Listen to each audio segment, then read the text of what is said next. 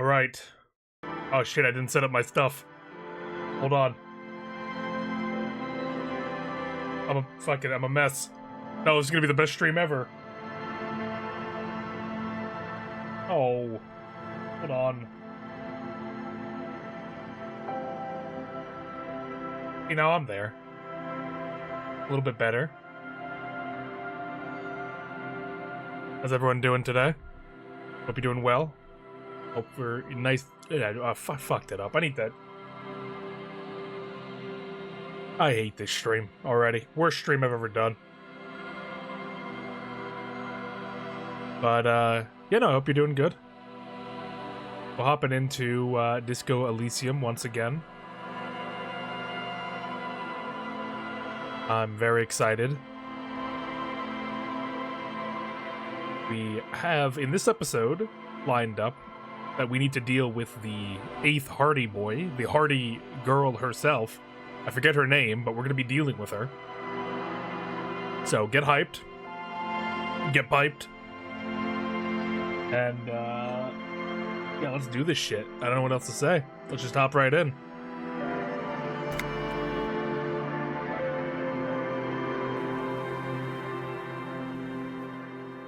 Yeah, we just got done with our date,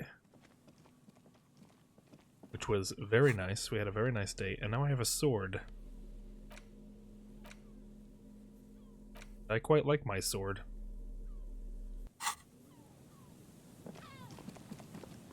That date was, like, really sweet, though. I think that's one of the main points of Disco Elysium that I'm beginning to see, is even with our fragmented mind and how much Harriet, like, hates himself, it's those moments of, like, genuine connection that... An old door, worn by... I don't know, they just those moments of connection that just really bring out the beauty in life. And I think that's doing wonders for our dude's psyche. Even as fragmented as he is,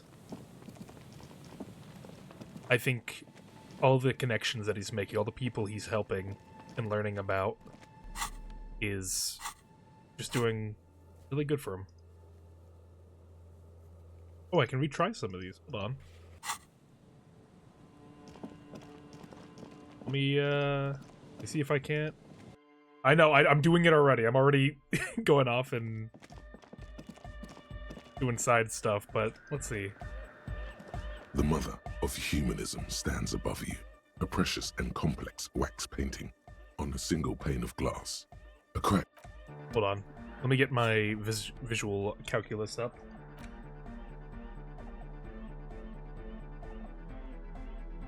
Give me one moment. I need those. If I'm doing this, I want to... You know, we gotta do it. I have not been fully utilizing the clothing to the best of my ability, so I'm hoping with this, we're gonna get this going a bit better. We're gonna be getting more stuff done. Alright, so let's see. The mother of humanism. Bring it on. Above you. A precious nothing. Fuck. Just the...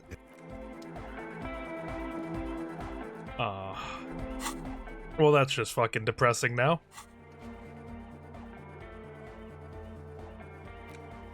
What else can I do while I'm embarrassing myself? Nothing. I mean, I could go talk to the cargo container door if I really wanted to, I guess. Why not? Let's see if I can rhetoric the door open. That'd be pretty funny, I think. How do I get... Oh, no, I just need to do this. Let's do it. Hold on, let me get my rhetoric outfit on. My outfit just for rhetoric. A fun word, ain't it? Rhetoric. Rhetoric.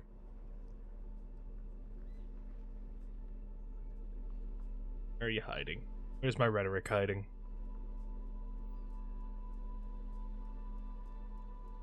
Something in here has to give me rhetoric, right? There you go. My rhetoric shirt.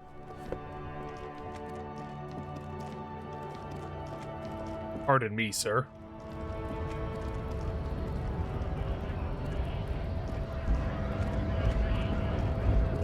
Let's get up there. What up, nerd? How you doing?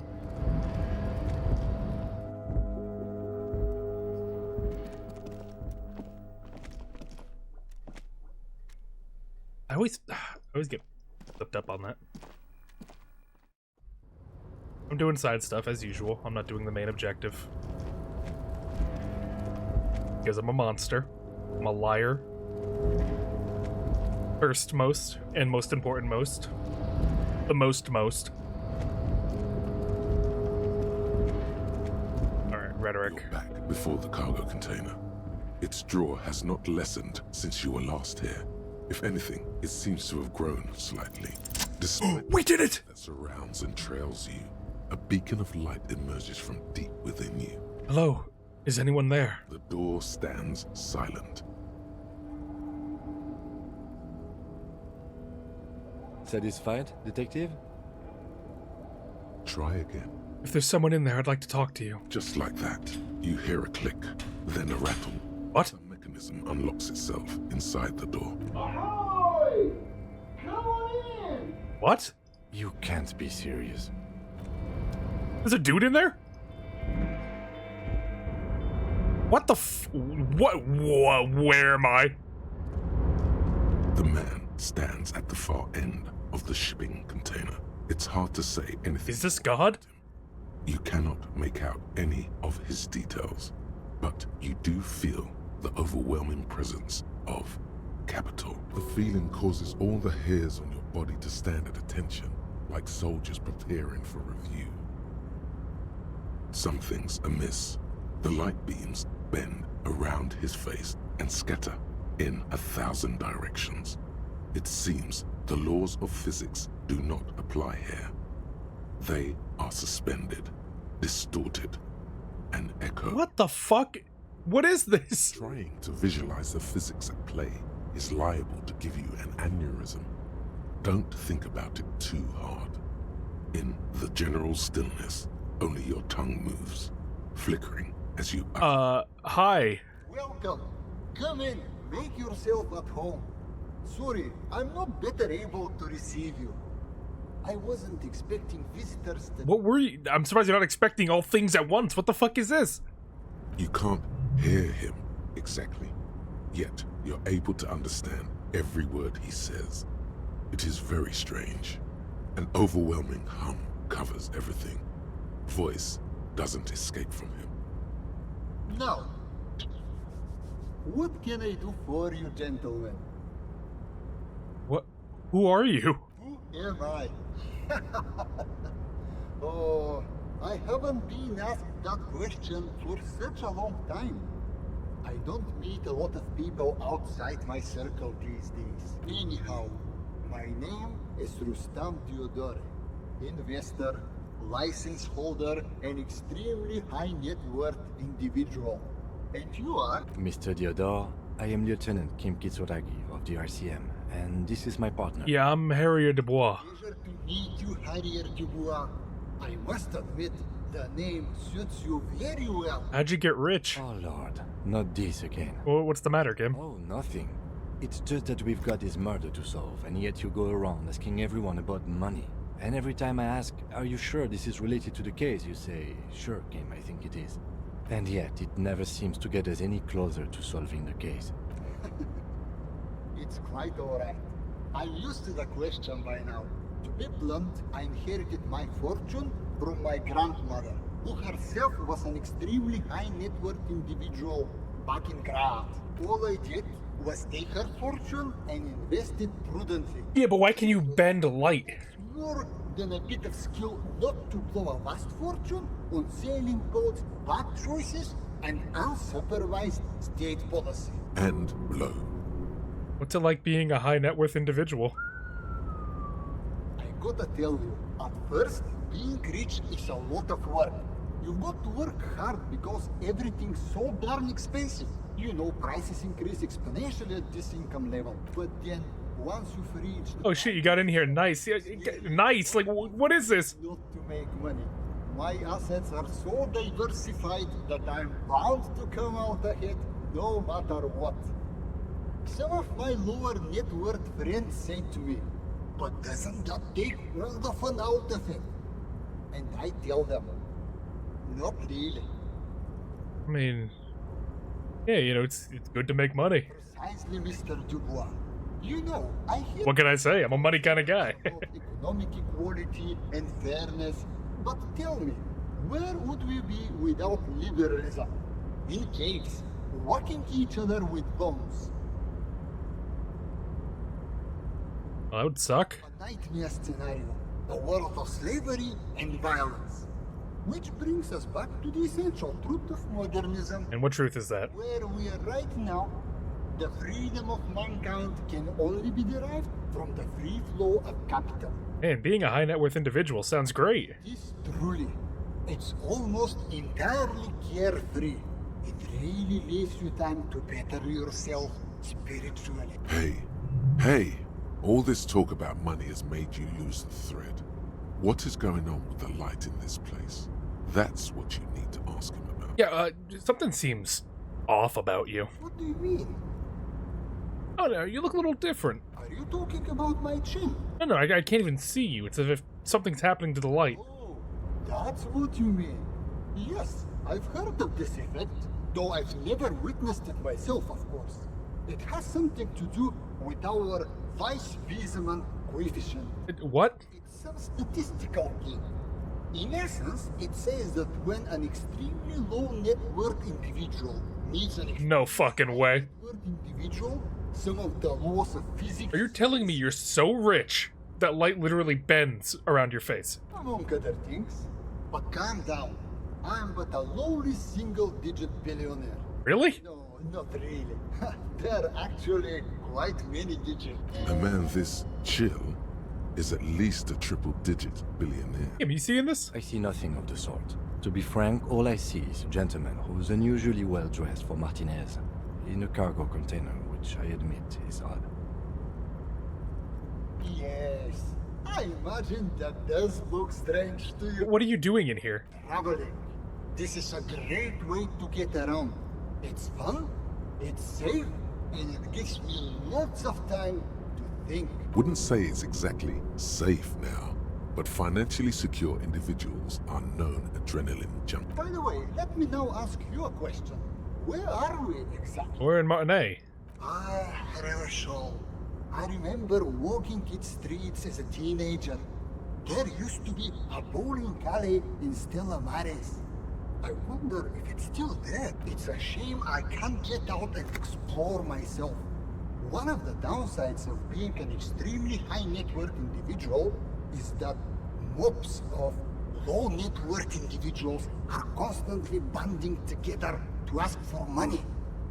Oh, why don't you give them money then? There simply aren't enough hours a day to hand out all the handouts. It's like feeding seagulls. There are always more, and they never seem to do anything interesting with it, except more seagulls. Spending money is a matter of desire. I'm sure you agree. I don't have the desire for spending it like that. So you travel from place to place via the shipping containers. Smart, you know? It also provides a means to hide from all the targeted advertising we extremely high net worth individuals are constantly subjected to. Luxury yachts, high fidelity portable radio systems, fail-proof outerwear, and so on. It just gets a bit middle class after a while. A bit. I'm sorry, is it boring you? So it's a hassle being rich, huh? What? No, I did not say that at all. Being rich is great. Just don't tell anyone I told you that. Wait, what's going on with my money? I just looked down. I got fucking. How much money is that? I have like 15 million. What, can I have some money? Could you please stop asking everyone for money? It does not reflect well on the RCM, and to be perfectly frank, we can't afford to look worse than we already do. That's why I need the money. It's perfectly alright.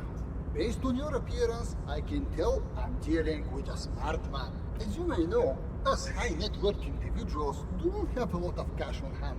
Investments and liquidity are enemies of one another.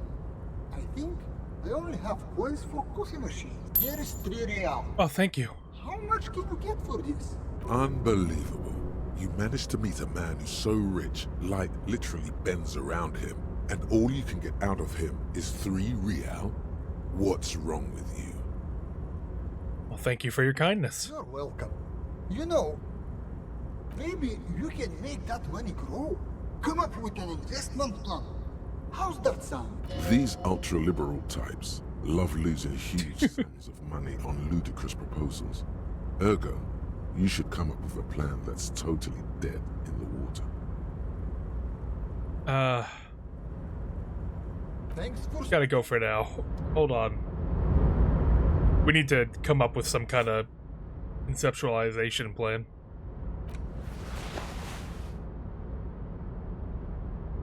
What if... Please tell me I keep that money. That'd be so funny. Yeah, it'd be so funny if I just kept all that money that you just gave me, game. I'd buy so much responsible shit and not just everything I see. I don't think this is gonna help much, to be honest, but... worth a shot. Welcome back, gentlemen. What can I do for you? Congratulations. You've somehow managed to fail at failing, which means, in a strange way, that you've succeeded. You should invest in a youth center. Youth center, huh?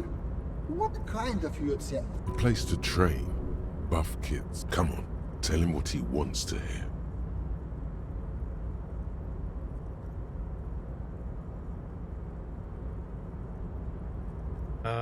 You know, one dedicated to instilling liberal economic values in children from low net worth families. Brilliant. Without children, who'll be there to buy stuff in the future? Yeah, if that doesn't work out, we can always repurpose the center as a shopping mall or a private equity firm. When life closes a door, it opens a window, yes? What's the expected return on this?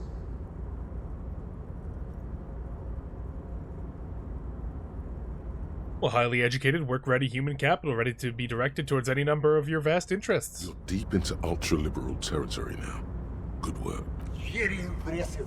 You've got a natural eye for unusual investment opportunities. Thank you. I don't normally do this without a formal pitch deck, but to hell with it. What's the point of being rich if you have to follow all the rules? Here's the round of seed funding. This should be enough to prove out the concept and get things off the ground. Cha-ching! What'll it be? Speed? Vodka? Cigarettes? Thank you very much for putting your unwavering trust in me. Remember, it's not a handout. It's an investment. And I expect to see return. The lieutenant stands there, dumbfounded. His mouth opens slightly, then closes again. Is he having a stroke? What do you think, Kim? You having a stroke? No, I'm not having a stroke. You're just still full of surprises. Most of them bad, but some good. The lieutenant has granted you an aura of legitimacy. Bathe in it, but don't let your satisfaction show. Play it cool. Now, was there anything else? The Maybe heading out. pleasure was mine. Unfortunately, I must be away soon.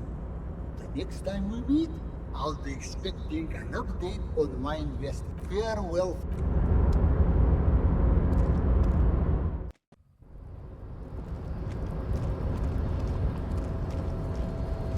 Well, let's get the hell out of here.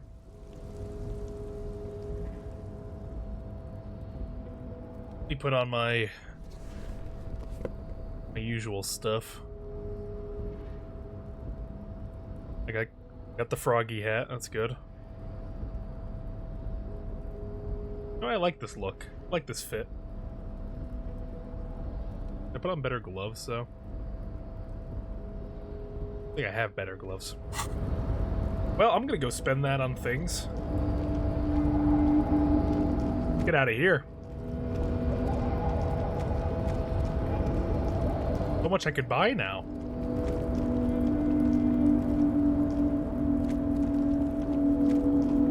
Well, my net worth went down in here. I'm no longer rich anymore.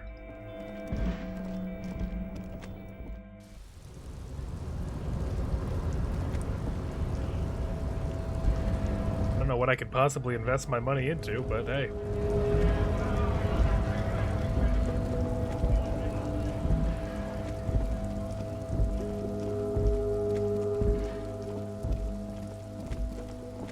can go buy that Dick Mullen book that's been taunting me.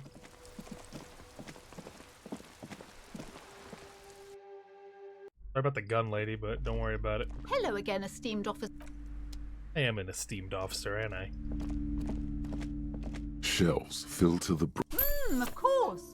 Such violence and immorality. Shelves full. 20 books. This bookstore is not.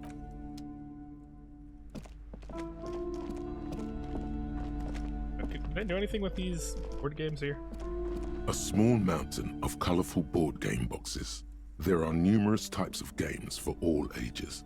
A lot of shelf space seems. Wonderful choice, if you say so. But you better stay away.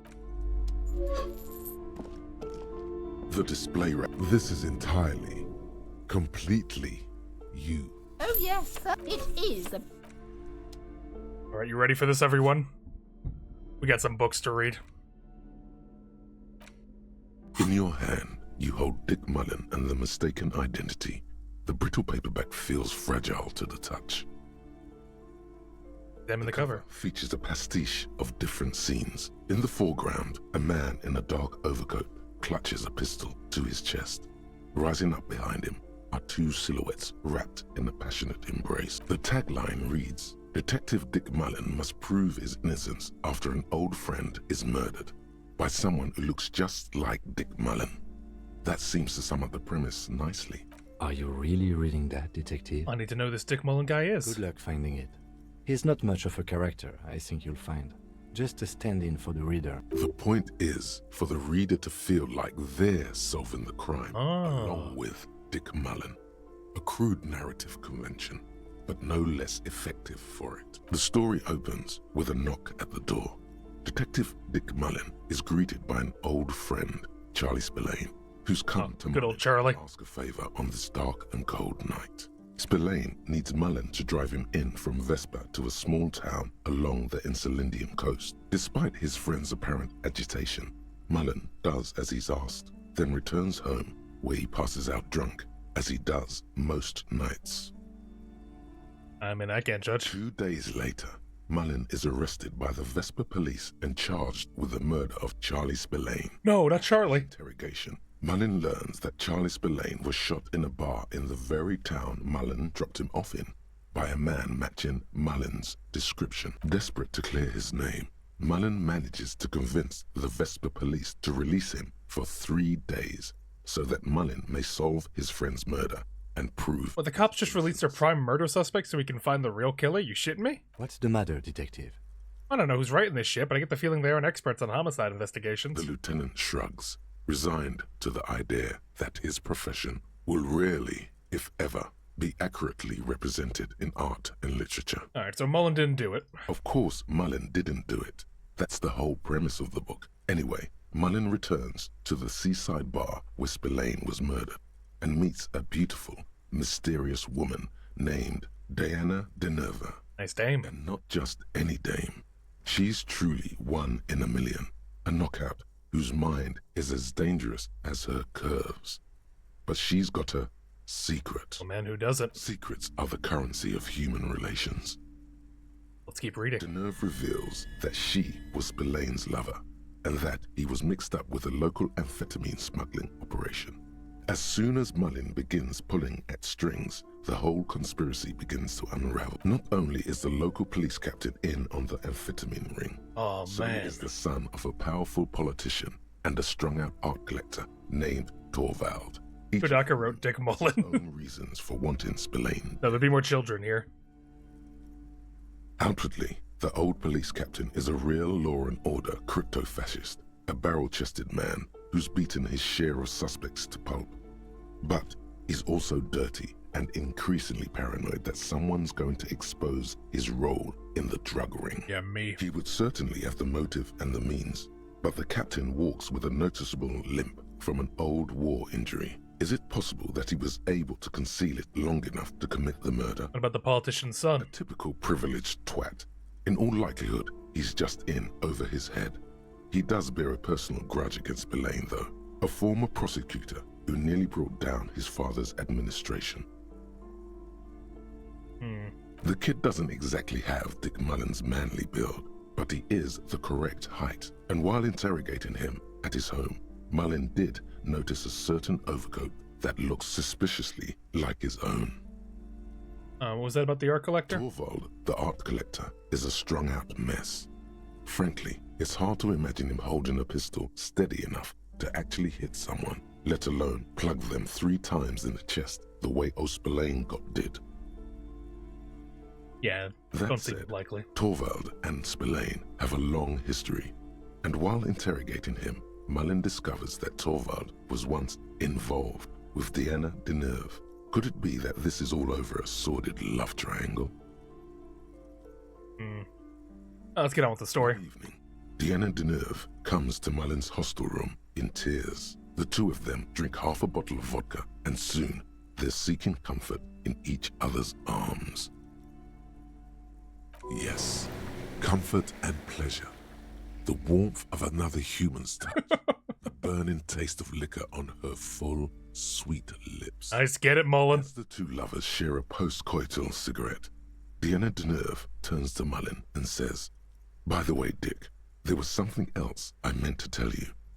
The name of the true killer. Always aim for the center of mass." Whatever it is, Mullen never hears the words. A blow to the base of his skull knocks him out. Oh, damn. Instantly. We've been played. Can't trust a dame. Who can you trust in this wicked, messed up world? Him. The lieutenant gives you a quizzical expression in return. You go back to the story. When Mullen comes to, Deneuve is dead on the hostel bed next to him. To make matters worse, his clothes are covered with her blood. Mullen Double fuck. pushes his blood-stained clothes and flees the hostel. Well, now what are we gonna do? It's only a matter of hours before the cops discover Deneuve's body.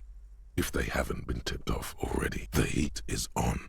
If Dick Mullen can't solve both murders before the cops catch up to him, he's going away for life. Can you solve the case before the cops close in? Well, hold on, I got some questions. What is it, detective? Why does everyone close to Dick Mullen wind up dead? It's a dangerous line of work, but somebody has to do it. That's why Dick Mullen never lets anyone get too close. What's the matter? Afraid you've been hacking up your friends' bodies in the night? Why did Dick Mullen become a private detective? There was never a time when he wasn't a detective. He was born a detective. Was I not born a detective? For a moment, you cease to read the story on the page and see the book for what it is. A collection of brittle, cheaply printed pages held together by glue made from the hooves of horses. From nowhere, you hear the screech of sneakers on a waxed floor, and you feel the burn of rope against your hands. Are these figments of some other life? You won't find the answers you're looking for here, in other words. Why bother solving crimes when the world's so evil? Is it really so evil, detective? Okay, they're not really that evil. Like what? Friends and family. Do you even have those? I got Kim. Just make sure you don't lose him. You'll not find another like him. But then, what does this book know? It's just a poorly made piece of pulp garbage made to be consumed and discarded. I don't have any more questions. Let's figure it out. So, who did it, detective? Who killed Charlie Spillane and Deanna Deneuve?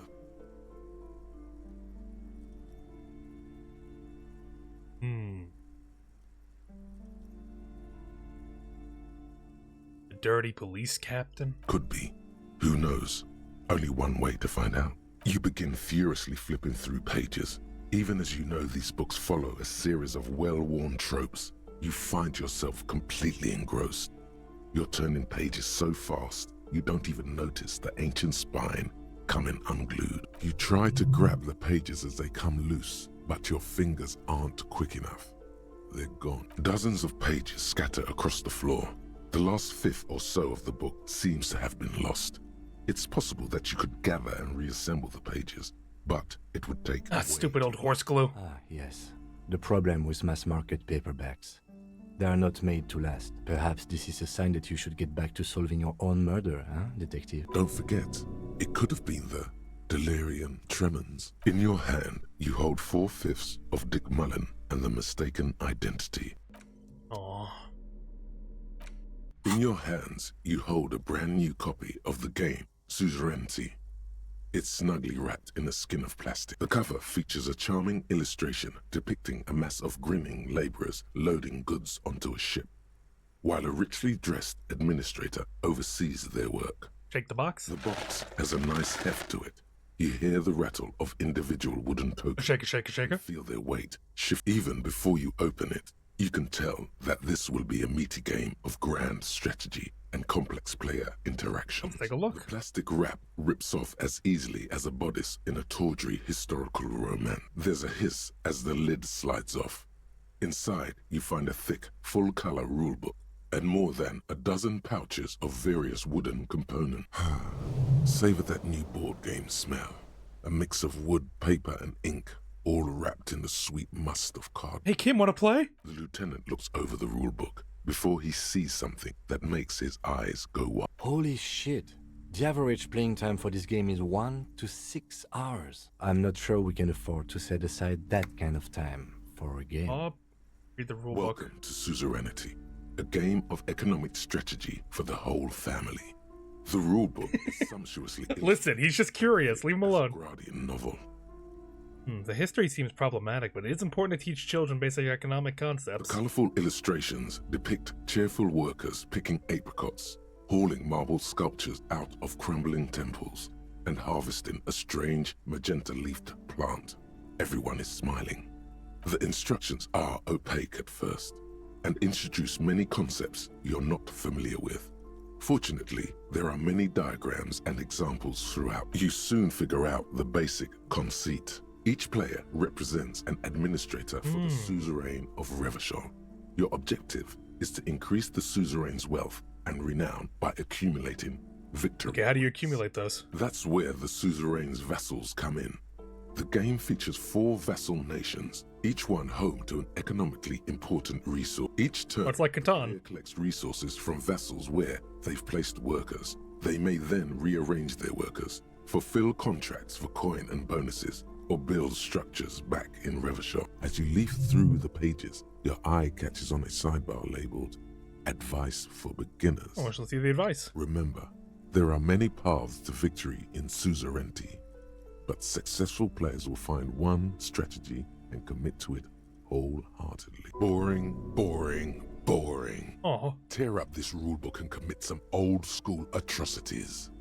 how's the winner determined? The actual scoring system appears infinitely complex, with a series of tables and appendices required to compute each player's final victory point total. You skip that part for now. Let's look at the components. You open up a number of pouches containing wooden tokens. There are also several punch boards with other cardboard components that will need to be punched out before you can play. Let's punch him out. Each cardboard token makes a satisfying chick as you pop it out. Soon, a neat pile of cardboard coins and counters has accumulated before you. What? You're not going to offer to let me punch any of them out? Yeah, if there was an option. Let's check out the wooden In tokens. addition to the worker and building tokens used by each player, there are also several piles of colorful resource tokens, each representing one of the game's 4 principal resources. From the Empire of Safre, orange apricot tokens. From Ilmarat, the ancestral name of Ilmara, gray marble block tokens. From the Seminine Islands, white sacks of sugar tokens. And from Supramuindi and Sarah Maritza, magenta tokens for unprocessed cocaine lead. Oh, those are nice. Hey, look, he's into it. You hold the open game box before you. Hold on, let me get my clothes.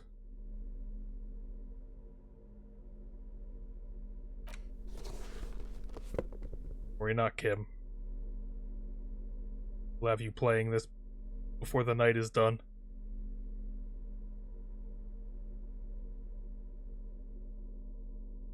I think I had another suggestion thing in here. There's this suit. Is that? Oh, it's the Date yeah. of birth generator. You were born in the year 07, in the last year of the commune of Revachol, right before it fell, in the old military hospital on the ground floor, where people usually came to die during a snowstorm. The revolution had about 1 year left to go, and the fires were still burning bright. There were explosions in the blizzard. This was 44 years ago. You are 44 years old. The bloating might never leave your face, but beneath it, you still have some years. Okay. You still Not too bad. 44 years. That we can win that.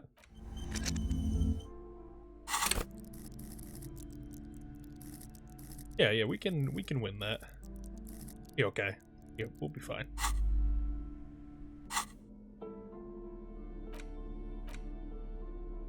I almost clicked the wrong one. The suzerainty box is heavy and slight. What is detective work if not an elaborate game? You need logical inference, attention to detail, the ability to analyze. Hey, come on, can you help us get more creative solutions for the case? I do feel like my thinking has been... Yeah, there we go. There's good man. Maybe a little diversion to keep the mind limber is just what's in order. See? He's doing the hard work himself.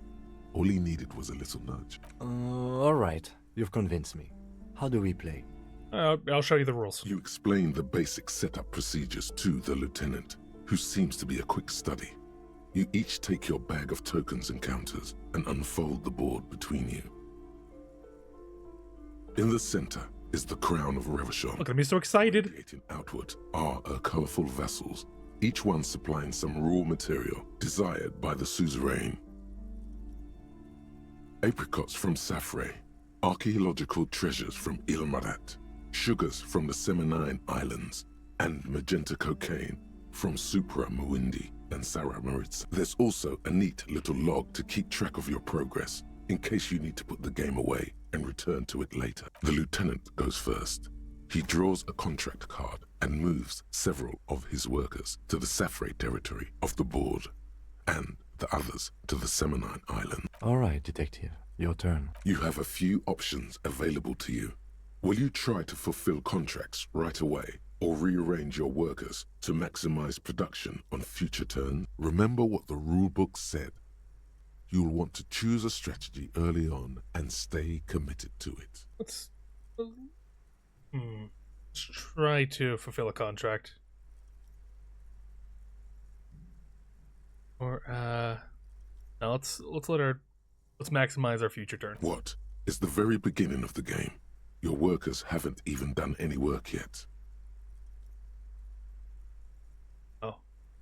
I can work a little, not too much. That's more like it. You produce a handful of archaeological treasures and a smattering of other resources. Meanwhile, the lieutenant spends 2 of his sugar and 1 of his apricot tokens to complete his contract card. He is rewarded with 4 coins and a round wooden token that he places in the center of the board. That's a market. It's worth 2 victory points.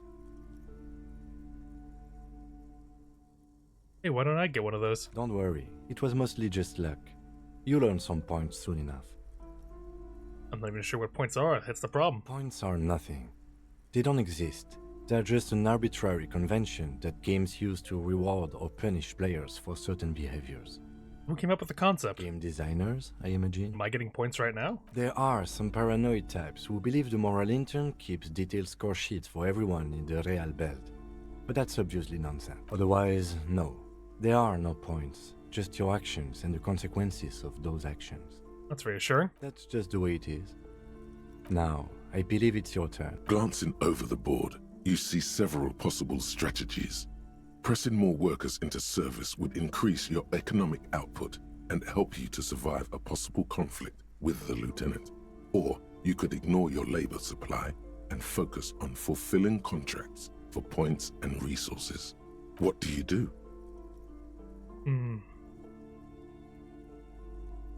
Focus on fulfilling contract. Press more workers into service. Using your powers of persuasion, you convince more workers to join your cause. After several turns, your worker tokens greatly outnumber the lieutenants. A vast army of expendable labor is at your command.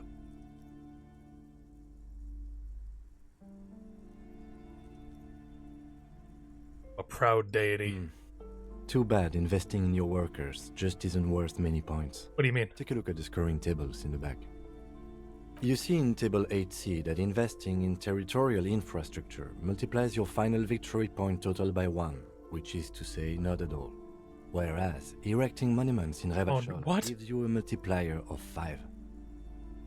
So you're saying the values of the ruling class are completely divorced from the well-being of the people who generate their wealth? Yes, precisely. Now it's the lieutenant's turn to respond. He moves aggressively onto the Safre territory. Soon, his workers are producing a steady supply of extremely valuable apricots. How can you let the lieutenant dominate you like that? You need to hit back and hard. For several turns, you struggle to respond to Oh the my god, he's booming me. empire. Eventually, you relocate the majority of your workers to Supremawindi and Saramaritsa, where they begin producing a bumper crop of cocaine tokens. You draw a new contract card. According to the text, there's an aristocrat willing to trade a large supply of cocaine for a number of coins and access to a rare bonus. Amplified music worth 7 victory. Ooh. Oh yeah, baby. Cocaine and rock Ooh. music go together like cocaine and rock music. You've reached a critical strategic juncture. How do you respond to the lieutenant's aggression? Rock and roll, baby. Go for the contract. It takes several turns, but you slowly begin accumulating the cocaine necessary to complete the contract. When you do, it practically rains cardboard coins on your side. Feels good, doesn't it? But you know what would feel even better? Winning the game? Drugs. Oh. Specifically uppers. You should find some the first chance you get. While you daydream about speed, the lieutenant has built himself a formidable economic engine of his own. The end game is upon you. How will you spend the vast resources you've acquired for the glory of the suzerain? Flipping through the manual, you find the most expensive structure in the game, the Revacholian Victory Column, worth 12 victory points. If you can successfully build it, victory would be all but assured. Alternatively, you could try launching a trade war to crush the lieutenant's economy, or you could blow all that money on a public education system for your worker token. The choice is yours.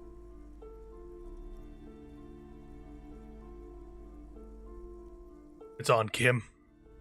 The lieutenant nods gravely as you erect tariffs against his apricots and sugar. This is going to get ugly. With every turn, tariffs are raised until neither you nor the lieutenant are producing any income or generating resources for the suzerain. Even in the best of cases, it's impossible to really win a trade war. But this is far from the best case, and the lieutenant's apricot-powered economic engine is yours. Soon, your coffers are empty. My coffers! Lie strewn with your worker tokens. I hope you learned your lesson. I never get involved in trade war. Never fuck with Kim Kitsura. Yeah! Now, let's tally up the scores, shall we? Oh, you're the best, Kim. Computing the final scores is almost a game unto itself. You each spend an inordinate amount of time making stacks of coins, consulting tables, and struggling with basic addition and multiplication. After double, then triple checking your maths, you have your final score, -5 victory points. You'll be lucky if the suzerain doesn't have your whole family executed for such a pitiful performance. I've got 15 points. Don't look too glum, detective. There's always next time. Figuratively, I mean. There's no way we have time to play this game again. Now, let's clean up and get back to work. You hold the open game box. Oh, Kim. You boomed me. I get an L's an L. But for now, we got a case to solve. I'll stop holding us all in suspense right now. Hold on. Alright, let's do this. We're ready for this? We got a case to solve. I need to hold a...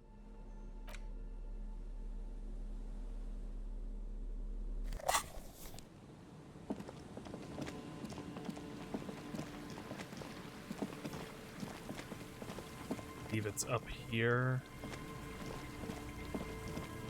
There we go. We'll do the other board game another time. We got stuff we need to do. We got an 8th Hardy boy we need to capture.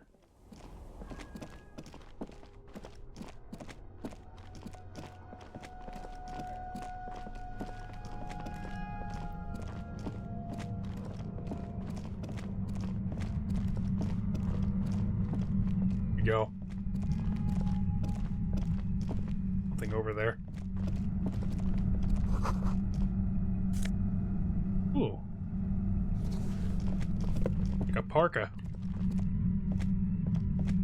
Yummy. Money! Money! Oh, fuck my gun. Bring out my fucking tear bag. There tear in here? Suddenly, your entire body is paralyzed. Aggressive white noise fills your skull. What the fuck? Strange pain, like you've never felt before. Through the static, you hear a woman's voice. It's like 1,000 radio stations. Oh, she's using her weird radio station on us. All at once. But her words are the only ones you can make out. I know you're feeling pretty uncomfortable right now. Don't move. Had time to put away your gun. Yeah, I think I might have made a mistake. I might have made a little bit of an oopsie. Can't say it's a pleasure, officer. I was really hoping not to make your acquaintance. But here we are. Well, we know she's afraid of us, so. The voice coming through the whirlwind of pain is not malicious. She doesn't want to hurt you, but she has to. Doesn't wish to hurt you. Not according to your ear canals. Wait, no, not even your ear canals.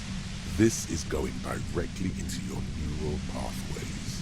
Fucking cover them. No, buddy, that's not going to help. You can't shield yourself from this. It's an entirely new type of experience. Way worse than all the previous ones. What's happening to me? I'm using a pale latitude compressor.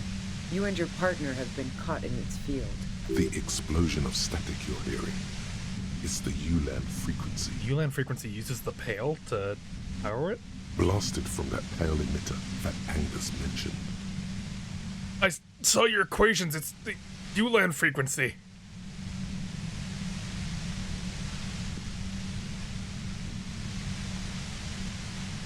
Using one of the devices used to send signals through the pale on me. Wow. Check out the big brains on you. You're not entirely wrong.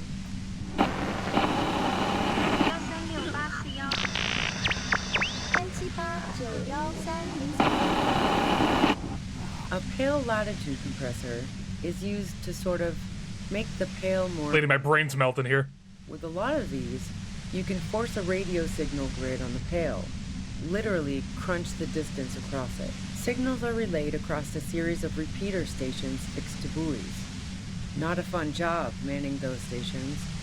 All alone out there in the pale, people lose their minds in just a few years. So, what we are experiencing is a concentration of radio waves.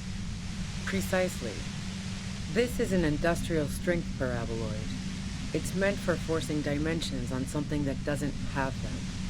Needless to say, the frequencies used are out of this world. At the upper limit is the large prime number generator station. It's used specifically for pale latitude compression. That's why Using big words on me. It hurts more. You might also hear, or think you're hearing, local radio chatter. She's been holed up in here for a while with no one to talk to. Keep her talking, and you just might get an opportunity to break loose. How did you get your hands on this I thing? built it myself. That's illegal. I'm guessing it's patented. But we are beyond that, aren't we? Oh yeah. Way beyond. Will I stay like this forever? No. Once I shut down the compressor, the pain will end. It may take a few minutes for you to steady yourself, though. It's a bit like waking out of a very confusing dream.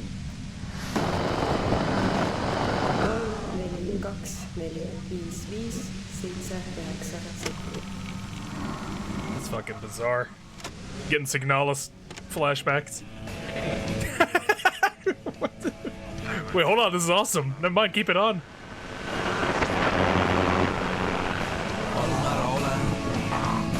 Dun, dun, dun, dun, dun, dun. Have you experienced this yourself? Yeah, No, I wanted more. before using it. Fuck. It seemed like the ethical thing to do. Can't say that I enjoyed it.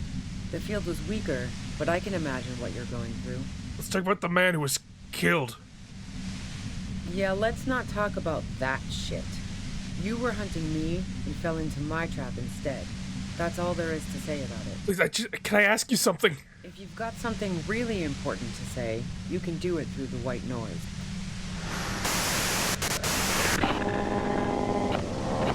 3, 6, 1, 8. Oh, I need mattresses. 2, 1.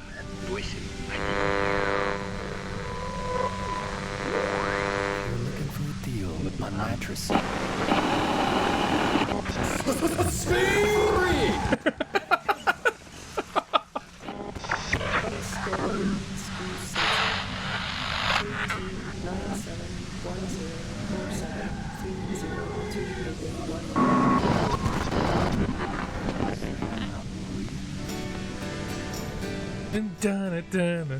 Rosalind, oh Rosalind. Done this. God damn it. Fine. If you really want to talk, I can dial it down. I've also got a gun, by the way. She's carrying a 2-barreled front loader. Remain careful. Well, it doesn't feel much better, but you can form sentences now. Thinking doesn't seem to hurt as much. Just keep her talking, and you'll get through this. There's only 3 meters between you and the machine. If you keep her distracted for long enough, maybe be careful when you make your move. That'll be it for questions. Bide your time. How'd you know we were coming? I heard you in the passages, and I've been preparing for quite a while. Hiding bullets under floorboards? So you found my shack, huh?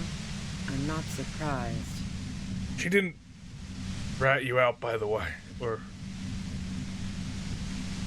Why hide the bullet, though? This could have turned out pretty bad for me if you hadn't walked right into 25 bands of ultra-high frequencies.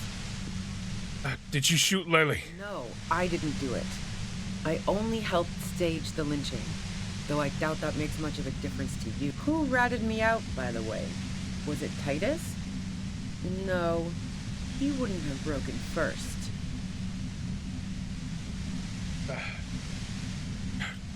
Colossae was the first to share her suspicions. Oh. I knew the kitten had claws, but not like this. But she couldn't have known I was on the coast. How did you find me?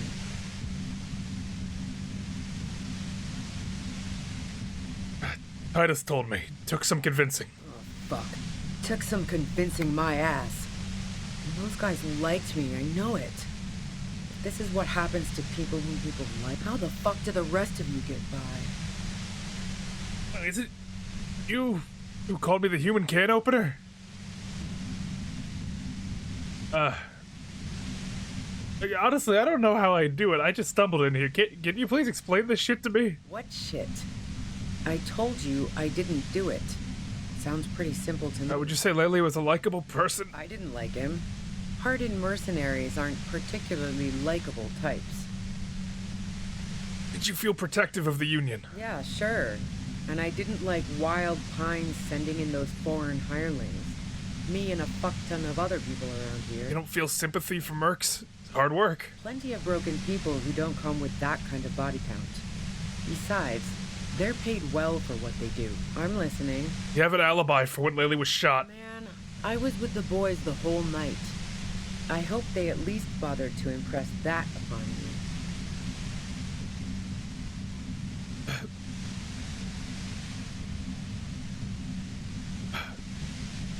Didn't say you left to take a really long leak. 15 minutes. Yeah, and I'm sure they also made some funny remarks about it. They always do. I've driven a lot of long haul and chugged a lot of beer, man.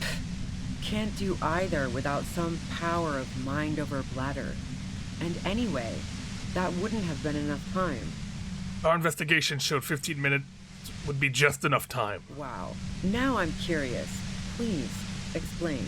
There's a secret way from the first floor of the whirling to the roof. Don't know it, but also... Evaluating your competence as a police officer. The shot couldn't have come from the roof. Or we would have all heard it downstairs. She has a point there. No one mentioned. That didn't go super well. You've got to lay something better on her. You have a gun. And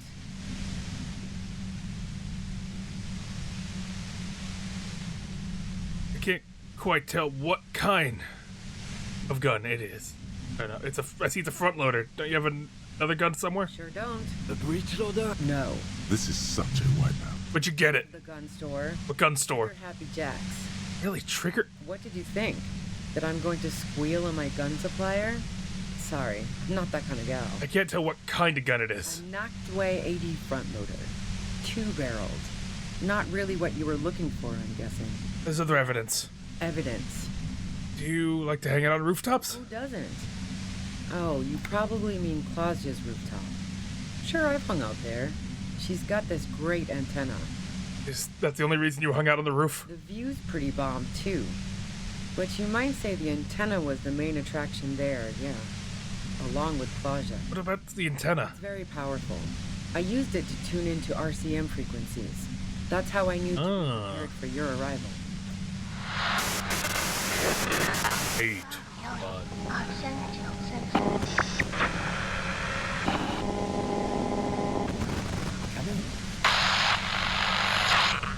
Are you sure you didn't shoot the merc on the roof? Yes, I'm sure.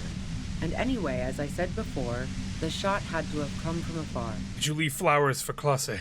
No. Gifts of flowers and candy aren't really my style. They were symbols of the revolution.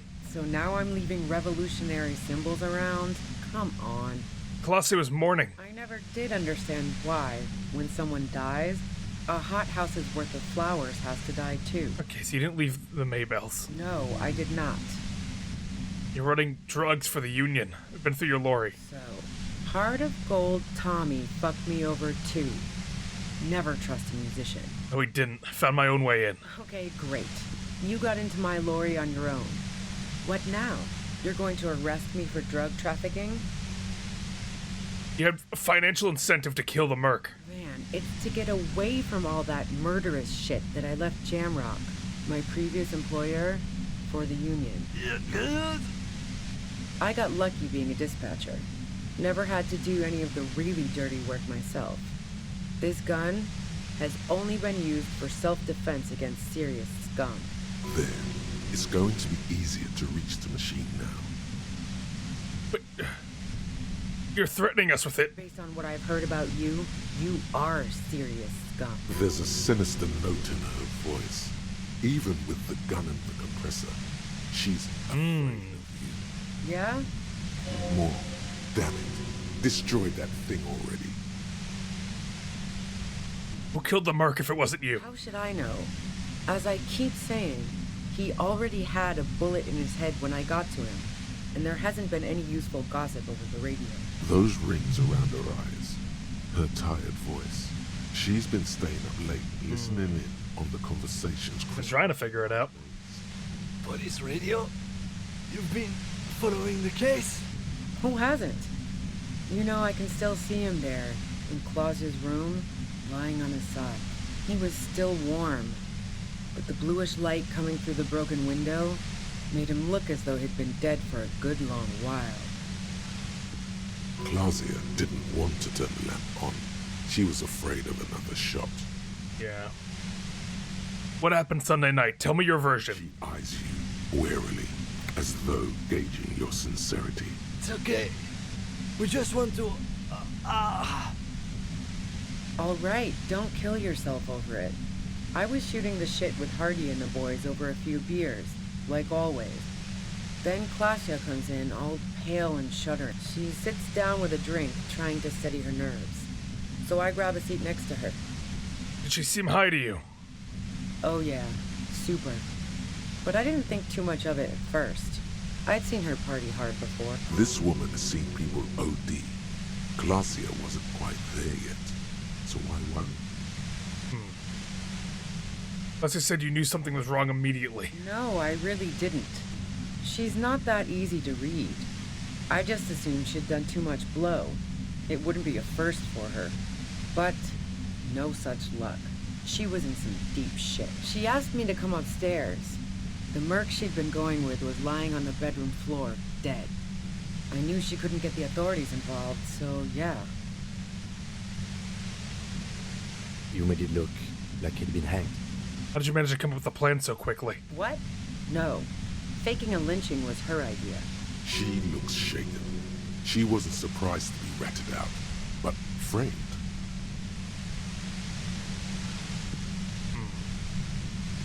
Her idea. In cold blood. It really surprised me how quickly she was able to get a hold of herself once we got up there. It was like she was another person. The party girl was gone. She asked me to help her drag him into the shower so she could wind the shower head around his neck to fake lividity. Then she dressed him while I went to get She the fucking played us. I knew it. Showerhead resourceful. Yeah. I wasn't sure whether to admire her or be disturbed. Do you think she killed Lely herself? As I keep telling you cops, we didn't hear anything downstairs. No gunshot. She fucking conned us. But even if this is true, weren't you worried this lynching might lead to... Yeah, you know, your arrest? War? The thought crossed my mind. But the mercenary's death was going to have repercussions either way. Although the way things are going, fuck it. I'm not responsible for these people after what they did to me. Her grip on the gun is tight, her arms toned, her posture solid. Martinez lost a valuable defender. You didn't kill him. Why hide? I saw you roll into town. I wasn't about to stick around for questioning by a goddamn La Puta Madre agent. So this is what she was scared to tell Titus. This cop, that strange, distant fear is getting close now. Oh no. It's a fear of yourself. What do you mean, La Puta Madre agent? Yes, you. Everyone says you're his peon, his human can opener.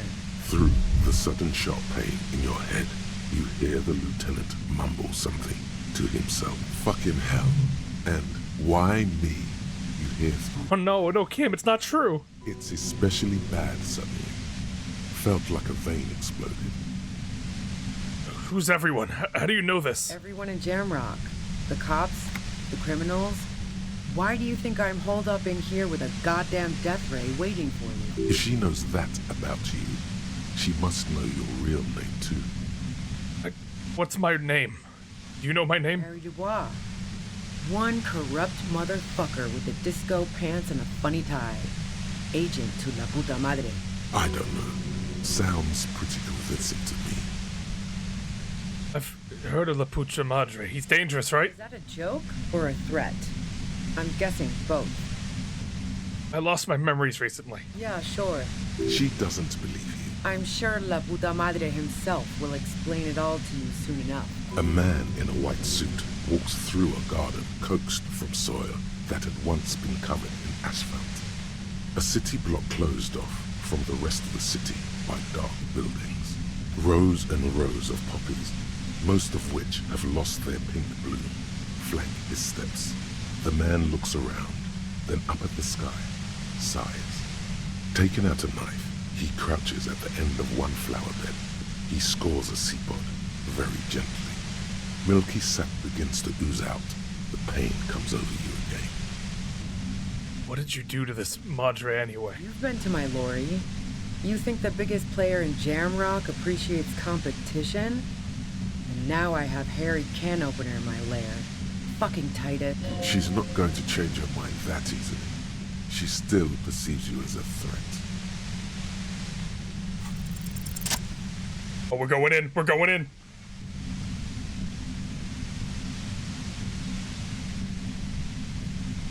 Yeah. Run. Be afraid. You did it. The compressor lies broken on its side. It's quiet in your head again. It still hurts like hell, but... See them fireworks, Kim? She looks at the machine, assessing the damage. Her hand trembles. Oh, fuck it.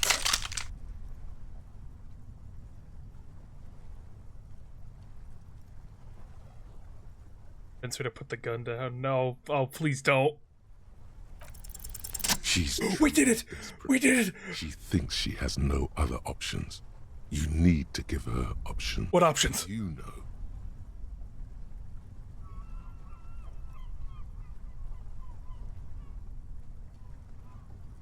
Please, just walk away. She stares at you, frozen, the gun still in her mouth, eyes filled with dark intensity. Then something shifts in her. Her neck and shoulders relax, and her grip on the gun loosens. You have to do this. You're not cornered. I'm letting you go. Day of miracles. I'll take it. She runs past you, then past the lieutenant, and disappears into the darkness of the tunnel. Good call. I did my best. I would have done the same, had I not been incapacitated.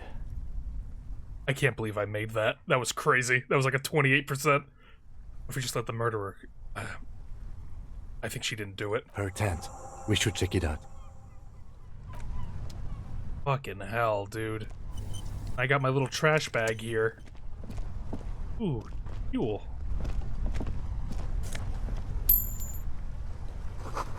Cooking utensils. Oh, door main. Nice. Lovely. Dark water trails, no way out. The plain red tent stands by dispassionately. The tent looks old, but well maintained. In the darkness of the tent, a rolled-up sleeping bag. I can't believe we made that. That's crazy. Some books and a kerosene lamp. It reeks of cigarettes. Assorted soft covers, mostly pulp horror. A motor carriage lies buried in the snow on one cover. On another, a ghost airship. You also see a collection of Radio Enthusiast magazine. See anything? Let's take a look. Rager Monthly, Journal of Material Science. More Technological Digest. One of the magazines doesn't have images on the cover. It's not a magazine. It's a leather notebook. Ooh, yoink. You pocket the worn brown leather journal. We should read this immediately. Like, right now. Yeah, let's have a look. Or we could play another game. A thick journal. The cover is worn like someone used to carry it around in their back pocket. Examine the cover. It's made of full-grain leather. The lower left corner of the back cover sports an embossed brand name, Schneller. The journal falls open. About 2/3 of its ruled pages have been filled. Look at the handwriting. The large cursive of someone who writes quickly and confidently, perhaps too confidently. Many phrases and even paragraphs have been crossed out, with tiny corrections scrawled above and in the margins. Take a look. It's a mix of logistical notes, diagrams, and personal reflections, all dated. It's good she left in a hurry. We could learn a lot from this. Hey, game feel like a game of Gwent. Kind of logistics. Hard to tell exactly. It's mostly noted down in code. Looks like contact information, quantities, directions. There could be useful information about local operations in those notes. We have a junior sergeant at my station who's good with codes. I can give this to her after we finish this. What are the diagrams of? Esoteric radio technology. The most recent ones probably pertain to the latitude compressor, sketches, calculations of distance and density. You make out a familiar spiral shape. Anything personal? Short, wry observations of people and places. Probably a way to pass the time on the road.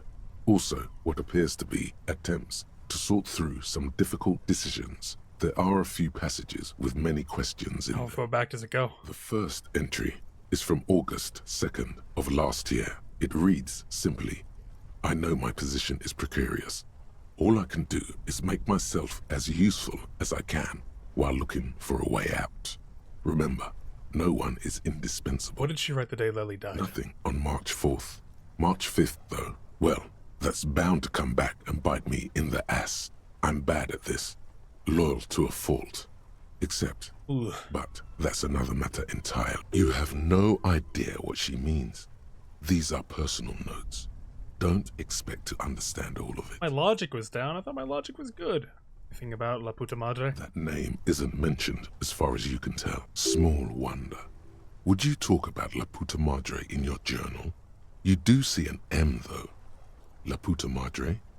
M is mentioned on March 9th and March 15th. Have a look at March 9th. Great. M's peon is coming to town, no doubt to investigate the lynching. But also, I feel it in my gut. Yeah, to we coming find for you. The bullet in my head while I'm napping in my lorry or on a smoke break. Well, I won't stick around just to twist my own neck by constantly looking over my shoulder. Then again, isn't that what I've been doing ever since I got the call? The call? Did M call her personally? Been holed up here for 3 days now.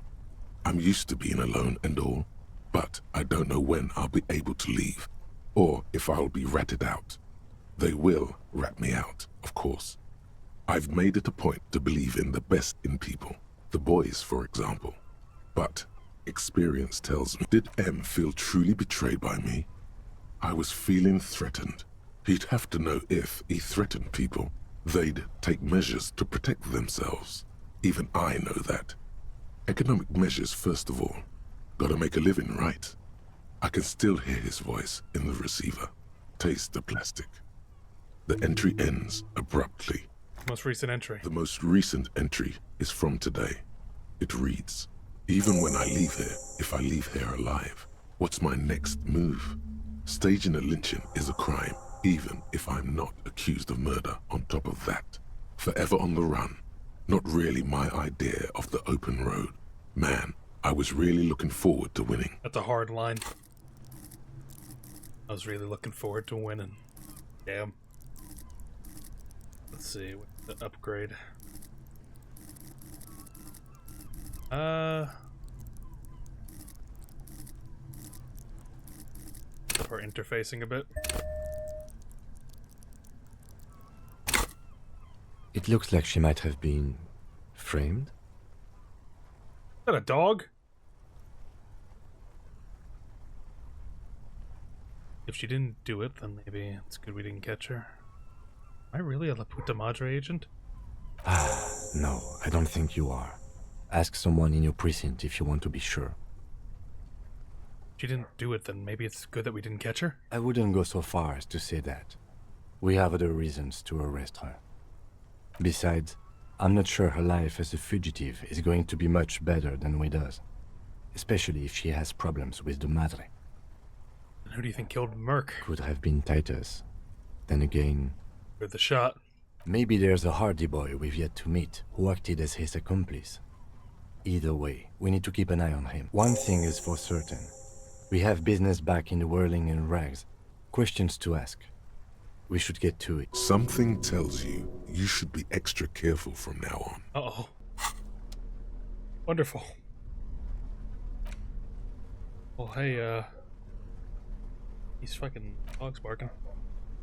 You, let me read the Heimdall The man cover book real of this quick. tattered paperback features the man from Yelmdar standing atop a pile of bloody corpses. His 2 Zweihanders are crossed over. His We might need this information for the days to come. their blades dripping with gore. Hell yeah. Behind him rise the harsh, snow-capped peaks of his native Northlands. In bold red letters, the title, Hjelmdaler Man, the man from Hjelmdal, unfurls like a banner. In the foreground, a nearly nude woman lies spread in supplication, her privates strategically covered by her flowing black hair. These images speak to something burbling deep within you. Quick, find someone or something that needs to be gutted. Look at the back cover. The back blurb reads, his latest adventure serves as the perfect introduction to the savage Hjelmdal saga. Meet man from Hjelmdal, his faithful blood brother, Tyribald, the noble Lord Hrothgar, and some of their most fearsome foes yet, for the Northlands. For Hjelmdal. Below, in smaller font, you see the parenthetical, adapted from Man from Hjelmdal and the Necromancer's Treasure. Ooh. Man from Hjelmdal, We can grab that book. Lord of Hrothgar, and Ooh. Man from Hjelmdal, the Curse of Nacht Hera. Sounds great. A brazen attempt to bilk fans for more money by splicing together old stories under a new title. And with this demand, there's always supply. Nothing wrong with that. People find comfort in familiarity, remembering old experiences, looking at old photos, reading old stories. Let's read the first couple of pages. The story opens in media res. The man from Hjelmdal and his band of northern reavers are in the bowels of an ancient temple, surrounded by an army of gibbering whites, led by the deathless necromancer. One by one, the brave Northmen fall to the relentless crush of undead, only to join their number as reanimated corpses. By nightfall, only the man from Hjelmdal and his blood brother, noble Tyribald, are left standing against the dead horde. It is an honor to die by your side, brother, Tyribald cries, as his battle axe beheads one of their reanimated comrades. In trouble now. 9, Tyribald. The man from Heimdall bellows over the army of flesh and bone. Have courage for the Northlands. For Heimdall. He leaps to the mezzanine to face the black-eyed figure, and like a mad ice bear, whirling twin Zweihanders? Sturm and Drang.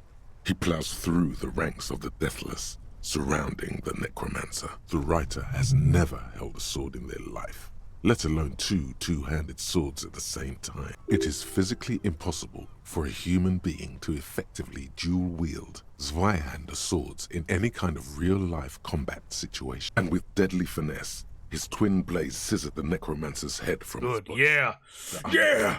Yeah! Like ragdolls, as the dark magic leaves them, and the two Northmen stand alone in their cursed temple, where the bodies of their lost brothers litter the floors.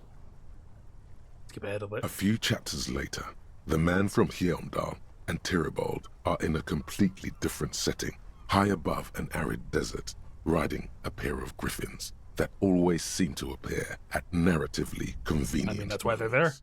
This book makes a mockery of the very idea of good plotting.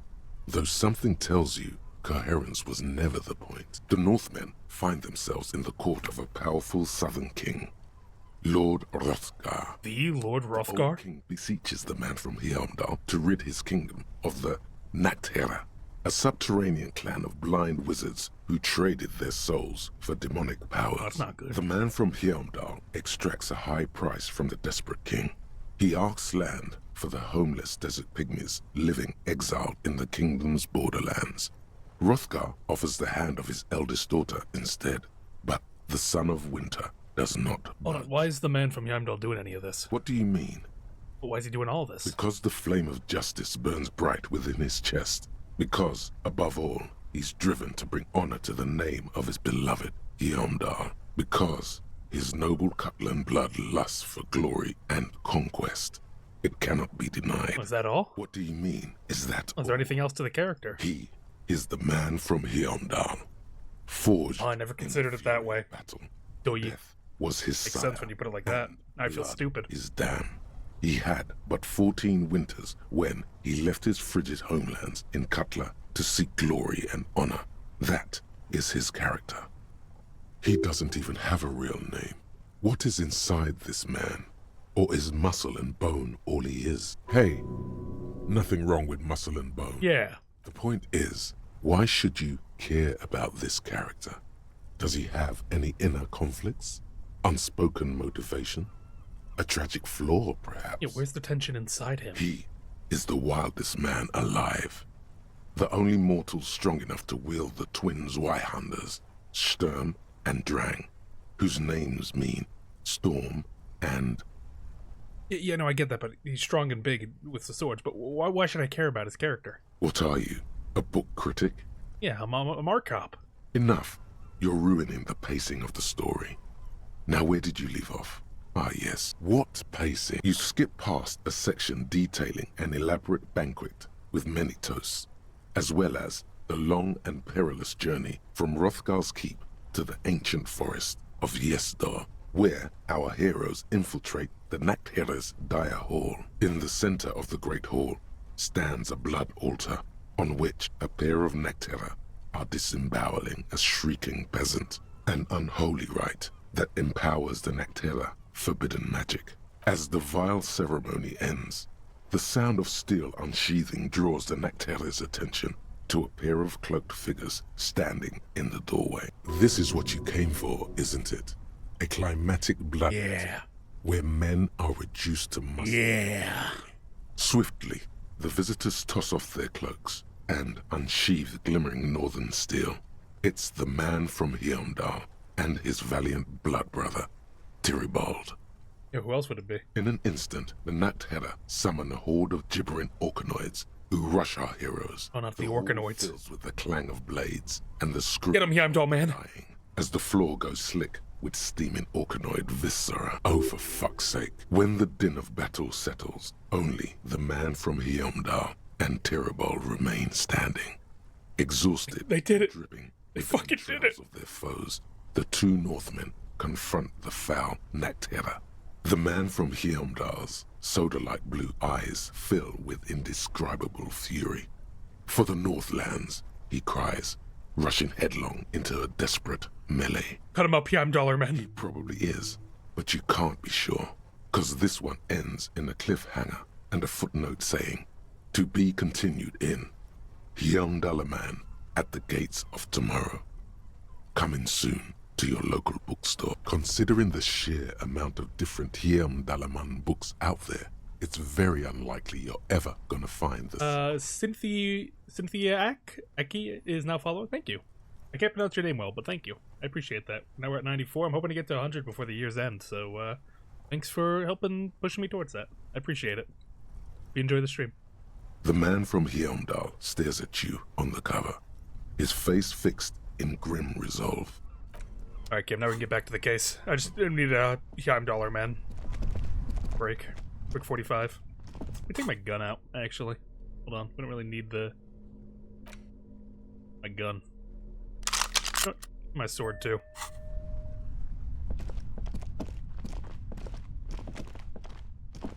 Let's move, Kim.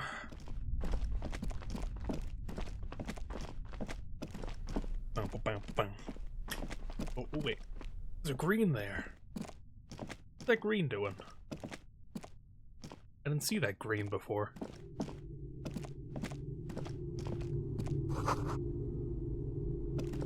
Oh. That's not very helpful. Wait, I can talk to this again? Oh. Could this have been the killer's hideout? And this narrow window, the point of origin of the shot that killed the mercenary? This does look like an embrasure, a slit made for shooting out of. You hear the rain's susurration across the seawater. The night shudders. Kim, could the killer have used this as a hideout? It's a great place to hide, and Masovianism and murder are certainly not mutually exclusive. But there hasn't been anyone here in ages. I can't see the whirling in rags. The shot didn't come from here. Indeed. No one could get a clear view. Well, at least we've been thorough. I like thorough. In fact, I think we're done with this bunker. After you, officer. And we just have the other bunker we need to bust into, but I'm imagining that's gonna lead to the island so I can get the other vantage point, but who knows? I might have already missed the chance to check out the last vantage point because of what just happened here. We really should be getting back to the whirling in rags. Gun in hand, sword at the hip. Go arrest that one lady for lying to us. I knew I should have arrested her. Shouldn't have trusted her. I can go talk to Egghead real quick. Well, while I'm here, might as well. How's everyone doing? Let me get my interfacing clothes on. Hold on. I think I have interfacing clothing.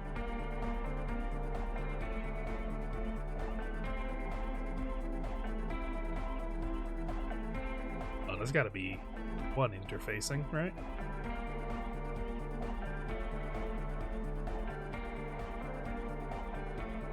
I really have no interfacing clothing? Fine. Let's give it a shot. Hey, buddy. Good morning! Yeah! I'm not gonna get this. Here's an idea. Say what you said before, the exact same. Oh no. Or wait, say something that's only marginally different. It will yield a drastically different outcome. Dude, you gotta reroute the sound juice through the fluxifier. The fluxifier? Where is that? Yeah, let a pro show you how it's done. As you fiddle with the knobs on the mixer, the young man stares with amazement. Copman can ride the knobs! So cool! Whatever it is you did, it seems to have helped slightly. Oh, wait, hold on. Now you'll be able to make sense of it. Sight We did it! to beat. Side chain, what does that even mean? Listen, you can use the compressor to select between which track it's compressing, either the auxiliary signal or the main input from the tape. Make it alternate between the signals. The compressor controls the gain based on the level of the signal on the side chain input. It will allow maintaining a loud sound without peaks that fill up all. Alright, Egg, you gotta start sidechaining it. Sidechaining it, you said? Then he puts on his headphones and his eyes go wide, wider than they've ever gone on drugs. He starts jumping up and down with bliss, in total silence, still listening to. Hey, what did you do to Egghead, Cop Man? Did you break him? Just wait and see. Are you ready, pussy? Noid straightens his back, ready for the beat. I was born ready, Egg. Give him a thumbs up.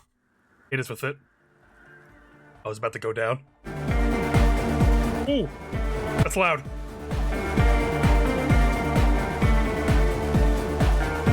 Oh. It goes hard though.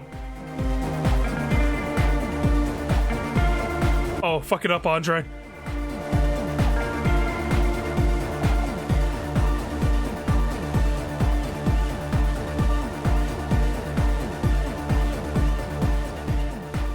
The audio assault is glorious. The speed freak dances on the stage, intensely waving his hand in the air. This is beauty! This is life! What in the world is going on? The way melody and bass flow together. It's unnatural. Your body is taking a beating from the low frequencies crashing over you. It's making you feel alive again. We've tamed the sound, made it our own. God damn it. This dance club idea might just work out. DeLorean Church! The place to be! Pump it! Pump it! Amazing. Best story arc here. Yes. What is it? Nothing. Anything you guys want to talk about? Yo, man. What's on your mind? Welcome back.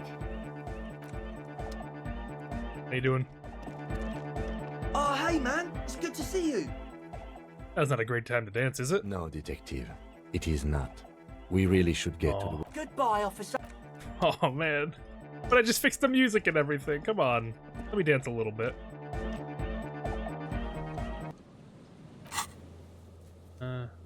Oh no, there's no fast travel. I'm about to get so fucking jumped. Not even gonna be funny what's about to happen to me.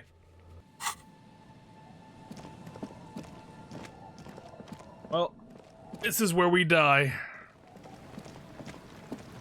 We're gonna be brutally killed on the way there. It was nice while it lasted, Kim. No, you, me. This whole thing is, get a good run. Get a real good run. Hey, lady. How you doing? Beautiful night, ain't it? The old woman still sits in her chair, continuing with her chores. As she does so, she quietly hums to herself. The buzz of electric lights blends together with the slow rumble of the ocean waves at night. You still up? Yes. I can't really sleep anymore. Only a few hours a night. It happens when you grow older. My suggestion is, don't. Don't grow any older than you already are. That's old enough. What's troubling your mind? Nothing. You have a great day, Isabel. Hey, how you doing about that date? Pretty awesome. I see you haven't left our little Martinez yet. Still running around. Like some kind of cross-country law official. I still have a case to solve. Hi. I guess you do. What's on your mind, Officer Harry? Nothing. Nothing. Stupid. Get out of here. I'll remember you.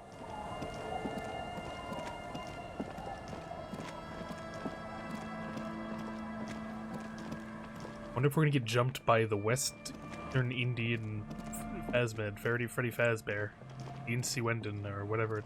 Insleep. Fuck. The trap is full of... I can't say it. Never mind. The West India Fazbear is what it will be referred to as from now on.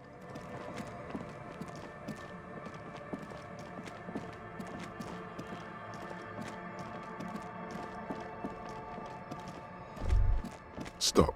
Just up ahead. Danger. You are prepared. Don't put away your friend, your weapon, The barrels of your Villier's 9mm pistol shine threateningly in the cold spring light. Danger up ahead. Yes, I hear commotion. Let's go. Ready to do this. Good. Be ready to take damage. Oh, I'm gonna make a pit. Oh, the door's locked. Oh, sweet lord. I'm all out of shits to give, loincloth. Welcome to the fucking reckoning. Oh, okay, we're doing the tribunal? Put your damn gun down.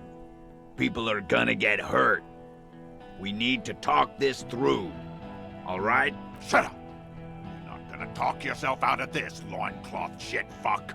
This is the mercenary at the gates. His chest rises and falls under the ceramic breastplate. His fingers reach for the butt of his sidearm. There's something very wrong with him. He's dangerous. This is a misunderstanding. Nothing irreversible has happened yet. You can just return to your unit and forget all about this. The Kipt is merciful, willing to spare us if we just forget about our murdered and humiliated commander. I think we should just kill everyone, Courty. You are all drunk. Come to your senses. You won't gun down 7 people in the middle of the street. This isn't a frontier town or a jungle outpost. Easy, Lizzie. Let me handle it. I know guys like this. I'm sure we can come to a peaceful agreement. Oh God. Peaceful. Who the fuck is it? A scarecrow? Nest in your abdominal cavity like a little wild mouse. The masked man's words are barely intelligible, but you can hear them. Fuck, there's a third one. How did we miss something like this? This third one, he is the most dangerous of them all, heavily armed. What do we do? My plan is not to get killed, but we have to intervene. We're out of time. This is the mercenary tribunal. Big one is the mercenary at the gates. If this turns into a firefight, we should take him out first. A sound strategy. He's the leader. Stop, this is the police. Get lost, comedian. You cops had your chance. Now it's fucking time for some justice. Pig fuck! Oh, yeah, we heard that one fine.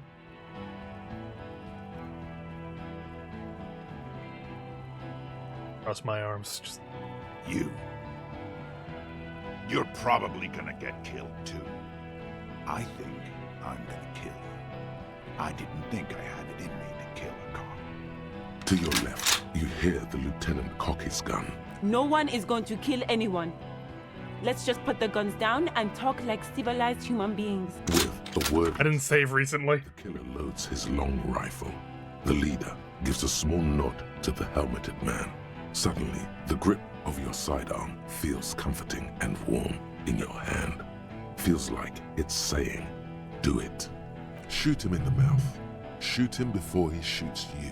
Even if it comes to a fight, it's always a good idea to drag it out first. Get under his skin. I don't know about this getting under his skin. What if he gets under your hand? I'm barely keeping your hand from trembling here. Whatever you do, stop wasting your time thinking about it.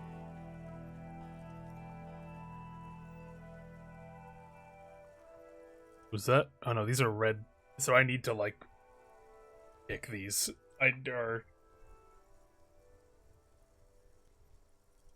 Had blue eyes? Oh, I guess that's just... Talk about the hanged man. Dangerous. Ask about him first. You don't want personal facts about his dead friend coming out of your mouth. He has to start it.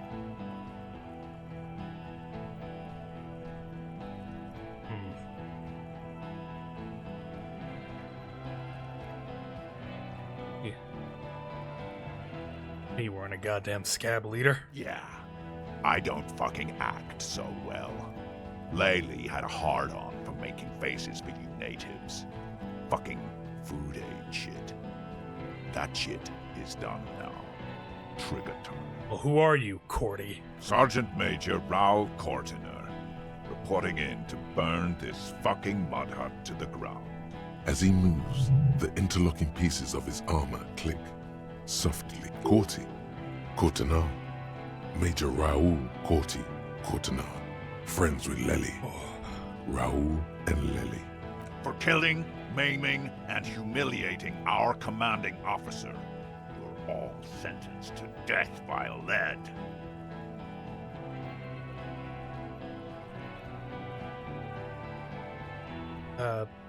Beneteau 41, that really happened, didn't it? Our colonel did what he had to do.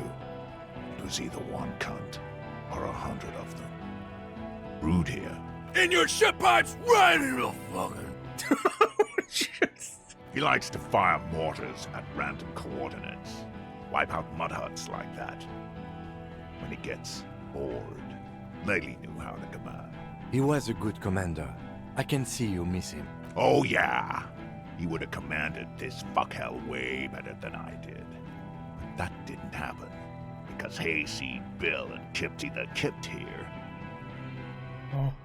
fucking murdered him. Had him stink the village up for 2 weeks after.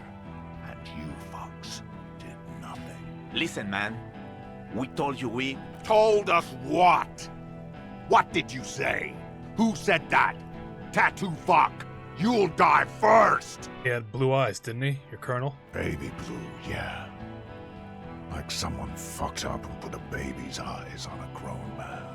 It was creepy, but bitches like that shit, I guess. Or, I don't know what bitches like. I just know how to... Are you bitches? Listen, you're Lely. Everyone says good things about him. He was a talker. Fuck do you mean, talker? We've heard testimony. People say he was charismatic. A nice guy to be around. Yeah. He liked to chat up the natives. Oh, I thought I almost got myself killed. Share leaflets.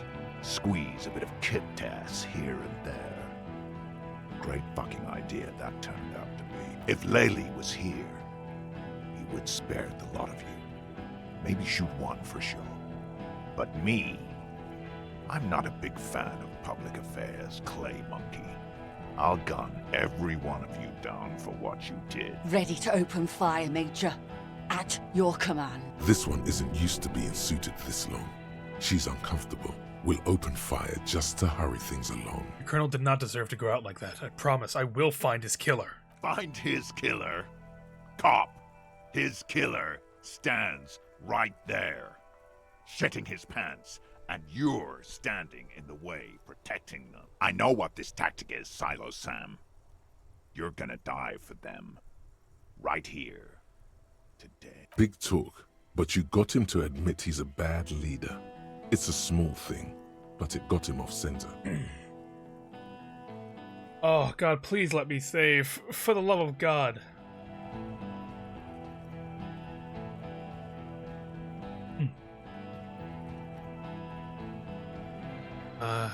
Oh yeah, who's the third? I didn't know you had a third guy. Rude. Rude is the killer.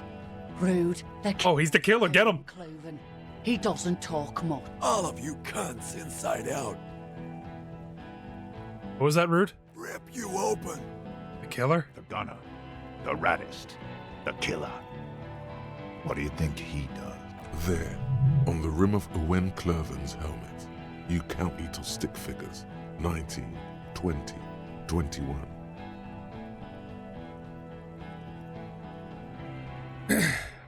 Good, I kill killers. Point to your chest. Oh no.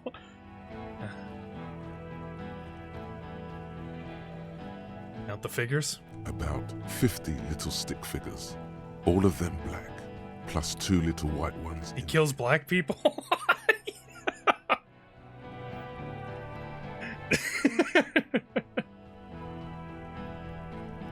Fucking... He kills black people? That's right. Plenty of kips here in Revachol, too. T, let's fucking do it. T. Now is the time. Stop waiting.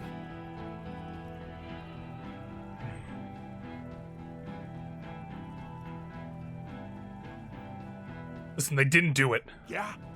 Who did that?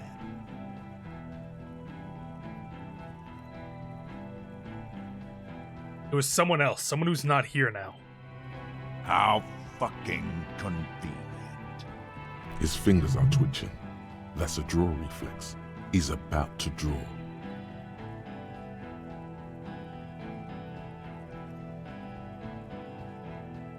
Ugh. We shot from a great distance. A sniper did it. You think I'm fucking stupid, cop? What if I just shot one of your pals here? How about the kid? Tell me, it's a magic fucking sniper one more time. Listen, please. This cop and this drumhead cop marshal won't decide who... He's gonna do it. He's gonna shoot her. I need to think. Your mind grinds to a halt. All you can see is the revolver in the man's armored hand, swaying, pointed at her. You move your mouth like a fish gasping for air. She wasn't even there. He pulled the trigger. Oh, fuck! From the muzzle. The shot rings. Oh!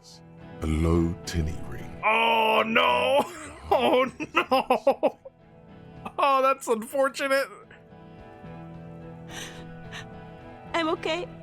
Okay, she's alive. Okay. She's alive. She's alive. She's alive. She's fucking alive. She's not. She's bleeding out. Oh. If she doesn't get help in 10 minutes, she'll die. Fuck this! Gene! Cancel Lizzie! Now! He'll be ripped apart. They all will. The moment the third man opens fire. And he knows it. He wants you to open fire on the mercenaries before he does. He's waiting for you and your partner to be the shield.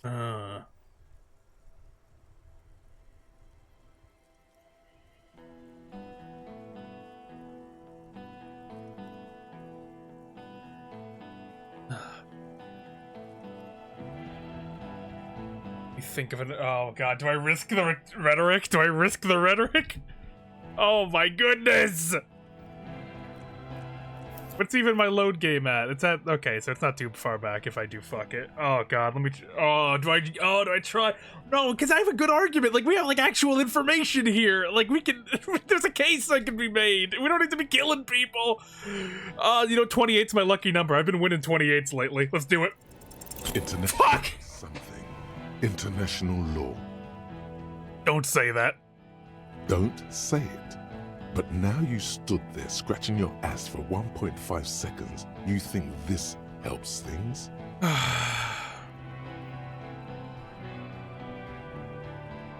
You're all drunk. Look at yourselves. Yes. So what? Yeah? So what? You should be drunk too. It's insane how long it's been since your last drink. Get one in you right now. Your judgment's impaired. You'll regret this. Nah. I'm clear as day. Fucking government-ordained super soldier. Enough already! What is this? We didn't come here to fucking chat! Interrupt me again and I will execute you on the spot, Lance Corporal. Wild Pines rep does not approve of this. You think I care what that company cunt thinks?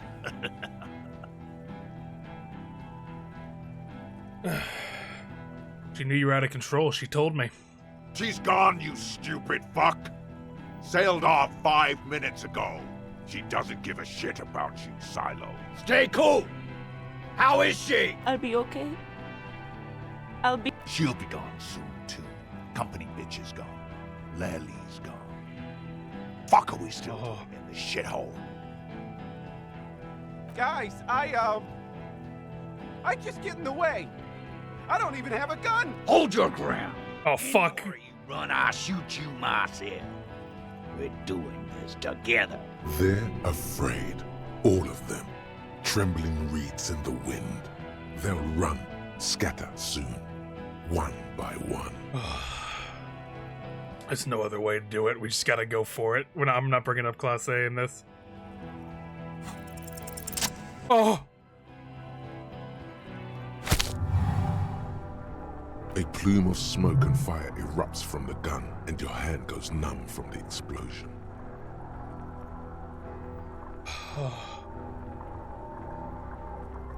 Ooh. See the smoke rising from the barrel. There is a hole in his cheek. Blood gushes out as he stumbles backward, eyes filled with rage and disbelief, gurgling, muttering something unintelligible. His lips, moving, swollen with fear, are trying to say, shoot him, but he can't. Oh. To your right, the killer raises his rifle and takes aim at you. His moves are steady, but the long barrel of the rifle sways slowly.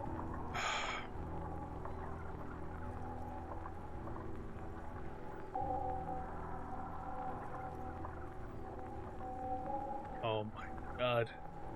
Oh, I don't need to worry about Kim, right? I gotta worry about Kim. Oh my god! I can't. No, it's fucking. I hate this. Yeah, I know I did, but fucking, I'm worried about Kim. I don't want to dodge it, and then he gets fucking like beamed. No, I should. Where's Kim? From the corner of your eye, you see the lieutenant raise his pistol and aim it at Rude. He's trying to find a straight line of sight before the rifleman can take you out. In the background, the leader staggers. It's not easy.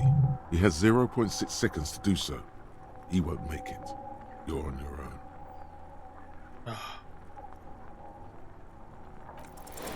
The shot rings and you stumble. Something violently tugs at your shoulder, pushing you backwards with incredible force. A volcano of burning pain erupts from your left shoulder. The pain flows over your entire body like an awful shock. A grim knowing rises from within. Half of your body must be gone. God, please. He's aiming for the eye slot in Rude's helmet. An extremely difficult shot. Then, 2 shots ring and you hear a scream. But you're too hurt to see who got hit. Did he hit the rifleman? Blood gushes from the helmet's eye sockets as Rude staggers back, disoriented. The sounds coming from his helmet are not human. An unbelievable shot from the lieutenant. Who screamed? Glenn, dying in a puddle. Oh, fuck Glenn. Goodbye, Glenn. His mangled torso has 2 gunshot wounds. Blood gushes out of them like red geysers. You see 2 crazed eyes stare at you through all the smoke and the panic. With blood gushing from his face, the man raises his pistol at you. Then he squeezes the trigger. Look him in the eye. The look of vengeance, framed in blood, lips shaking. This is the last thing he'll do on Earth. But he will do it. He is your end. Here it comes. Death.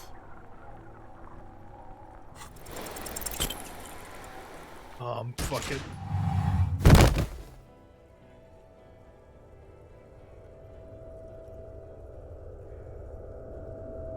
You can't. There is no time.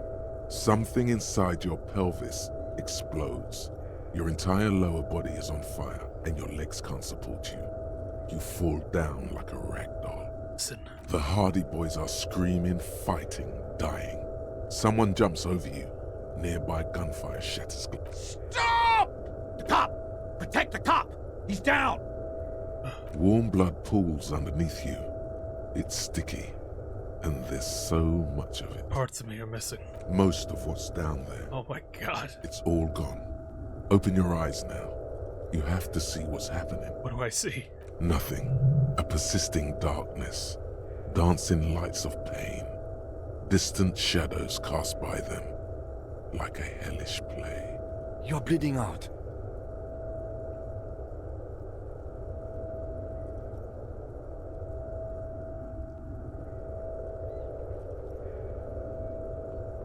There's a white shadow that smells like apricots. So it's there. Stay with me.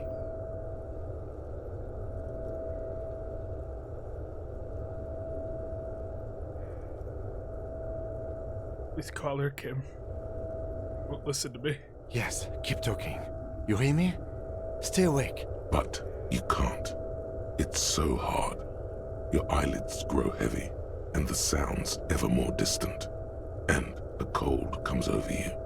The lieutenant, too, is somewhere far away, almost gone, when suddenly you sense something behind him, a slender white shadow towering. Someone stands there, raising her pistol at him. The lieutenant does not see it. He's pushing down on your wound with both hands. Scream immediately. He's gonna die. No, Kim! No, you say, and hand out your firearm to him. Your hand trembles, and your eyes are full of fear. That's all it takes. There is no room for hesitation. Oh, thank God! The lieutenant moves. Oh my God! From your bloody hand and fires behind him. You hear a faint scream, a woman's. Then the sound disappears, like someone pressed stop on the tape. The woman is gone. So is Kim. Then the whole world. This is death. One more door, baby. One more door. Now let me back to fight. The fight? There is no fight. The fight is over. It was lost 1,000 years ago. You have laid here forever. Keep falling deeper. Take the door. He's not taking it. His body is not taking it. Gotta get back to Kim. Oh God, no. He's not disintegrating. He's swelling up instead. Over the hours, hurting, moaning in his sleep. Oh. And rotting, and being disinfected, and smelling of drugs, and feeling saliva in his mouth. Drifting in painkillers, thrashing in his wound sleep. There is a radio in the distance, a radio of the world, playing sounds. Good morning, Elysium. Soon you will return to the world. You're thirsty. Reach for the glass of water by the bed. The world is still there. Sleep some more. Hours turn to days. Soon we will get up again and go through it again. Finally, we know what the infernal engine was outside. The Clarion Core. The tribunal was so fucking stressful, man. You're telling me I was just there? What do you mean? It was stressful. I was just there. You saw what just happened. Kim could have just gotten fucking killed. It was him. He is the infernal engine. He never stops. He only gets... That might be one of the most stress-inducing things I've ever experienced in a video game. I'm not even gonna lie. Especially because I hadn't saved, like, conveniently enough. I'm happy I got through this all in one go. I think I would have sent it regardless, but... Fuck, man. That was... Ooh. That was rough. That was fucking terrifying. You see the lieutenant's familiar shape in the orange jacket. It turns double, then triple, from the pain. It's nothing. You're alive. That's what matters. Kim. Sunrise, Parabellum. The room's clean. Mr. Gart cleaned it. It took him an entire day. How long have I been out? 2 days, in and out. You've been up enough to take Dramamine and curse. And drink water. Ouch. It's not ouch time yet. You just got the Dramamine pill an hour ago. Wait until it wears off. The piss jacket, Kim, you took it off? Yes. The joke wasn't funny anymore. I took it off. What's the piss jacket? The close proximity of death must have made the lieutenant contemplate his life choices. He's done with the jacket. What's the piss jacket? What did you say? Sunrise? Sunrise Parabellum. Sunrise, prepare for war. It's an old revolutionary saying. Isn't that written on your... gun? Engraved on it. It served you well. Is it war today? The gates of the harbor are boarded up. The streets are a little more empty. Apocalyptic violence is yet to erupt, I am relieved to say. I think we may have held it off, for now. Barely.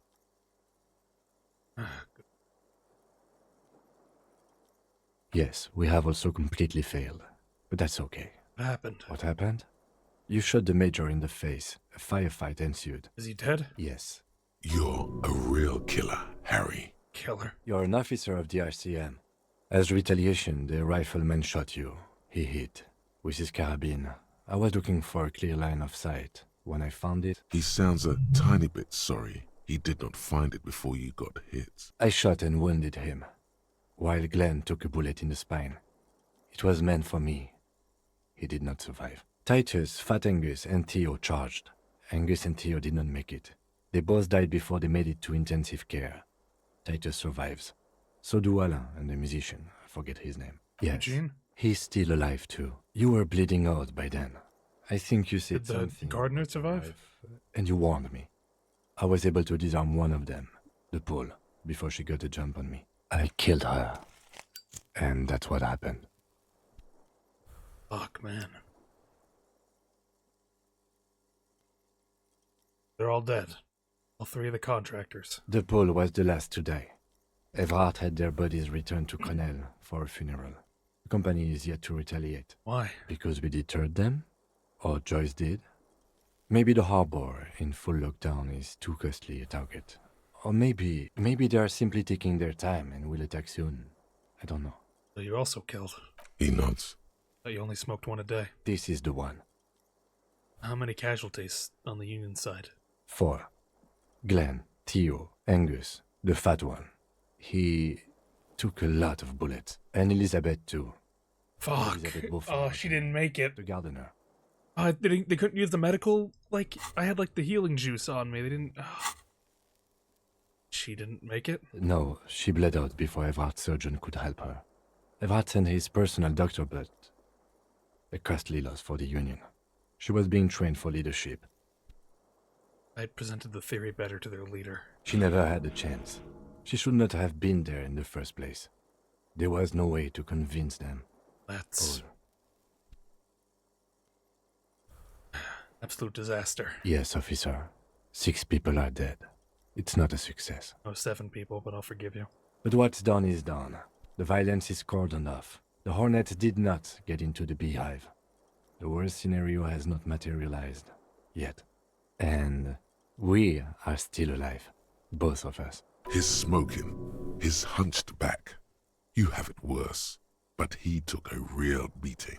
That cigarette has medicinal purposes. How bad am I hurt? Pretty bad, officer. You've suffered 2 wounds. The first is below your shoulder.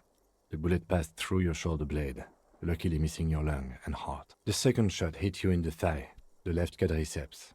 No major arteries were nicked, but the bullet had to be removed. Bacterial infection was treated with mercurochrome. Can I walk? We will see. Through tears and blood and stitches tearing, it should be possible. Has anyone from my station been to see me? No. Really? I called your station after the fight. The injury was logged in. They told me they've sent officers to join you on the site. You haven't seen any, have you? I'm sure they're worried about you. Not my station, then who treated me? I did. Thank you. No need. Are you hurt? Not very. I have a concussion from that woman beating me with the butt of her gun. I tried to not move too much. Things would be worse if you didn't warn me. Thank you. I did not see her coming. Stupid of me. Alright.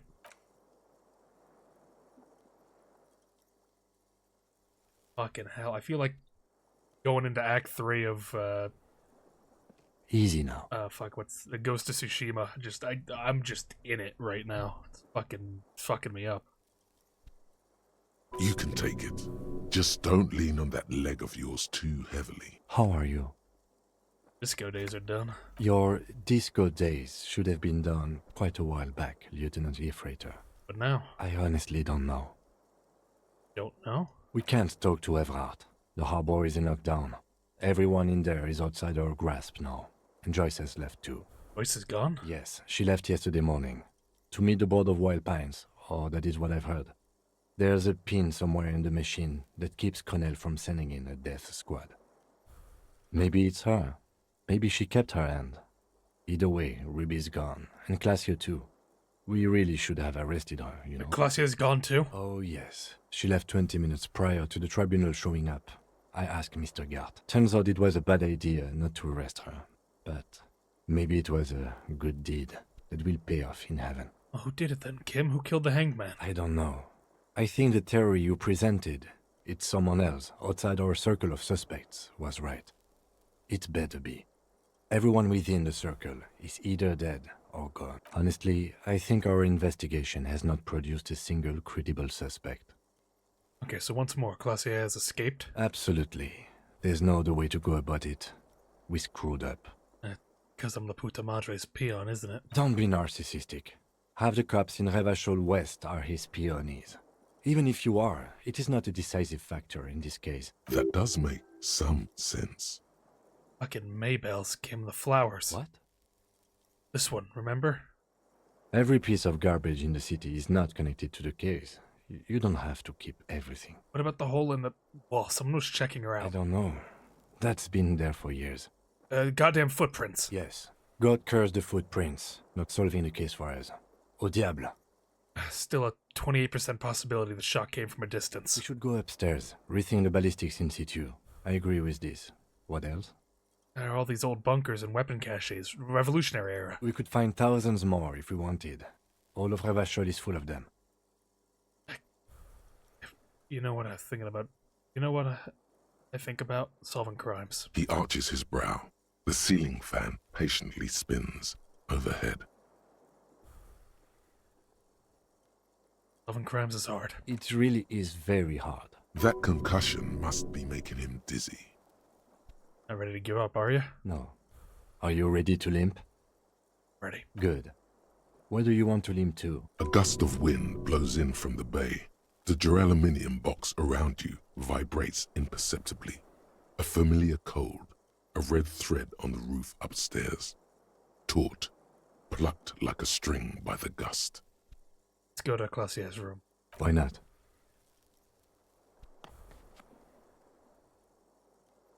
Another look at the window, perhaps? The one he was shot through. I don't know. I can't think of anything better. Fucking hell, dude. I even replaced the window. That's nice of him. The bed's a little nicer now. You could get a good night's sleep here. The fan stands still.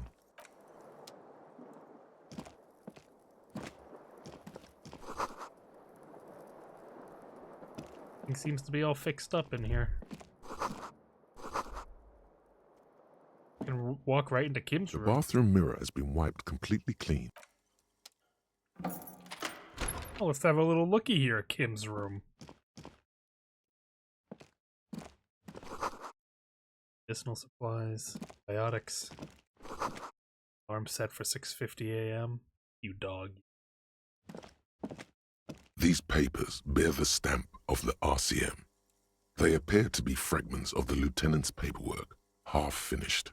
You make out notes on this and other recent cases. I had Gart open the door to your room.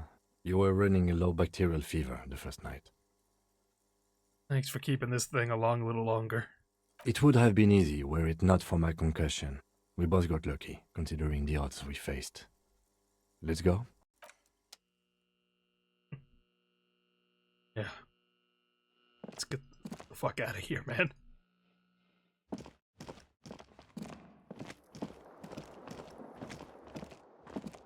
Worried about that fucking bacterial bullshit. I died, man.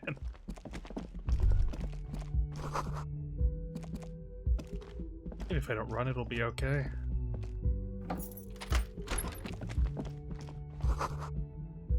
She left something on the table. Next to the stack of bills, you see a note.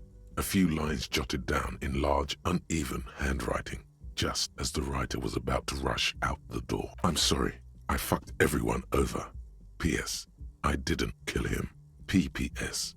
Gift upstairs. A gift? She left in a hurry. It's hardly surprising. What it could be. I am not drawing my gun. Yet.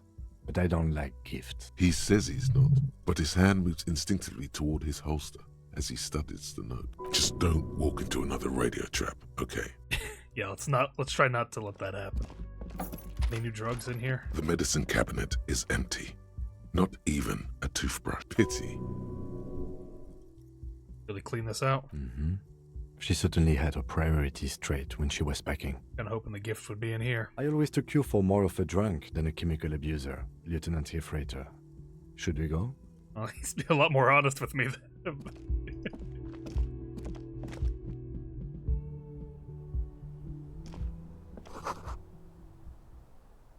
Have here. You see the same two neon-lit shapes, a man and a woman, only now a red thread bisects the room, pointing from the antenna outside to the cupboard on the wall. This is ballistics. She's left a trajectory for us. A ray of backward motion explodes from his mouth to the roof outside. Where does the thread lead? It suggests the bullet came from the extreme upper quadrant of possible angles, from a point beyond the roof. B, the island in the bay. Trying to tell us the shot came from the island? Unless she thinks the perpetrator was standing on the ring antenna. That is where the thread seems to point. Does she know how to do this? She was there that night. She would have known precisely where the bullet hole was in the glass. She had a long time to think about it after, standing on that roof, staring at the glass. It also looks like there may be more to her skill set than we know. The question is, should we trust her? Of course we don't trust her. I don't know. At this point... What difference does it make?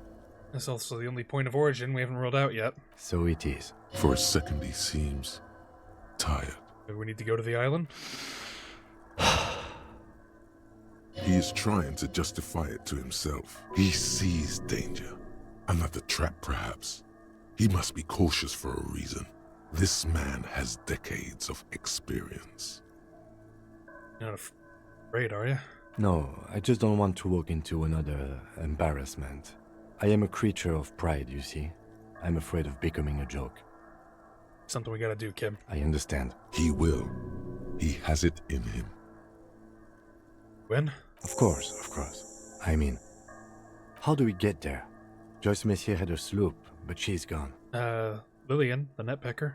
Ah, yes, of course. Oh, Kim. Kim. You made the right call there. It feels good. Pure. A what? I'm talking about your zero-tolerance policy toward the main... Yes, you're pure.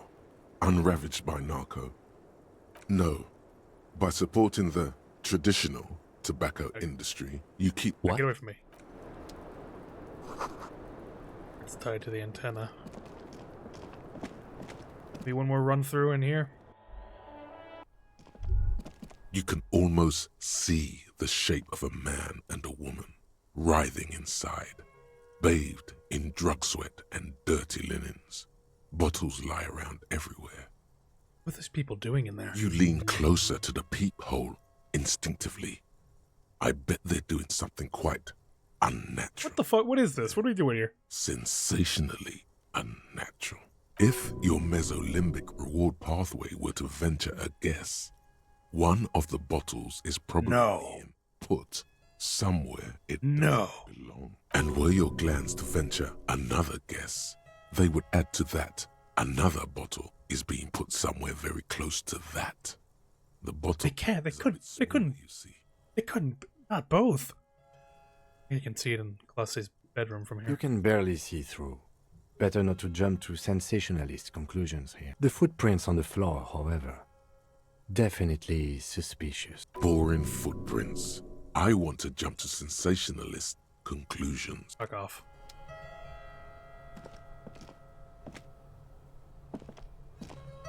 You clearly see footprints. Jackpot.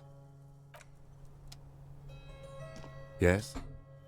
So, I shaved. Yes. I don't know what to say. Perhaps, Oh, you can tell me. I'm not really sure about this turn of events. I think the mutton chops might have been a better idea. They sort of seem to cover up some of the damage. Either way, good on you. It's been the worst day ever.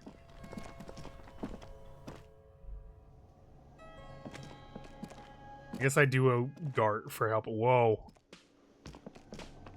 Well, apparently we got superpowers now. The machine is... Oh shit, fuck, god damn it. Hey Gart. Guess I owe you one, buddy. Oh, you're up. It's good to see you back on your feet. Did you like your room? I cleaned it for you. I did. Thank you. You're welcome. I thought it would be nice for you to wake up in a clean place after you, let's be fair, defended this establishment and its clientele from gunfire. I give credit where credit is due, and that, sir, was a nice shot. I was watching until you hit him. Crawled inside then. Bullets started flying. He really wants you to realize that he was also on the balcony looking by, in the danger zone, so to say. I wish you a quick recovery. Also, you and your partner are staying Oh, here. really? This establishment supports cops. The stay is free, the drinks are not. It just felt I needed to specify. Where'd everyone go? Oh, you know, people don't tend to stick around after shootouts. Turns out they're not good for business. What about the man with the sunglasses? I don't remember everyone who comes here, and many people wear sunglasses inside lately. Must be a I fad. still have to mention, when it happened, you were right out there on the balcony? Yeah, I was, yeah. That's because I'm a bad... It really took courage. Don't pick at him. Yes, you are a badass. Yeah, I don't know. Clients were panicking. And also, I guess I sort of found out that I don't give a shit if I die. Thanks, Gart. No problem. They'll come back. They always do. Alright, Gart. You know what? You're alright, Gart.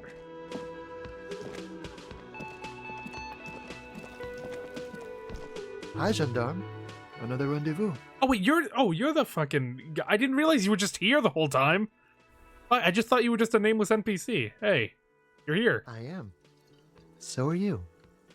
What brings you here? What are you doing here? Admiring the atmosphere.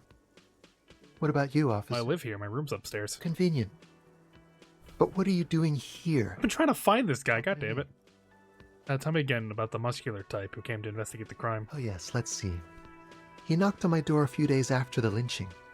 I think I could have gotten so much good information from this man. I could assume what he was talking about regardless, but still. What'd you tell him? Nothing. That I didn't see anything. And he believed you? Why shouldn't he? Did you tell him about your friend? What friend? Your Sunday friend, the witness. No, I don't think it came up. What do you look like? Muscular, handsome, strong, like one of those military types. Was he alone? Yes, but he was speaking to someone on his earpiece. Earpiece? Yes, you know those tiny speaker microphones that fancy security guards sometimes wear. What was he saying? Just reporting back whatever I was telling him.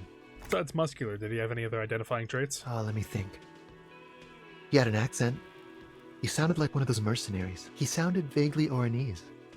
No, not vaguely, scratch that. He sounded definitely Oranese. Well, thanks for the info. Sure. Anything else on your mind? Met your Sunday friend. You did? And how did you like him? You're right. He was magical. Magically bureaucratic. I told you, he can be very useful. I guess that's the charm of powerful people. Who is he? A visitor from the first world. He's not like you and me, gendarme. He can always return. Return where? To his opportunities in Occident, sur la clé. Still, his coming and going brings some life to the village. Or is it just money? I don't know. What are you two? Friends, I told you. Sunday friends.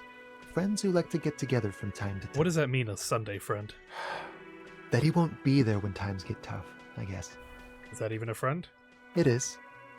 On Sundays. Why was he staying at your place in the middle of the night? He has keys. And he likes the view. To the sea, I mean. I don't want to talk about other people. I want to talk about you. Hmm? What about me, gendarme? Bye-bye, gendarme. Hold on, let me see if I can upgrade my composure real quick. I know it's top of our to-do list right now is to talk to this goofball.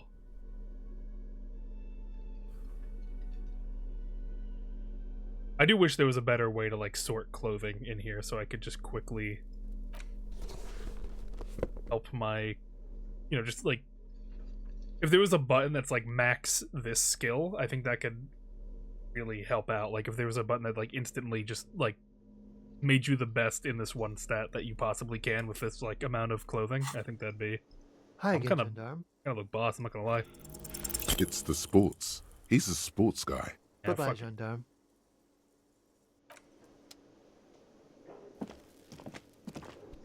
Hey, Titus.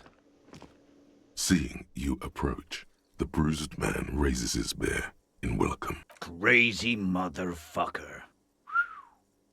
Didn't think you had that fury in You like my coat, Titus? I guess I've misjudged a lot of people lately. That was one hell of a shot. Hell of a shot. The fucks did not expect that. I guess what I'm trying to say here is, thank you for intervening, fellas. That was mighty brave of you. His hand is covered in bruises and half plastered. Still, this hulking lump of man is glad to be alive. I'll shake it in silence. Now, how can I help you? Sorry about the people you lost. Theo was old. I think he'd be pretty happy with the way he went.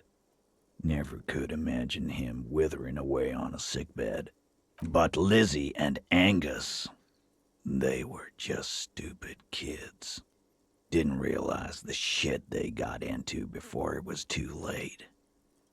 I feel responsible for both. For all of them, really. And Glenn was my friend. Best I've ever had. I'd love that crazy homo like my own brother. We're all fucked without him. But what do you do? This job is shit. What about that Shanky fella? Dennis, you saw him run. He's a mean little shit and I never trusted him. He'd better run real fast now. Real fast. Titus makes no attempt to hide his disgust. Grief-stricken anger boils in him. Good people. Well, yeah. Memento mori. Right. What's that mean? It means you might die tomorrow. So live every day like it's your last. Ain't that right, fellas? Absolutely. Today, I'm going to get drunk, eat good food, and bed a good-looking girl. 'Cause tomorrow, a motor carriage might run me over. Oh yeah, remember death is meant to be for that saying. Remember your mortality. Or you might die of a heart failure or syphilis. Hey, fuck you for ruining a beautiful idea. What's gonna happen to the Hardy Boys now? First, we're gonna find Dennis. I'm going to find Dennis. I'm going to find him, and then I'm going to kill him. Not gonna bring back. We're hunting that rat down. Let it be known what happens to cowards. And then... I guess I'll take a closer look at our union members. There's bound to be some ambitious fellows there who'd love nothing more than advancing social democracy by busting some heads. Might even ask Tibbs if he's tired of replacing windows, and maybe wants to have some fun with his brother. Anyway, don't you worry. As long as Titus Hardy's standing, there will be Hardy Boys. You know what happened, Class A? Don't know. Don't care. I'll be glad if I never see that fucking woman again. Even after all that hell, he's still bitter about her? Level with me. You really liked her, didn't you? Nope. He did. Same here, man. He shrugs and tries to look uninterested. Any idea what I should do now? Judging by the sight of you, I'd suggest crawling into bed with a bottle of whiskey in one hand and a big tit in the other. Only one? Yeah. Go pay Monica a visit in Janrock. She's got a knack for making men forget about their worries. Biggest pair of milkers in all Rebacho. Okay, well, maybe I'll have to visit this Monica. She might have something to do with the case. Hell, you both look like you could use some feminine company right now. Thank you for your advice, Eugene, and you too, Alain. I do always appreciate a good use of the expression milkers. You're welcome, Bina Clark. You're all right in my book. So long, fellas. Be good so I don't have to come back here. Take care, coppers. You two look after yourselves now. Death passed on you today, but men don't get that lucky twice. Copo Loco. And normal cop, I guess. Good luck in Shamrock. Scars made the best tattoos, they say. Thanks for getting involved, guys. Not a lot of cops would step into that line of fire, but you did. And if you ever feel like the uniform is holding you back, I've got a few vacancies. You'd make one hardy boy, Copper. God, why do I like Titus? Fucking, why? How did this happen? Why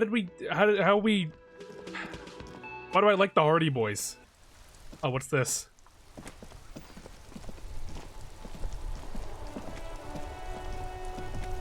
Who did all this now? The graffito has been painted over the traces of the fight that took place here. It smells of blood and heavy fuel oil. This was Cindy the Skull. Looks like Cindy the Skull finally found the words for her masterpiece. The lieutenant crouches, touching the fuel oil with his finger. Looks like it. Yes. This is still fresh. It wasn't here yesterday. Smell heavy fuel oil. And blood. Some of it is even yours. Heavy fuel oil. Isn't that flammable? Leave it alone. Just don't light it on fire. Do not. The tracks are as they have ever been. A bit more. I'm a bit like Fortunately. Oh, that's why. Still hasn't Okay. noticed. I've been wondering why this has been yellow for so long. That's why, because I have more context now. That's where I started off with my motor carriage before sinking into the sea. No wonder the cafeteria manager seemed frustrated when he was giving us directions to the yard. Well, you did provide us with a very convenient access point to the crime scene. Also provided the killers with a convenient... Fine, you know what? I'll set it on fire. Is that what you want? The graffito, the fuel oil, catches fire immediately with a low hiss. A bright orange flash across the surface of the lettering. Rain turns to vapor above the burning message, mingling with the black smoke. The lieutenant has taken a small step back. He looks at your face illuminated by the flames and nods silently. Then the fire falters. Let's go to that island. Slowly.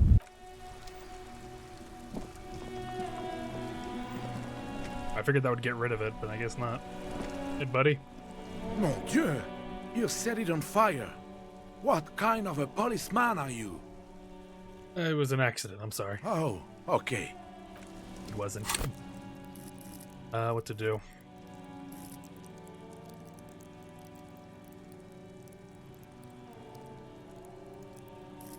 Let's up this and let's up our visual calculus. Why not?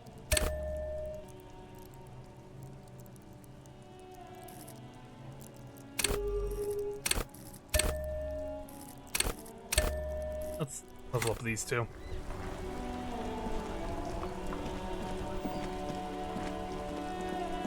Is Kuno alright? I don't know if he was back here when the shooting happened. Let's see. Hey, Kuno. Everyone says you started crying in the middle of a firefight and then bled like a pig. I guess that was cool. Who's saying that? People, they say you'd kind of died for a moment, that you let your shit out already, but then came back. So I guess that's what's cool now. Just don't think because you got half your dick shot off and you're an invalid now, Kuno's gonna treat you different. Kuno doesn't reward weakness. It's business as usual with Kuno. Kuno's cold like that. Feels good for some reason.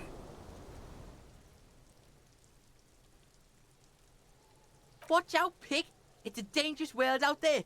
But Kuno's got his eyes on you. What's that supposed to mean? Who knows? Kunette. How are you doing? I'll die before I squeal, pig. Alright, whatever. Why is this still yellow? Is there more I can observe here? What do you see? Gerard Soul wasn't in the back of the whirling. I don't know. They're about the same size. No. This is info we know This- already. Get this away from me.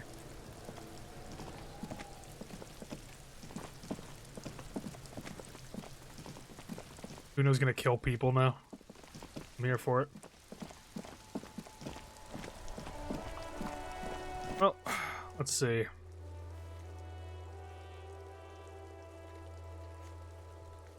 Glad I can't talk to that dude anymore. I can talk to him though.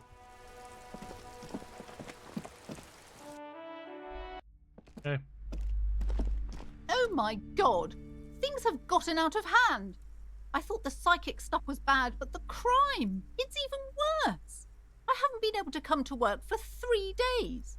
The shop has been locked. No sales, gangbangers running around, shooting everyone. I know I shouldn't have bought a shop in this ghetto. Alright, see you, Kitty. Thanks for stopping by. I'm the one that got shot here. Oh my god! Even the police can't take care of all this. Just look at you. You're a wreck. Someone should do something about this. Maybe I should close the bookstore and open a psychic studio. You should do that. It makes sense. Crime is the 6th element, you see. The darkest element. I could teach people to protect themselves against bad energies and to fight crime. I'm not, it's a psychic studio. That's even worse than a bookstore in Martinez. No need to be modest, good officer. You've convinced me. It is a great idea. Thank you for the inspiration. In the meantime, do buy the books. As many as you can. They won't be here for much longer. Is there anything else I can help you with? Oh, okay.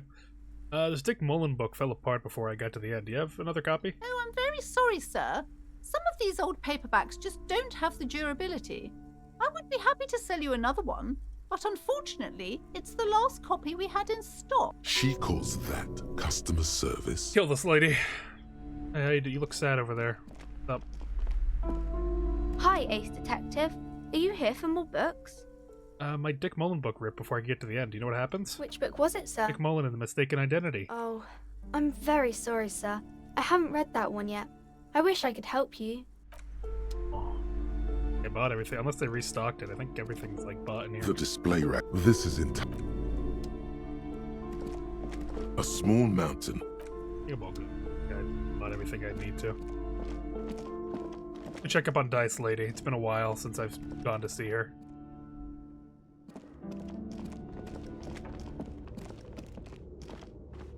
Hi, Kim. What do you need to talk about? It's dark.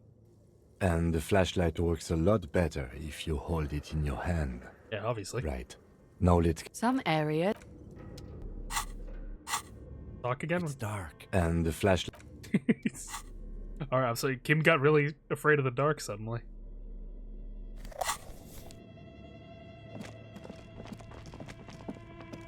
It's okay, Kim. Good buddies here.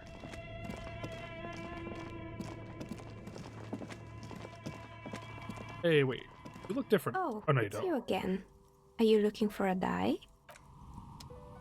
Oh, it's you again. They order another? I'm sorry. Oh. What was that? What was that?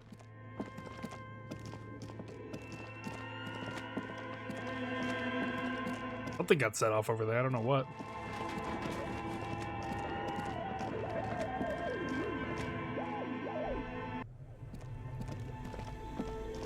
God, I'm mad I didn't keep the body. The things we could have learned. The freezer was right there. Oh, what can you do? Such is life.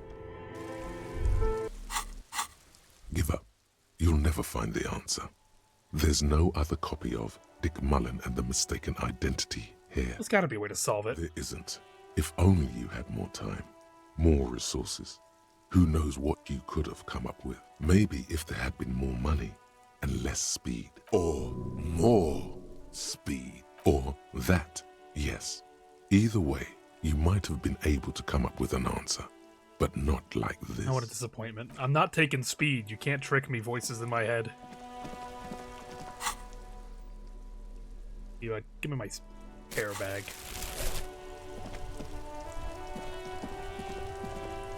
Let me call the station, see what they're talking about regarding. Inside, you see a set of steering levers. Apparently supposed to be sending stuff. This is Precinct 57. How may I assist you? Something is wrong. Only static hisses through the speaker. Hello? No reply. Only... It's been this way for a while now. My guess is the Union is listening in on our conversations and jamming outward communications to protect themselves from Cronel. It only happens when someone mentions the attack. The rest is unaffected. Our best bet is to carry on like nothing happened. That is, if we don't want us cut off the grid completely. Isn't that dangerous? No more dangerous than stepping between 3 armed mercenaries and 8 Union men, I hope. I don't like it either, but that's the way it is.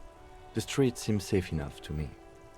If anything, taking out the mercs made things calmer. For now, you can try calling again. Just don't mention the tribunal. And remember, they are listening. They're shutting you up. Silencing you. Don't fucking drop your guard. Everything sounds okay. No drumbeat of total war yet. If anything, everything sounds too okay. In the cabin, you see... Oh, fuck me. Well, good thing I found that second bullet while I was looking around.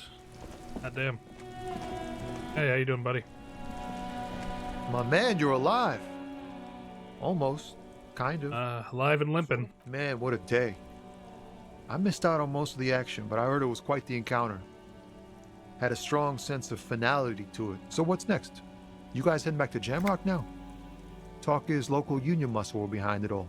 I'd reckon the case is closed, even if it kind of turned into a shit show. I'm still looking into some things. Good luck with that, my man.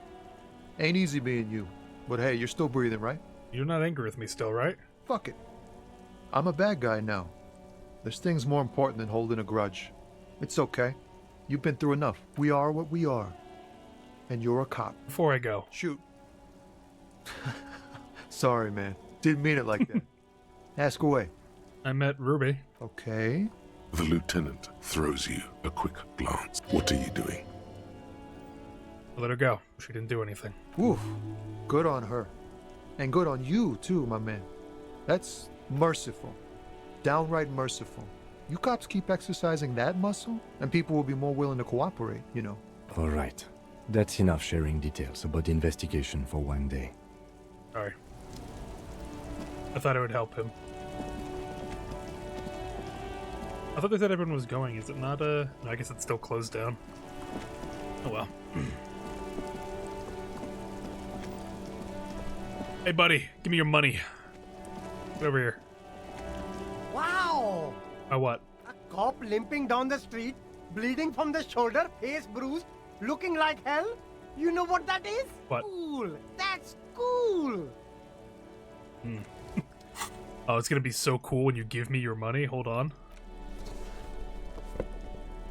Oh, it's gonna be wonderful. Give me 1 second. I need the right clothing for this, and then you're mine. It's coming. Just you wait. Oh, no. Hold on.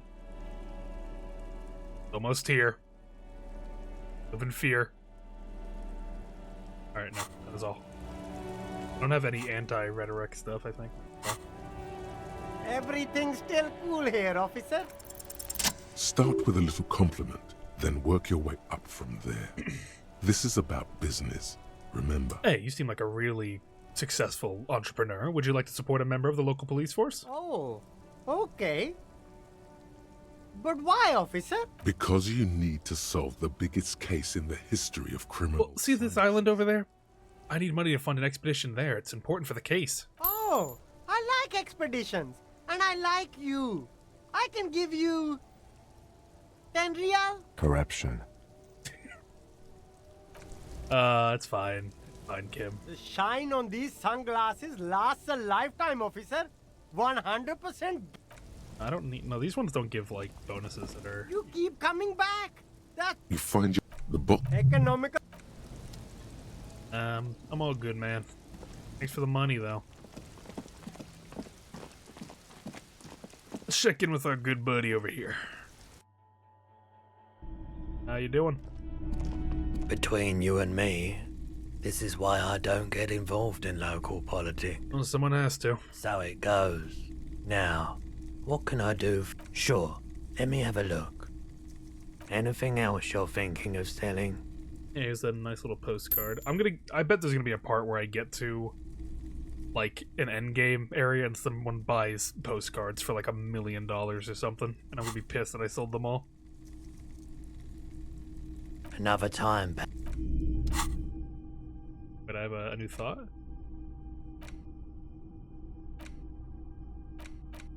I don't think. I had something. Curious. Does this matter?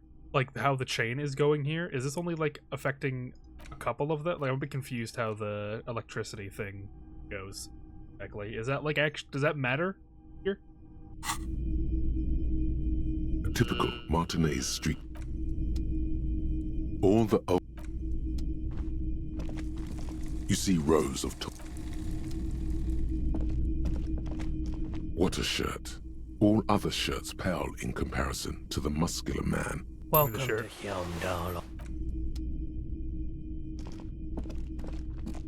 I think that's just the aesthetic. That's what I assume. It's always looked weird because it goes out of its way to like avoid other ones, so I've always got worried that I'm not like getting bonuses or something. Oh, please tell me that Freddy Fazbear is in there. Please give me a W. The trap is full. Fuck. No, I bet after the tribune. Oh, what was that? Hold on, what was that? Why does that keep happening?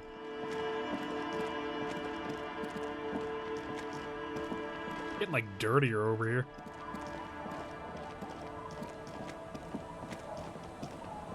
I should go check the other traps before I leave, just in case. Our tenant, the policeman. I got shot. Even I can see that. I told you not to bring your trouble with you, policeman. We've got troubles of our own here. Though I suppose you took the worst of it. Turns out you were your own ill omen. I guess you were right. Men with the guns were coming for me after all. I'm not sure those were the loss of the men with guns either. There are always more coming for your kind, officer. Then we'll be ready for them. Thanks for that. Very encouraging of you. The scruffy-haired little boy. I got shot today, kids. How's Lily doing? How's she doing? Lily, how are you on this lovely day? Hello, mister. Bye. Brighten up my day, Lily. Little ball of sunshine, you.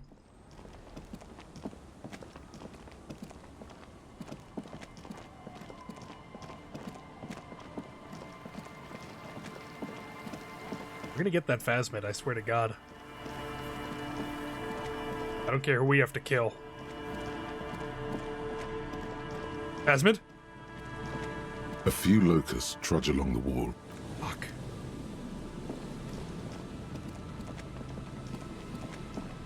Please tell me there's a Phasmid in one of these.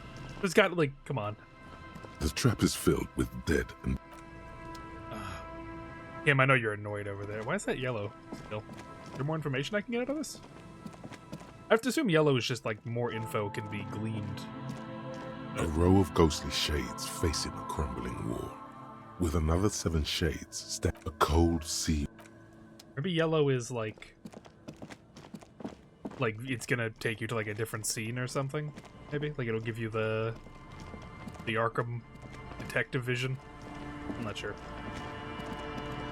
We're gonna get that Phasmid, I swear to God. I'm doing it for them. Me and my beautiful parka here.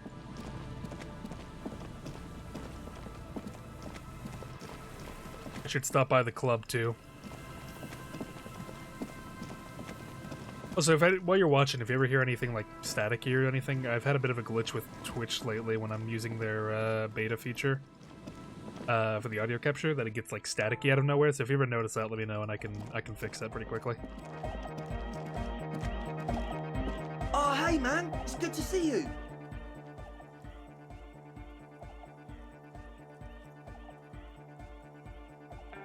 Oh, I lost them because I got shot in the hip. Goodbye, officer. Is it you hovering your mouse over it, maybe? Oh, hovering over what? What do you mean? You mean the yellow is what's causing? Is because I hover my mouse over it? Because some stuff is green still for some reason. I don't think, because yeah, I've run into like a bunch of different things. I'm not sure why it would be just my mouse for that.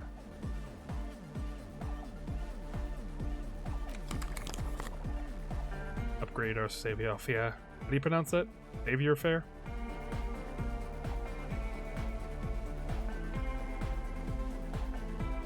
What's taken away from my...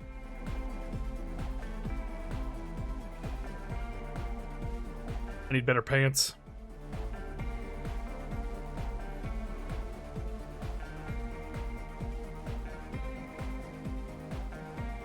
I don't have many pants options, do I? I mean, these ones are the ones to go.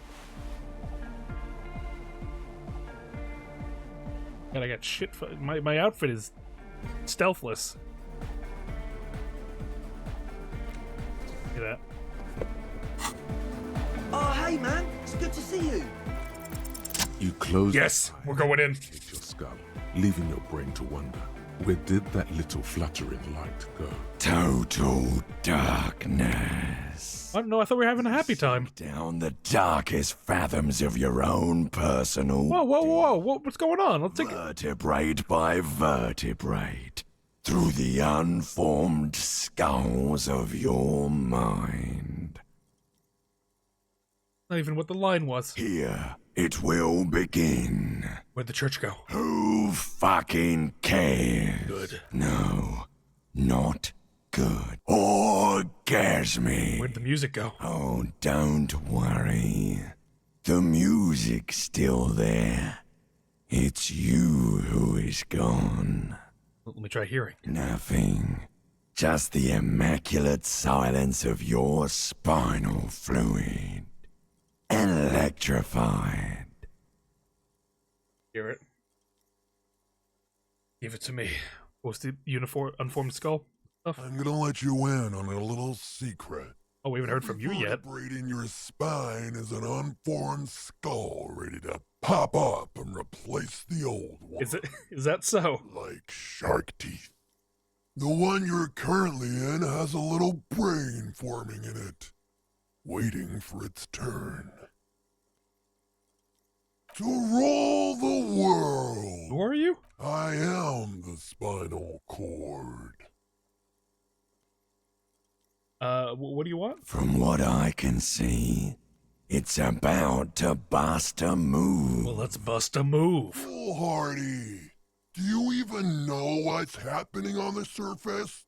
Maybe 1,000 years have passed. Or maybe you started spazzing out like 2 seconds ago. With your eyes still closed, the first thing you feel, all the way back in the pivoting darkness of your own torso, is warmth.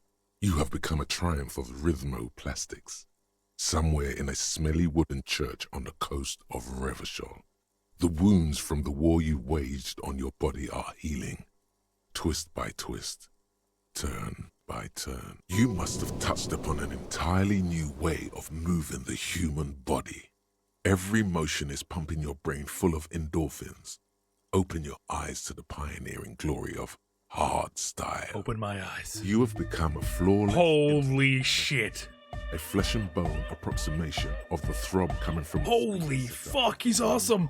Eggheads. Entirely, rigidly, imbecilic. Without pity or fear. With the sword too, and the bag and everything. Dude, this is fucking beautiful. Oh my god! No way! Yes way. His reel-to-reel mixer blasting the anthem of a future that will never come. The young man observes your moves. I'm changing these fucking young adults' lives. I'm killing Egghead. He throws a screwdriver and a bunch of drill chucks into the corner and explodes into dance. What he lacks in sharpness, hardcore, in violent enthusiasm. Kim, get in here. What's going on here? Delinquents. I said get in here and dance. Lieutenant squeezes the bridge of his nose. The light reflects off his glasses, giving him Something just fell off my desk. Don't worry about it. procedure. That wasn't Kim dying. What's happening? How the hell are you dancing with a broken leg of...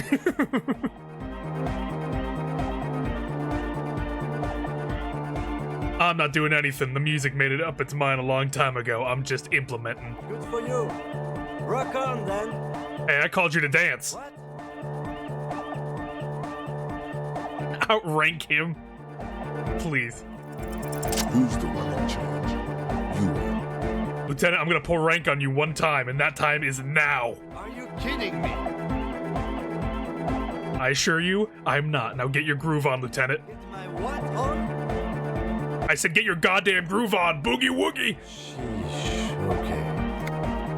Okay, you psychopath. I see what you're doing there.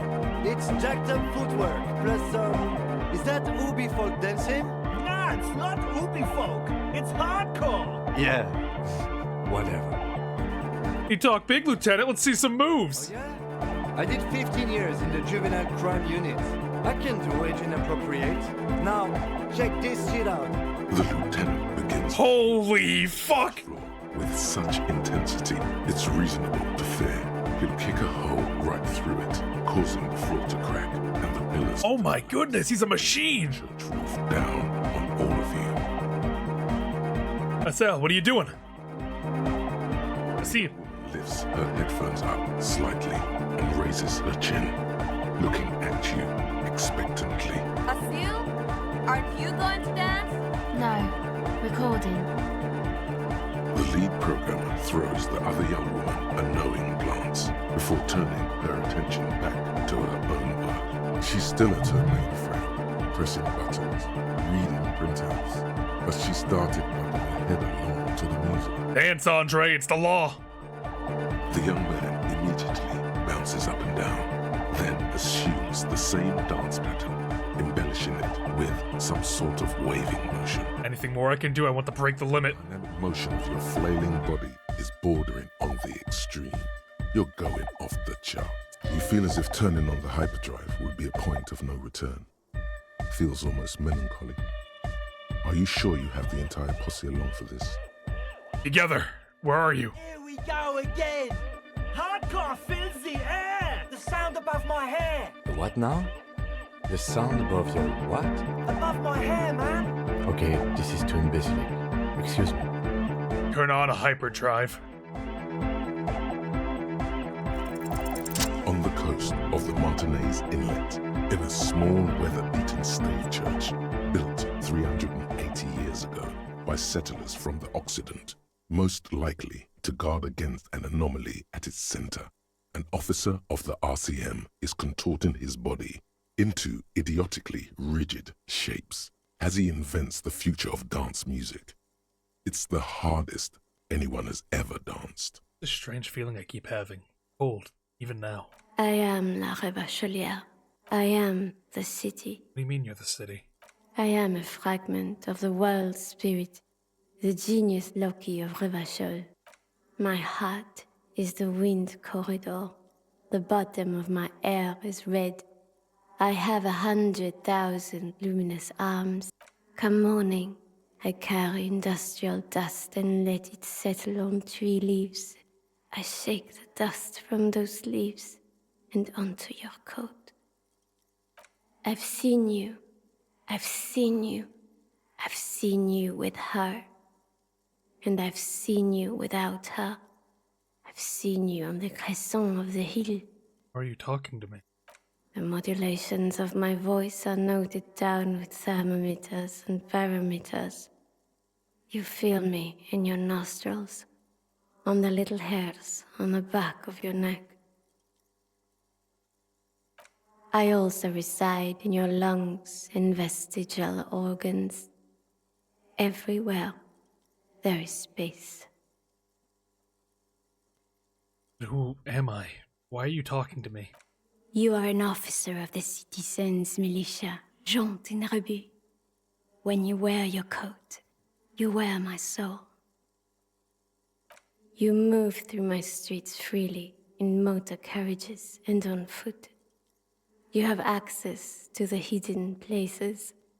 You also circulate among those who are hidden. I need you. You can keep me on this earth. Be vigilant. I love you. An officer of the RCM is lying on the floor of a small church with his eyes rolled back and his tongue lolling out. Several others are standing around him. He slowly comes to. Had a good rest there? I spoke to the city of Revachol. Fuck yeah! I bet you did. Those were some advanced moves, man. That's all great, but we should really get going. We spent enough time doing aerobic exercise for today. Damn right, man. Fucking hell. I'm happy to see you busted down a bit, though, Kim. You might be imagining it, but it feels like Egghead turned the volume down. Such is his respect. I thought we thought that was to be impossible. Man! Now, man! Now imagine if we could do that, right? But with like 1,000 people. End of human development. Mission complete. Right. Ecstatic. All right. You're absolutely beat. Muscles relaxed and feet. Goodbye, officer. Ooh. Got a fucking sweat. Hard cop. I got shot in the leg. Ouch. I did notice you limping, but I thought maybe it was your thing or something. When I was 16, I used to date this guy who had a limp, but it only showed when he was sober. So I guess it wasn't real or something. I don't know. What? Anyway, shot in the leg. I'm sorry. Man, that must suck. Yo, man. What's on your mind? Hey, lady, I got shot. Yes, what is it? You don't care. I gotta get ready for some visual calculus.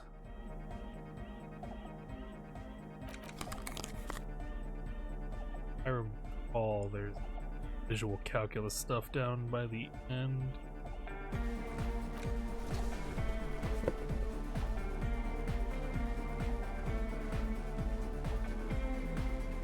That's all the visual calculus I can do. Yeah, I just have 2 visual calculus, guys. Alright. Well, let's see if we can't take a look at this thing. The mother of humanism stands above you.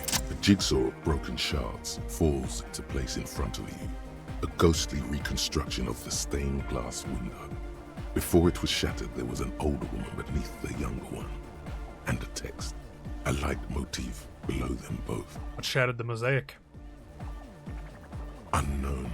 A motor carriage? A gunshot? Someone falling into it? Or maybe just hooligans looking for something to break. Who's the older woman? The escutcheon on her throne says, Irene the Navigator. She is depicted as an older woman wearing thick-rimmed eyeglasses, holding a golden rights apfel in one hand and a scepter in the other.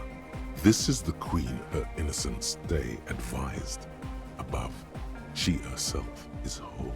Small figures of wise men, common men, worshippers walk up the stairs to stand at her feet. Secret servicemen, 30 years, stand in a row guarding her. It must have taken years to produce this work in all its dizzying detail. The motto, what does it say? Below both women, in luminous black letters, Après la vie, mort. Après la mort, la vie de nouveau. And then, along the left side, Après le monde, la gré. Après le gré, le monde de nouveau. Lieutenant, this used to say after life, death, after... Death. Life again. After the world, the pale. After the pale, the world again. This exaltation is common in Dolorian sacralism. In the early years, it was even incorporated as the RCM slogan. No more, however. Why? It was deemed subservient to use a strongly moral intern-related motto. We already suspected of bootlicking. The sentence was also seen as too feminine. It was a macho thing. What's the RCM's motto now? Justice, union, prudence, and force. Jesus Christ. Cool. Ice cool. Yeah, that'd be fucking The gee. mother of Kuno's humans invading us. towers above you, a wax painting on a cracked pane of glass. Nothing has changed in her expression.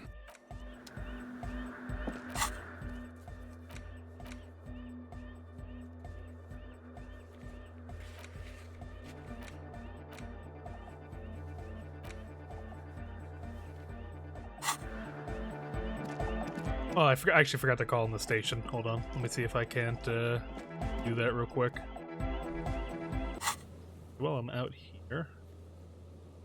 I do have some items to interact with, actually. Large letters on the front form a title, Wirral. The colorful box is illustrated with bucolic vistas. The cover art also features odd-looking humanoids, some short, some taller, some with pointy ears, others with ephemeral wings. Text underneath the title in smaller typeface reads, 3rd edition, Mega Setting Supplements Module. The side panel adds, a sword and sorcery adventure board game with new maps and miniatures. I'll shake the box. Mysterious things rattle inside. What could they be? Dice? Plastic miniatures? A fantastical alternate world full of magic and wonder? None of that witless man from Heimdall, fascist dross, hidden behind faux... Whoa, calm down here. Calm down here, Rhetoric. No cliche-ridden apologia for colonial violence. Wirral is pure imagination. Yes, the Wirral setting is known for its complicated system of political alignments. But if you're not into that, you can just hack your way through dungeons in search of loot. That's what most people do. Oh, look at the back. A blurb on the back reads, tired of the tedium and toil of modern life? Escape to Wirral. Leave behind Isolas and nations with their petty squabbles. Discard electricity, magnets, and boring technological widgets. Succumb to a world of high pasternal fantastique. Unleash your imagination and create an adventure of endless possibilities. Discover the terrible secret threatening Wirral. Can your band of adventurers save the world? Yeah, let's take the challenge. Exactly. That's the spirit. All you have to do is read an intricate rulebook, study an assortment of maps, unfold the illustrated game board, and start rolling dice. In no time, you could be romping through grasslands with low-level characters, hunted by Iskala riders, or battling unspeakable monsters in endless dungeons fraught with danger and despair. Conjuring up forceful magics to aid your quest. Let's open the box. You pry open the box. Inside you find a folded up map, a small booklet, a 24-sided die, and a little plastic figurine. Look at the map.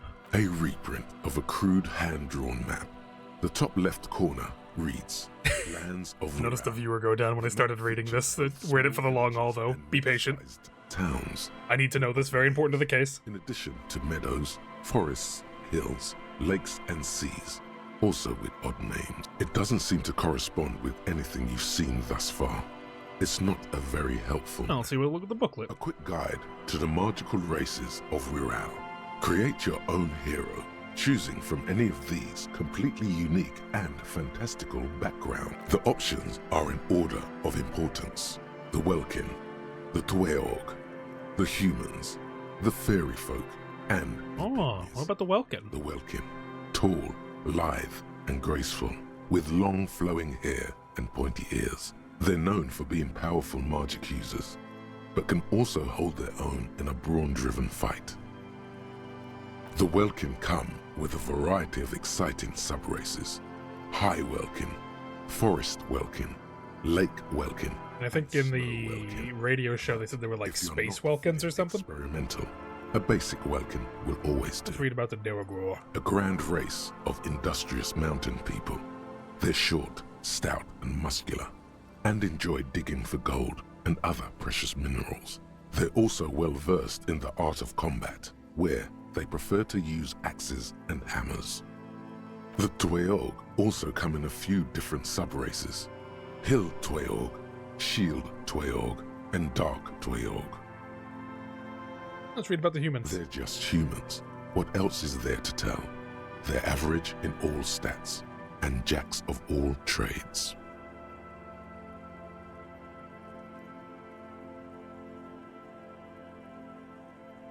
Play my shit. There you go. What about the fairy folk? A very small race of flying people, known for being mischievous, full of trickery. They often lure people into their magical traps. There are no sub-races for the fairies. The pygmies. The least popular of the Wirral races, the pygmies, are short, rotund, and dim-witted. Oh, pygmies live in small fuck them pygmies, I guess. shoddy wooden dwellings. They spend most of their days tilling the earth and smoking their pipes. There are no sub-races for the pygmies. About to die. It's made from some sort of wood and has been decorated with peculiar plant motifs. Take the die. You place the die into your pocket. It's always good to have luck on your side. The figurine. You see a man in ragged clothes, wearing a lopsided hat and wielding some sort of a firearm. Huh, interesting. A communard. What? A communard. One of the leftist revolutionaries in the anti-centennial revolution. What's so interesting about it? The figurine is not a part of the real game setting. I guess someone misplaced it during the packaging process. Maybe someone should make a role-playing game set during the revolution. Good luck finding people who'd want to play as communard. Let's take the figurine. You pick the figurine up by the base to meet your gaze. The little plastic man. Look at that, we already got a little treasure inside. His face contorted into a disturbing shout. Then you pocket it. A colorful box with a... Put the box away. With the man from Heimdall and the devil woman.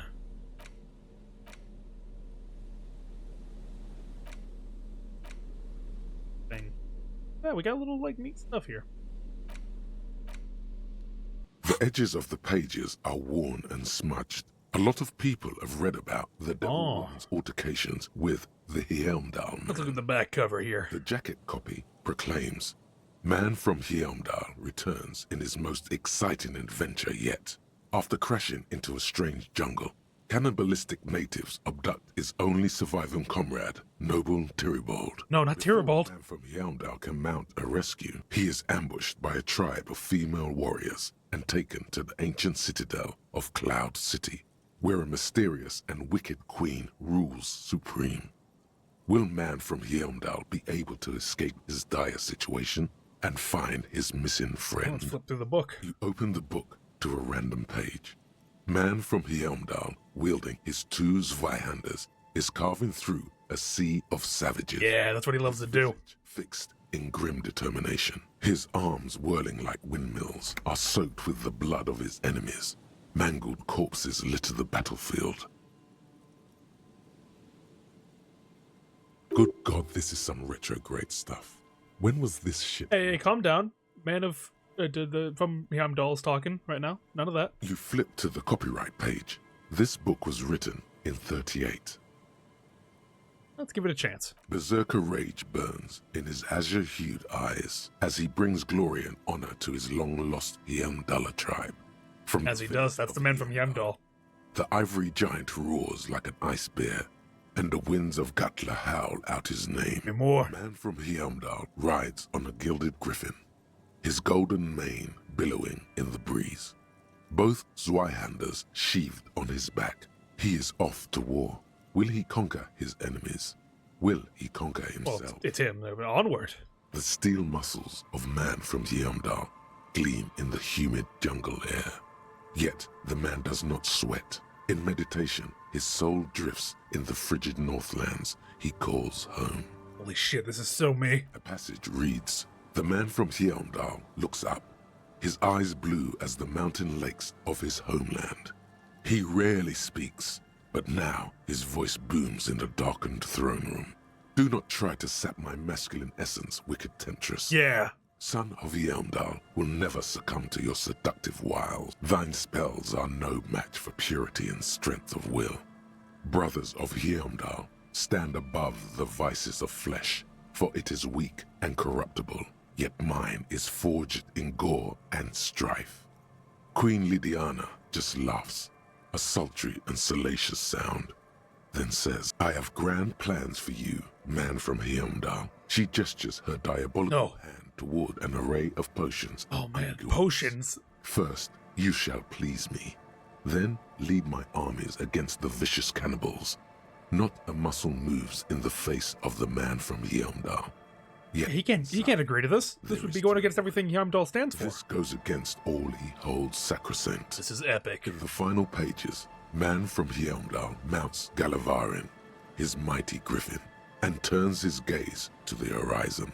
Queen Lydiana is dead, but an army of cannibals is storming the gates, and still there's no word of trusty Tyribald. To find out what happens next, you'll have to pick up Man from Heimdall and the Three-Eyed Skull, available in Oh fuck, we gotta find out what happened to Tyribald.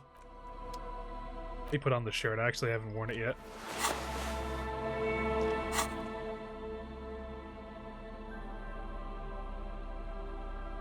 Maybe my logic shirt. I guess let's travel here. How is the hangman there?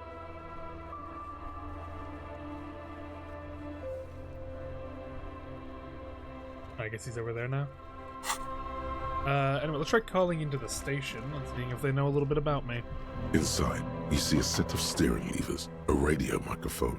This is Precinct 57. How may I assist you? 10-4, come in. Firework. I've successfully located my 9mm Villiers pistol. It's on me now, and I won't lose it again. 10-4, sir. Roger that, and very glad to hear it. I will make relevant changes to the report. I'm happy to report I found my badge. 10-4, sir. Glad to hear that. I'll write down that there is no need to issue a new one to you then. Over. Feels good to get that off your chest, right? Celebration with beer? Hey, some people think I'm a La Puta Madre peon. Do you think I'm corrupted? 10-4, sir. Well, there have been some talk, sir. Well, some talk. What does that mean? There's been some talk. Do they think I'm corrupt or not? I only meant that there have been some talk in the station, that's all. But there are always some talk in the station. You know how officers in Jamrock are. But then again, some of us truly are on the take. It's unfortunate. Over. Thanks. Roger that. 10-10, over and out. Well, that sucks. But at least we got an answer. No shit going on over here. How you doing, manana? The boyadero stares at you with respect, then gestures towards the trickles of blood adorning your clothes. Danger comes with boyadero lifestyle, right? There are types of danger. The one I'm usually concerned with is lung cancer or getting mauled by wildlife. Not bullets. It calls back to an older era where this was commonplace, though. You have a true boyadero heart. Right, so where's everyone? Hiding, gathering themselves. The harbor's in full lockdown, friend. No getting in or out, for the time being. You can't help me get inside? No, man. Not today. Today is war. He says it matter-of-factly, like it's no big deal. What's gonna happen next? Time will tell. I'll tell Everard you dropped by. I'm sure he'll be glad. What will you be doing? I'll be okay here, doing lookout. Quite the sight, aren't they? Getting to like that red I am. Don't worry about me. I live to alleviate the worries of our brothers.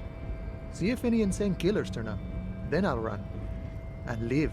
Try not to get shot, huh? I'm sure I'll be luckier than you, friend. I'm good talking to you, manana. I like manana. He may be a corrupt motherfucker, but who isn't? How you doing, lady? Is this about the questions again? Because I don't really know. You said I wouldn't want to fuck with Fritte. Why? Because Frit has an army. She blinks at you, confused as to why you'd ask such an obvious thing. You know, like mercenaries that kill people? Yeah, like 2,000 or so. Why would Frit need an army? It's a corner shop. I don't know. It stops people from robbing Frit, I guess. If they know there's an army, I mean, I wouldn't want to fuck with them anyway. Businesses often hire private security this side of the river. It's an unfortunate state of affairs, but not unheard of. That's what the cops are for. You think the police, like, bother catching shoplifters? Frit polices themselves, so yeah. Anything else you wanted? You better behave yourself in this Frit. I better, fucking Christ.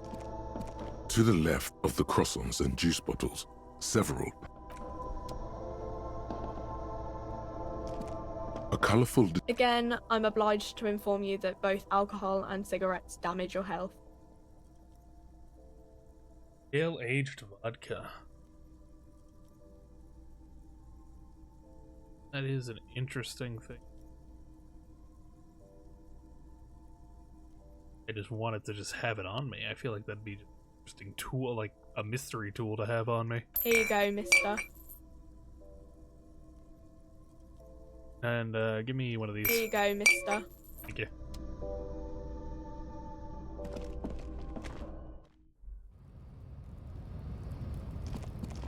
I might as well buy the last one, right? Is this about the question?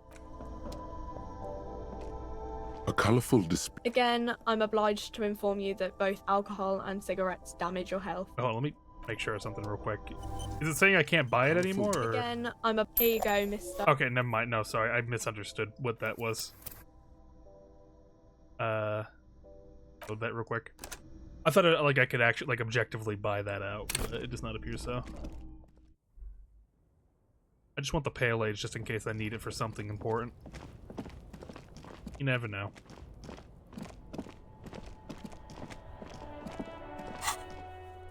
Now then, let's go to Fisherman's Hut.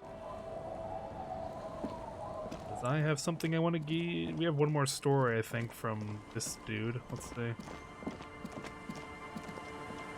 The legend! He's back. And firstly, I got smokes and I want it from you. Don't call. Don't call. Hey, wake up. There's no waking him from his stupor. His mind is elsewhere. Okay. Man, you're like bleeding now. Reality's really messed you up. Yeah, that I have Doom Spiral. Hey, listen to the Headless Spawn Rider again. The tale. There are many. Are you telling the story of the... Shut the. The street in the. Our what? Well, with no head on his shoulders. I thought he rode a bull. I thought that he rode a headless pig. Well, there are many versions. If I had Gertrude. Tell him. Fuck, Rosemary. I read the. Right. Okay, The women. But there is Ula. Her body is never. What happened? Recovered. Word gave her that part. See. Anyway, that's the. No. He won't. I. Of course. Drink first. Story later. I got here. Not much, but it will do. This last one is the most Martinet story I've ever heard. I've never heard it mentioned outside of here. At first, I thought it was a joke, to be honest. But I've been on the coast 8, 9 months now, and in that time I've seen at least 3 expeditions come through, searching for something. A shovel hits the sand somewhere behind the reeds, near an abandoned construction yard. The young men look over their shoulders suspiciously. The sound of their digging seems loud in the sudden silence. Cryptids? Magic animals? No, man, this is serious stuff. Place to call home? No, Tequila. Most people already know where they live. It's guys like you and me that are the exceptions. You lost the keys? Hey! Fuck you, Tequila. Okay, well, what kind of expedition? All kinds. I've seen archaeologists, gangsters, even a bunch of ad agency types. I'm telling you, Tequila, this thing's got a pull on certain kinds of people. Wait, there's a tingling back here. The stirring of a faint sensation. What do you mean, certain kinds of people? You know, obsessive types. People with predilection. What are we talking about here? Some of those expeditions come back after a week or so, looking haggard and dejected. Others don't return at all. The first time I saw one of these expeditions, I thought they were fucking with me. There was no way it could be true. It was just too high concept, even for me. There's no way. It can't be. Or can it? Can't be what? You know. I'm not even sure I should be telling you this story, to be perfectly honest. You're in a fragile state, and it might be too much for you to handle. I can handle it. Okay, fine. I'll tell you. But I'm warning you, it's pretty out there. Our story begins at a legendary design studio, right here in Martinet. There was this designer. His exact name is lost to history, but in life, he was a legend. Made it big in Aranya, where he did some real pioneering work on grotesque and sans serif typography. A fucking genius, man.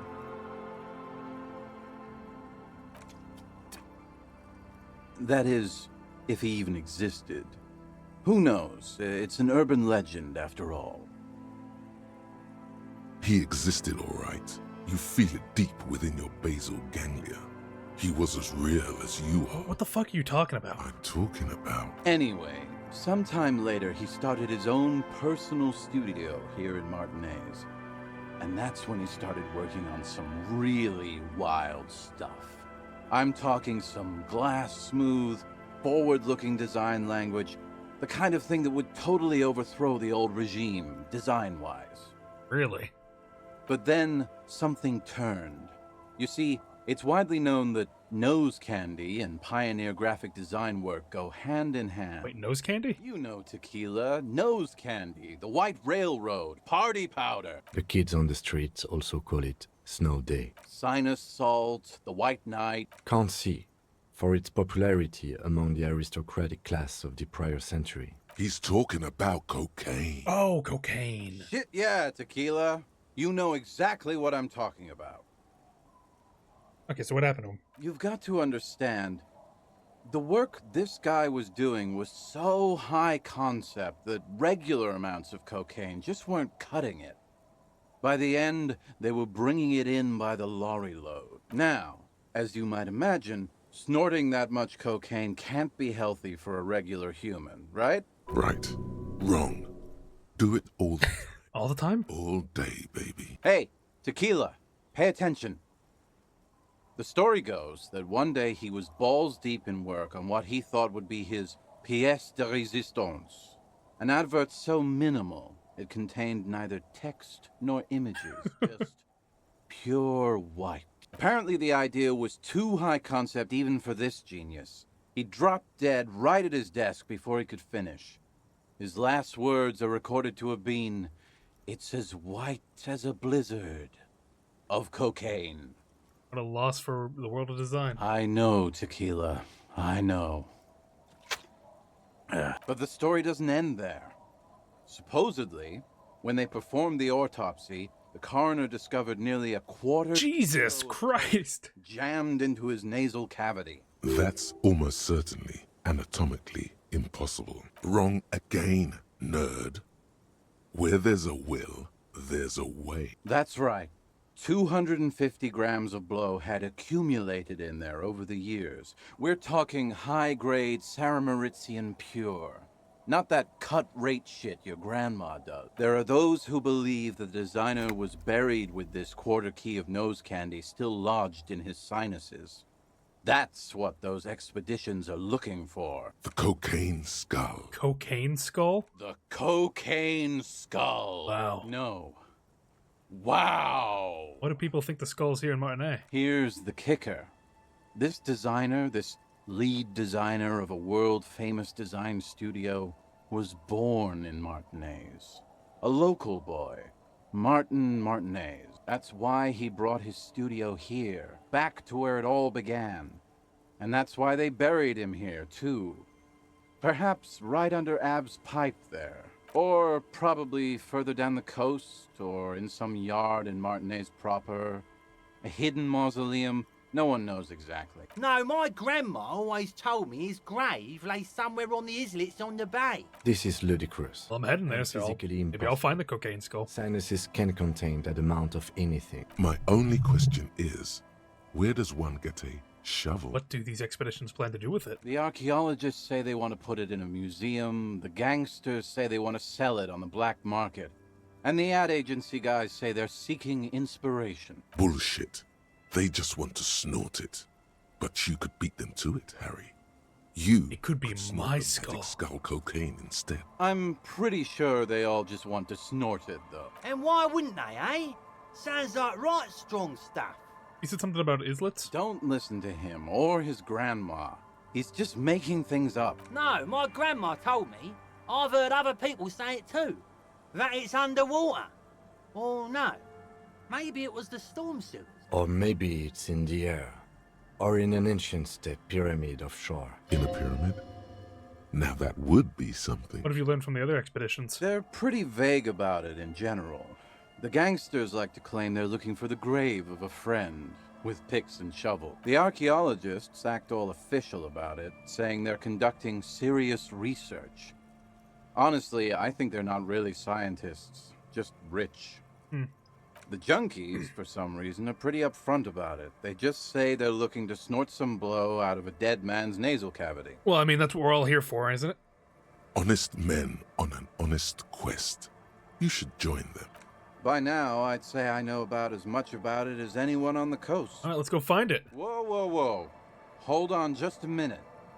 Finding it right now is literally impossible. What? Why? For one, the way is blocked by that big lorry that says Delta Logistics Company on the side.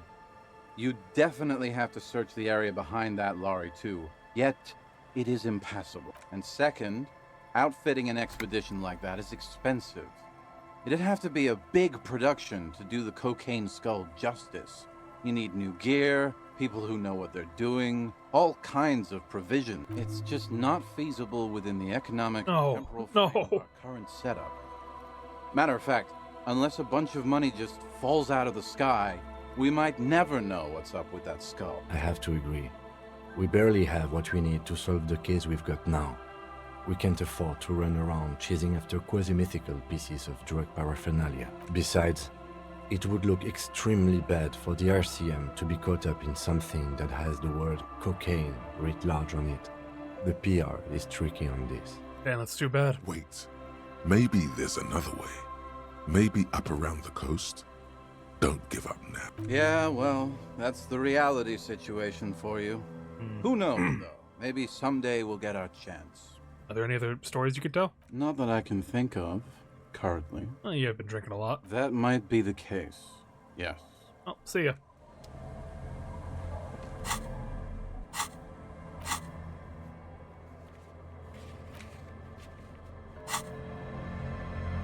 Maybe if I take a little trip up the coast. Maybe we'll get a little bit of information. Maybe we might even find our legendary One Piece.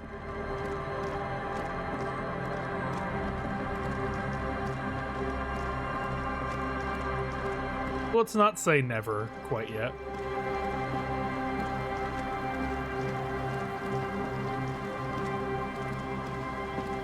Instead, let's take a look around.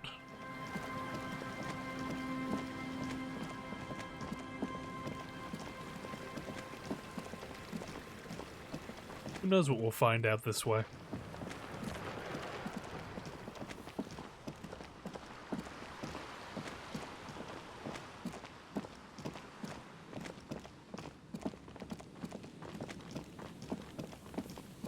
I know Kim's definitely pissed that we're looking into this. But hey, listen, we gotta try at least. I also have to go check the phasmid trap up there before we leave.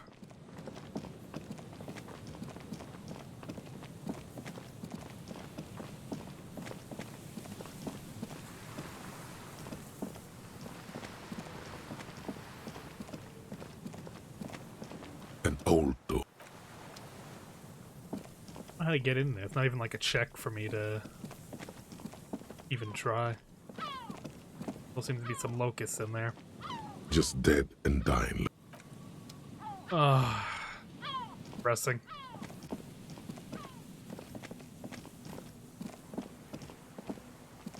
Anything up this way?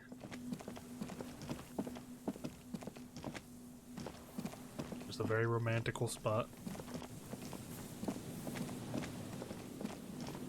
Well, let's head back to the church then.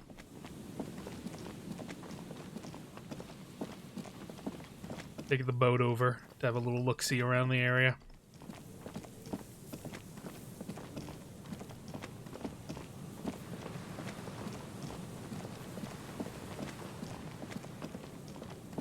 Maybe we'll even get some trash while over there. Make a quick buck.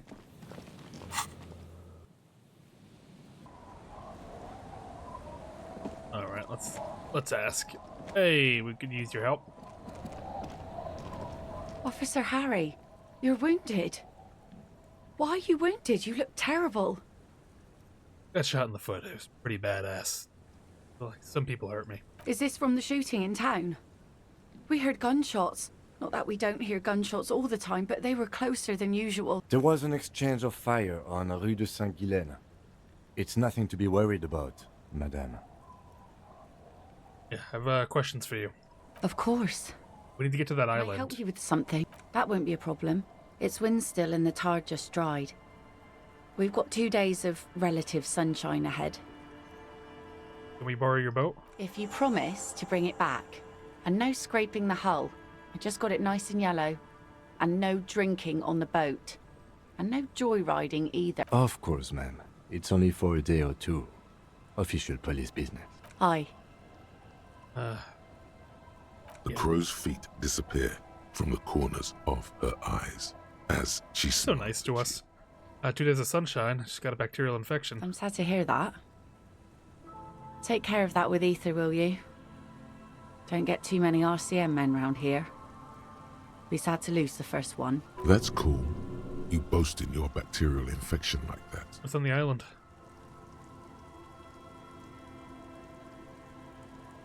Hasn't been there herself. Who has then? Said you haven't been there yourself, then who has then, if not you? My husband used to drink there. Him and his drinking buddies. Always seemed like a bad place to drink to me. People died there during the landing, you know. My mother told me. The kids sometimes go there too. I know they do, on rafts. I tell them not to, but they bring back old bullet casings and such. Which kids? The twins. God forbid they bring the girl along on some rickety barge. Can we maybe ask your twins about that place before we go? Would that be alright? Be my guest. They've a strange way of talking. See if you can get anything useful out of them. I seldom do. Is there anything you should know about getting there? Well, most of it's sunken. Underwater. That means concrete underwater. Cut your boat if you're not careful. Be sure to enter from the south side. Water's deep there. Aye, aye, Captain.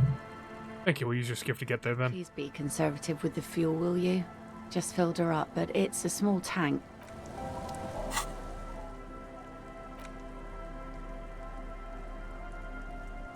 I do have some blue medicinal spirits. Let's see, do you know anything about the island, Granny? Our tenant, Oh. How you doing, kid? The scruffy-haired little... Have you been to that island? That I am. Yeah, that one. I need to know what's there. That's, nothing. It's just a seafront and some plants. You can take a raft there. It's great. And we make a fire. We make a fire. Mm-hmm. Gather the sticks for the fire. And bullets. Or not real bullets, empty bullets. Bullet shells. There are a lot of them left over from the war.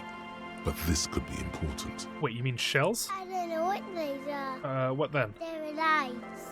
The fire guy comes and asks us to put the fire out. Your nerve endings sting from the mention of a... What, someone lives on the island? No.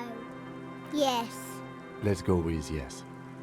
Why is he the fire guy? Because he asks to put the fire out. Why do he ask you to do that? I don't know. He doesn't like it. He don't like people to be there. You shouldn't go. Yes. Because he doesn't want to be found. Smoke traces, a suspicious request, made out of fear. You mentioned something about lights? I don't know. Did you mean there are electrical lights? Yes. Anything else you can tell me about the guy? Age? Does he live there? No, he doesn't live there. I don't think. No, he lives there. Been there twice, 2 times. He doesn't live there. He isn't there sometimes. Anything else? What does this guy look like? I don't know. How come? We ran. He just yelled we shouldn't be there. Your dad used to go there, didn't he? Our father killed himself. Don't say that, he didn't. Oh. A dull pain flashes through your mind. He didn't do. He did not. I don't know. Doesn't even have anything to do with this, you. Father isn't the fire guy. The two things are unconnected. Your question didn't make sense. Is that all you know? Is there anything more you can tell me about the island? There's Lights, fire guy. We should check up on that island. I see you, kids. Let's see, how you doing, little Lily? Hello, mister. Bye. Always happy to see you, Lily. See if I can ask a little bit about regarding it. Be careful out there. Let's head on out there. A skiff with a small steering engine in the back floats on the calm mirror of the sea. Its 2 seats are empty. Once you get in, that's it.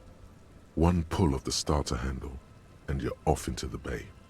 A strange trepidation comes over you. Are you sure you want to go now? Have you made all the necessary preparations? Closed all your accounts? Remember what the net picker said. It's a small tank. You won't be going back and forth on this. You take the engine, Kim. I'll hold the boombox. What? Oh, what you had? What else? People asked Sad FM on our way back on our way to the island. Fine. Let's blast Sad FM then. Let's do this, Kim. It's fucking stupid.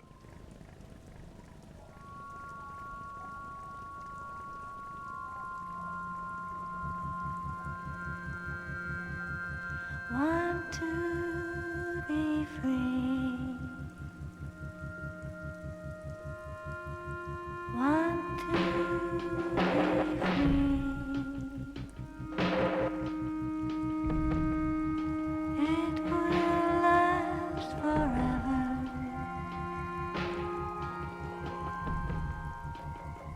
Eternally.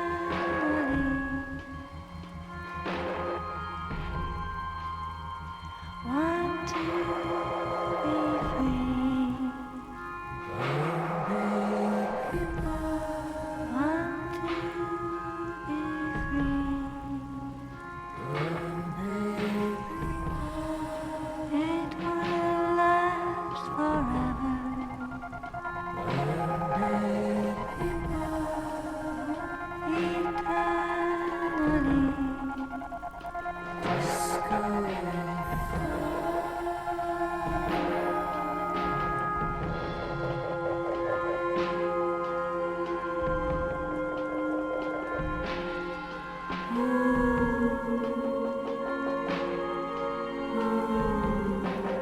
Want to be free. Want to be free.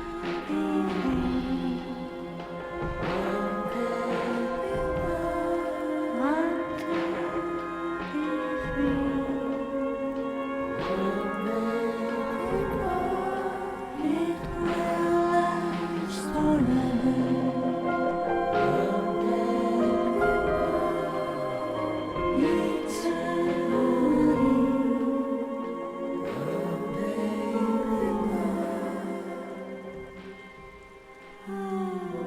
and the trees are green and overhanging, where the light free and everlasting.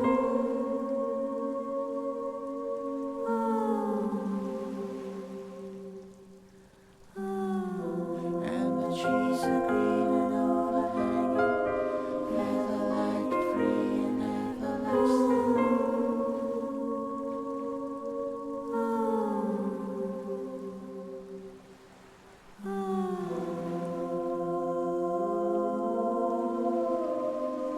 Want to be free.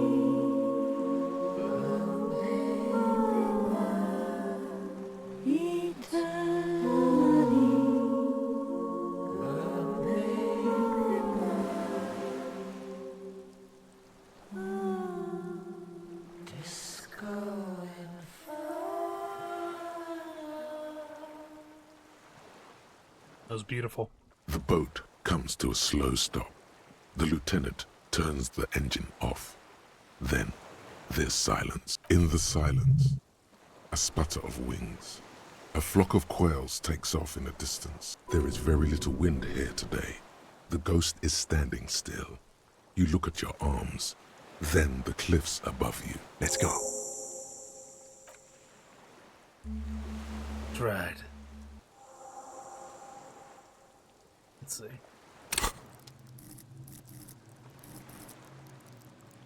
Let me see, is there any thought that I have that can level up my psyche? Because there's a lot of stuff that I'm not getting because my psyche. So I'm cheating a little bit.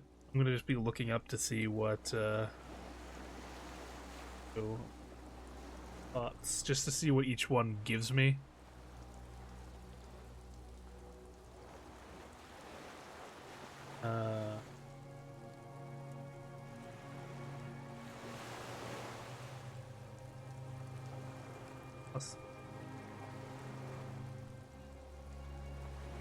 Have that one? No.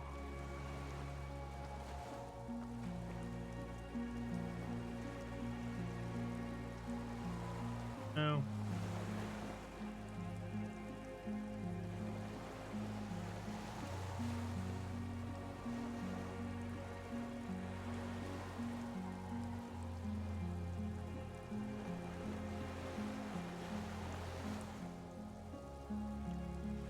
Nothing I have that can really level it up for right now. Well, why don't I try making my logic better? Or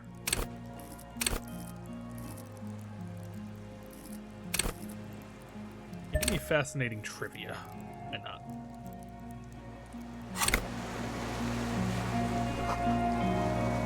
Makeshift bridge.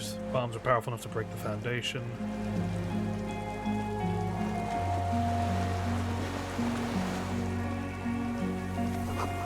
Tires are falling apart, at least 50 years old.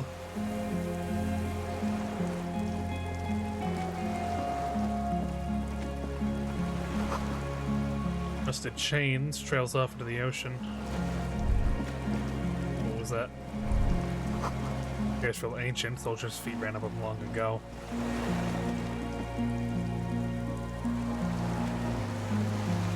Oh no, I'm not looking up anything specific. I was just looking up to see what thoughts did, like what bonuses thoughts gave specifically.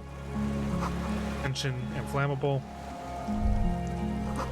Some fuels has leaked out into the barrel. Black, lingering trace of osnut in the air.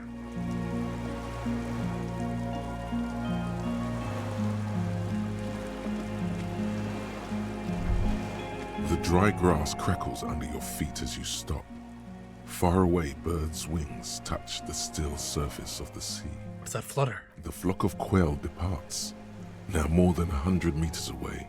102, 105. Underneath the flutter? On the islet, there is almost no wind under the rain quietly falling on the reeds. Bulrushes swaying on the waterline. Long dried leaves chafing against each other.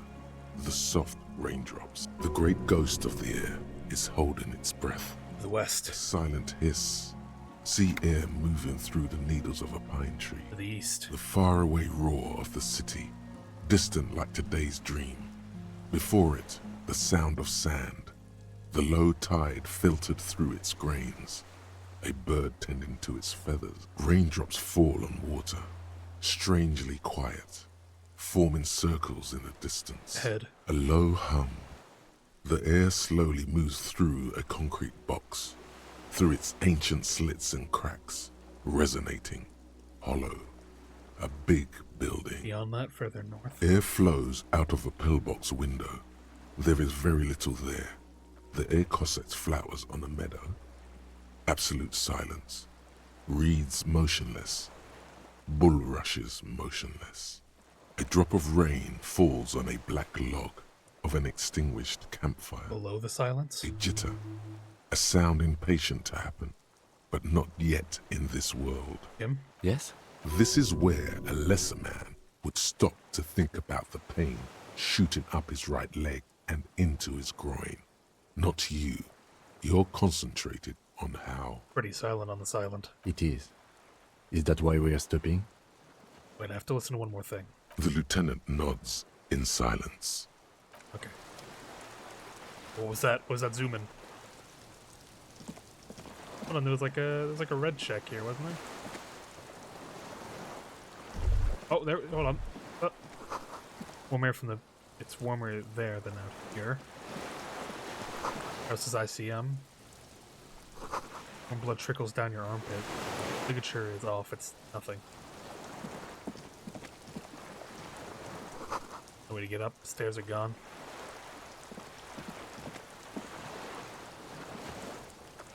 Way down.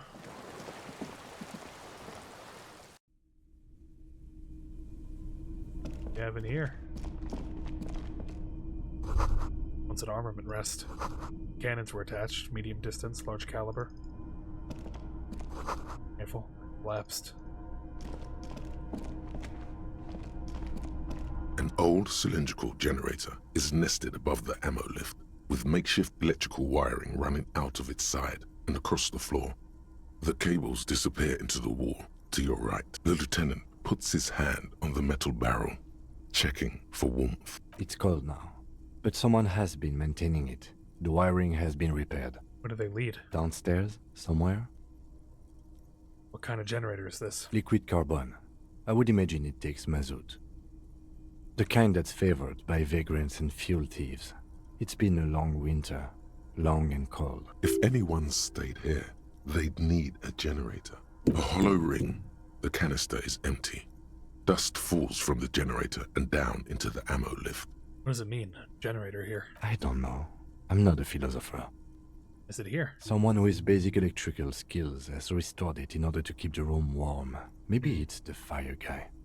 Yeah, it could very well be the fire guy. You never know.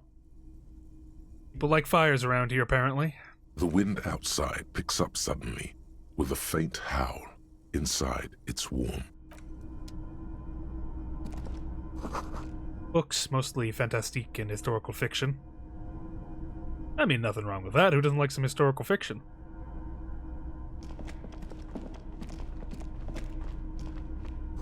Dishes stained with sauce and fire. A survivor's kitchen. A shirt. There's a greasy old spring mattress in the corner, resting on piles of soft-cover books. White linen and a pillow are visible under a worn-out caracal blanket. Someone has been squatting here. The linen is fresh, recently washed. Recently. You force the rest of the sentence out through pain, thick as molasses, no longer able to hear yourself speak. You know, officer, you can rest here if you are feeling tired. I will keep watch. You could use some rest for what's ahead. No, I'm good. Yes, anytime. If you need a rest later, it's okay by me. You don't have to be a hero. Candles. Books and magazines lie scattered on the floor and on a makeshift cupboard. They are not particularly well organized. Let's look through them. Most are soft covers, serialized fantastique and detective stories from the 20s and 30s. This disparate digest includes the classic Animal Adventures among what is mostly commercial fiction and serialized stories. You find a magazine cathodique for electrical engineering. Then it's back to pulp. Light erotica, an international thriller about circuit benders. Someone's made themselves a home. Hold on, let me become conceptual.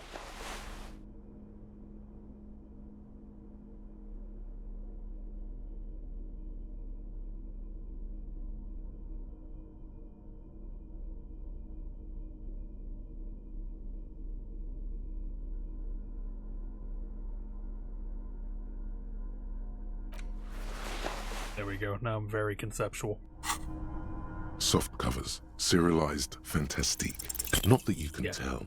This is a digest of someone who's dead bored. Most of it is for entertainment purposes.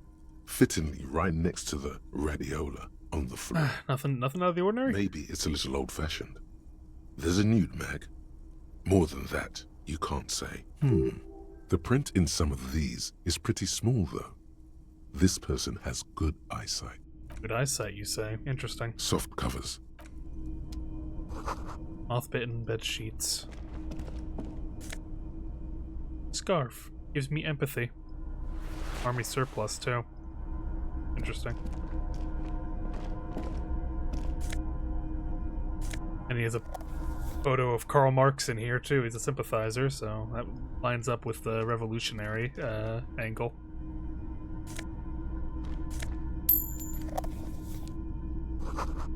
Glass door weighs over 10 tons. Rust peels it off.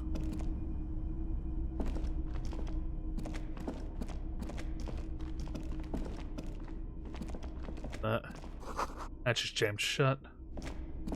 Green paint flicks off the monoblock aluminium cabinet. There are rows of switches on the front panel, a frequency band, and even a keyboard. Well, let's run my fingers across it, you know, usual. The keys rattle like teeth. This keyboard hasn't been functional in decades. What is this then? The console of an antique computation device. The generator upstairs, with wires coming out. They terminate here. What does the console do? Urgence, ouvert, allumé, radiodiffusé. Sounds like this device was used to control the electronics here. Maybe it still does. This device was used to control the electronics in the room.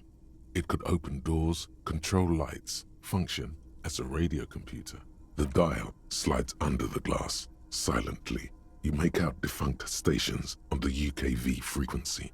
The words, Feld Insula, are written on the band. Insular. This is an off-air radio computer, I believe, used for military communications. What if I hit turn emergency open? We need to restore power before using this, officer. The generator, it didn't look like there was fuel in it. We should look around outside. There are barrels all over. Maybe one of them still has something in it. The boat engine.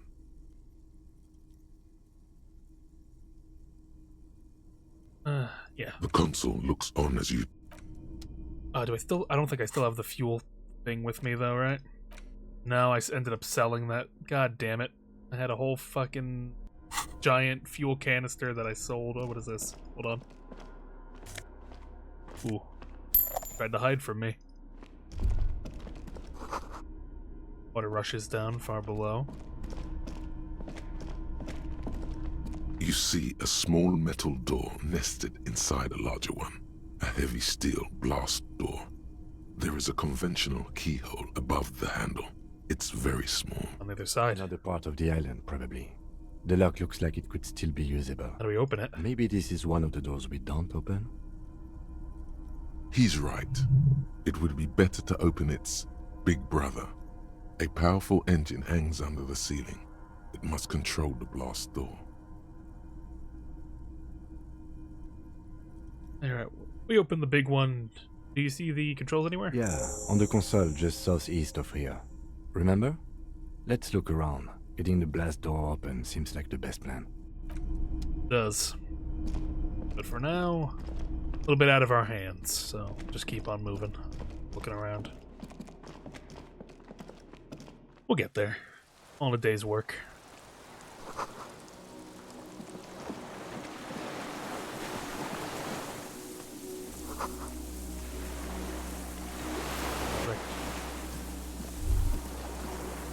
Doesn't sound of cargo ships.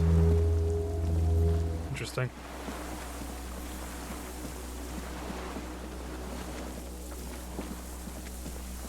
Let's have a little look-see around here. Is that a fish drawn on?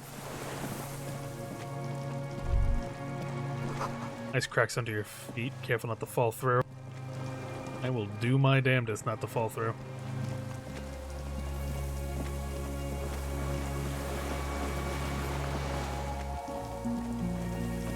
Have a little look-see around back, maybe.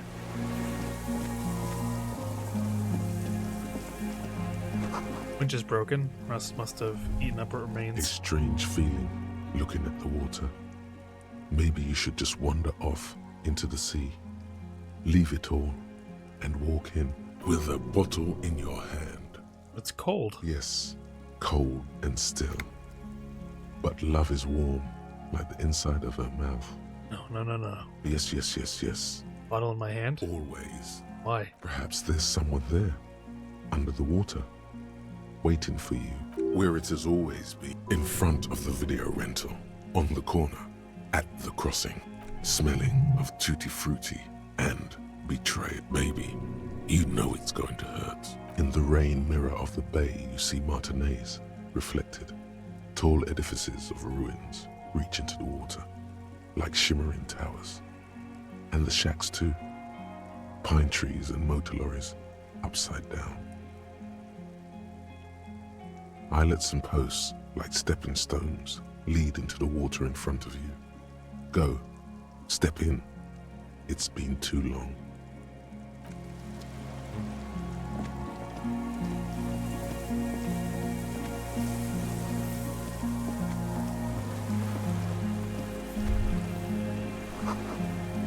Pain in your pelvis makes you wince, then you continue. Oh, poor pelvis. Fortress, you make it the console and the blast door. Makes sense. Way to jump down here without breaking a few bones. That's fine, I'm already pretty broken up anyway. What's a few more, huh? The artillery map. Old medicine cabinet.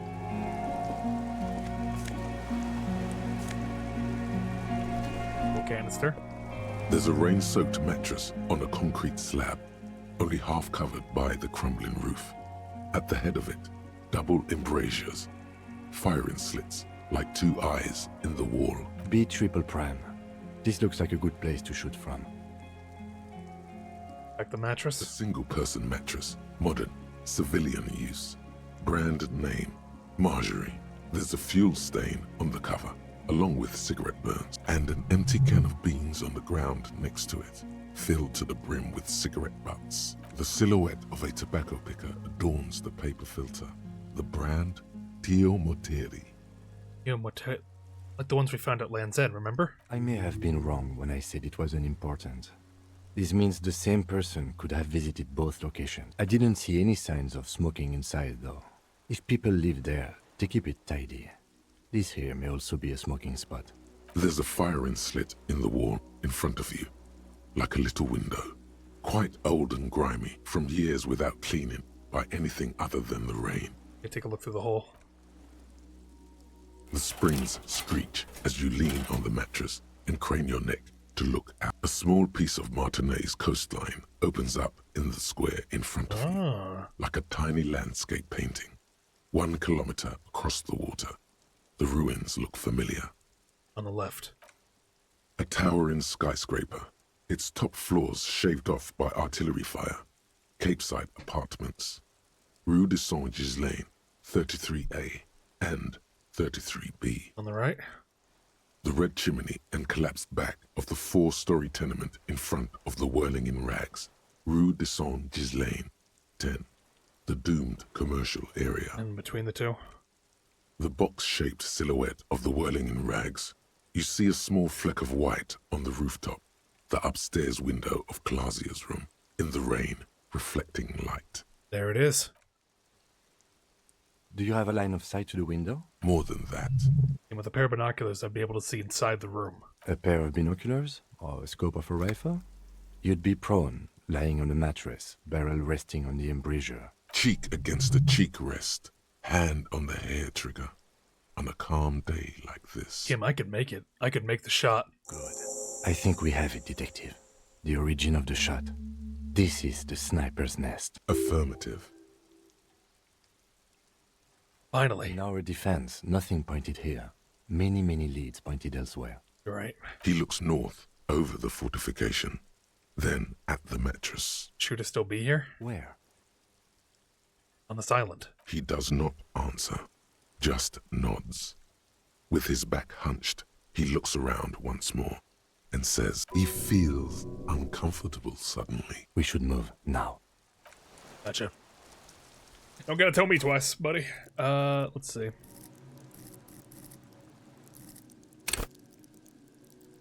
Let's up our rhetoric a bit. Let's get the fuck out of here, bro. Got fuel, so we can use the blast doors now. Imagine we're gonna end up with our boat getting stolen, if I had to guess. That's suspicion.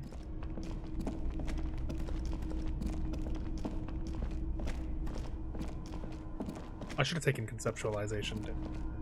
This old cylindrical... The lieutenant, there's a red starter switch on the side of the cylinder and a start rope on the other side. The lieutenant flicks the switch. Pull the rope. The recoil start wakes the old generator up. The machine sputters like an old warhorse before settling down to a rattle. That should do it. Nice. Look at you, me and you, Kim, against the world.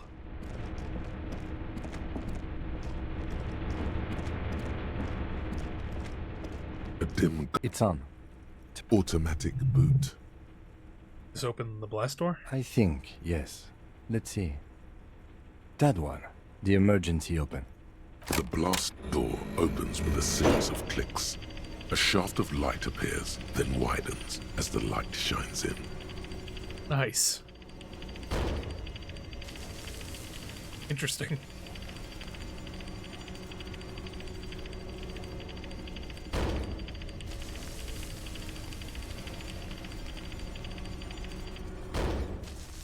A sudden wave of anxiety makes your skin crawl. After you.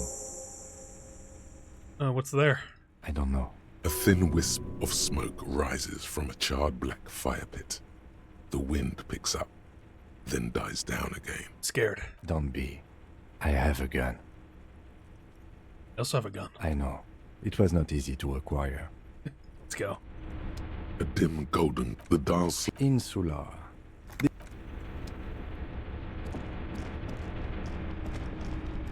Head in. Maybe I get my gun out. Maybe there's no.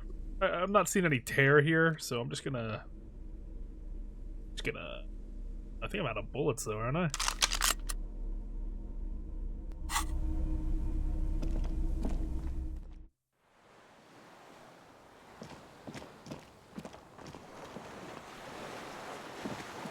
Yeah, about here.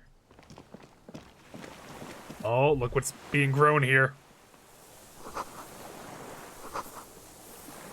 All white blossoms all around. Left them as like a calling card. Fuck. Oh. Hello, fireman. An old man wearing tracksuit trousers leans on the frame stock of his rifle.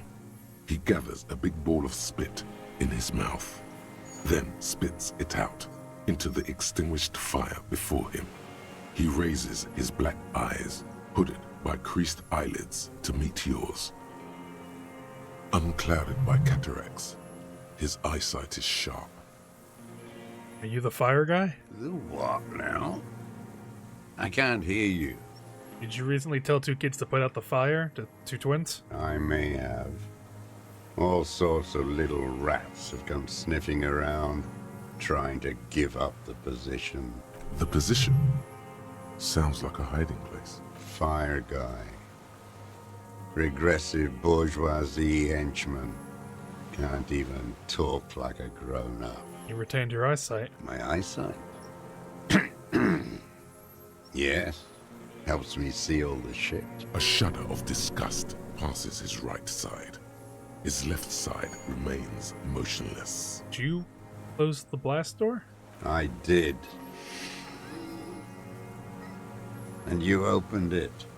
How? How'd you know I was coming? Reactionary rock and roll music. Playing on the water. Told you we shouldn't play sad FM. You didn't say that, Kim. I did. We have entered a world where he said you shouldn't. It is the only world. It was Sad FM. Sad FM, huh? I always hated that station. Phlegmatic, counter-revolutionary dirges.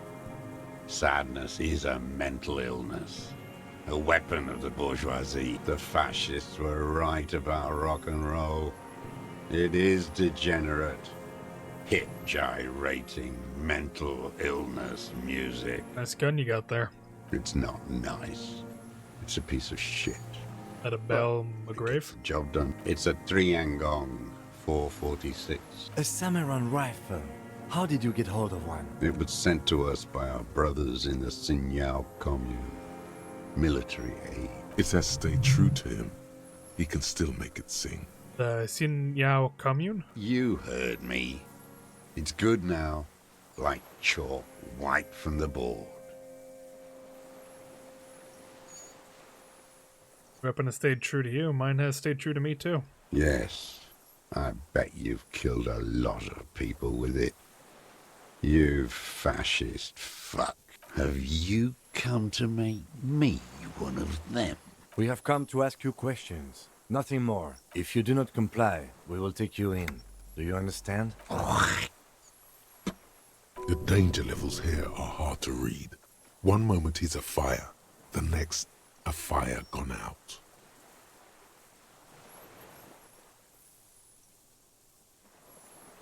I'm with the police. You can keep the gun, but keep it down. Not one move.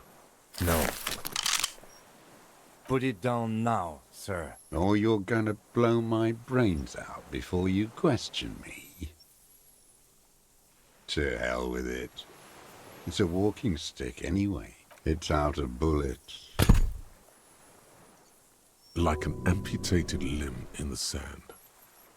Who are you? My name is Josef Lilianovich Dross, Political Commissar of the 114th Anti-Aircraft Division of the 4th Army of the Commune of Revachol. I am a deserter, a partisan, and a prisoner of war.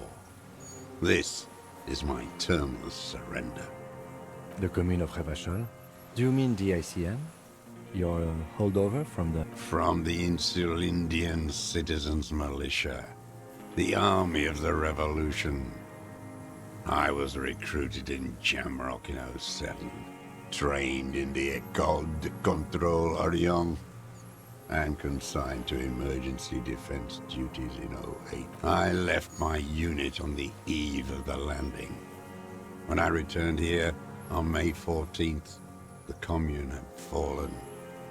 Still armed and ideologically trained, I wrote a criticism of myself and resumed partisan duties. 51 minus 8 equals 43. Been on this island for 43 years? No. I've been on other islands, too. I was in Resurrection until they turned it into a spa in 18. Then I was on E48, a nameless sound, until the sea washed over it. Then I came back here. That was 22 years ago. What is this place, this island? It's not an island, what? It's a defensive fortification of the Commune of Revachol. And I am its last surviving What was it defender. used for? The congenitally deformed King Philip II built it to restrict access to the Bay of Revachol. We captured it in 02, retrofitted the fort with an AA gun to defend against an airborne landing. Against the whole world. You mean the landing? You taking a Revachol? Coalition military called it Operation Deathblow. I later found out on the radio they called it Deathblow.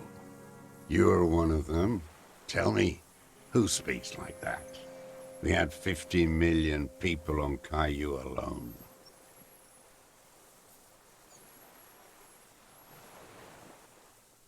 I'm not one of them. Sure you are. You're RCM. Answer me. Who calls an operation against 50 million people Deathblow? Murderers. Know what you mean. You don't know. You haven't seen it. Iblis. Iblis? The black-eyed angel. And you've been hiding here for 43 years? 43 years and 10 months. Length of my entire life. It's too long. It's not how a human being should live. But I couldn't just forget what I saw. What have you been doing during all this time? Hiding, fishing, waiting. Where the afternoon grows late, on Rue de Saint-Ghislain, people walk home. Street lights will soon be lit. Further inland, the streets are alive with workers, men, women, children, street hawks and migrant laborers. The temperature is steady. Alto cumulus clouds form above Precinct 41. Always waiting. For what? For her to return. Her who? Girl child. Revolution.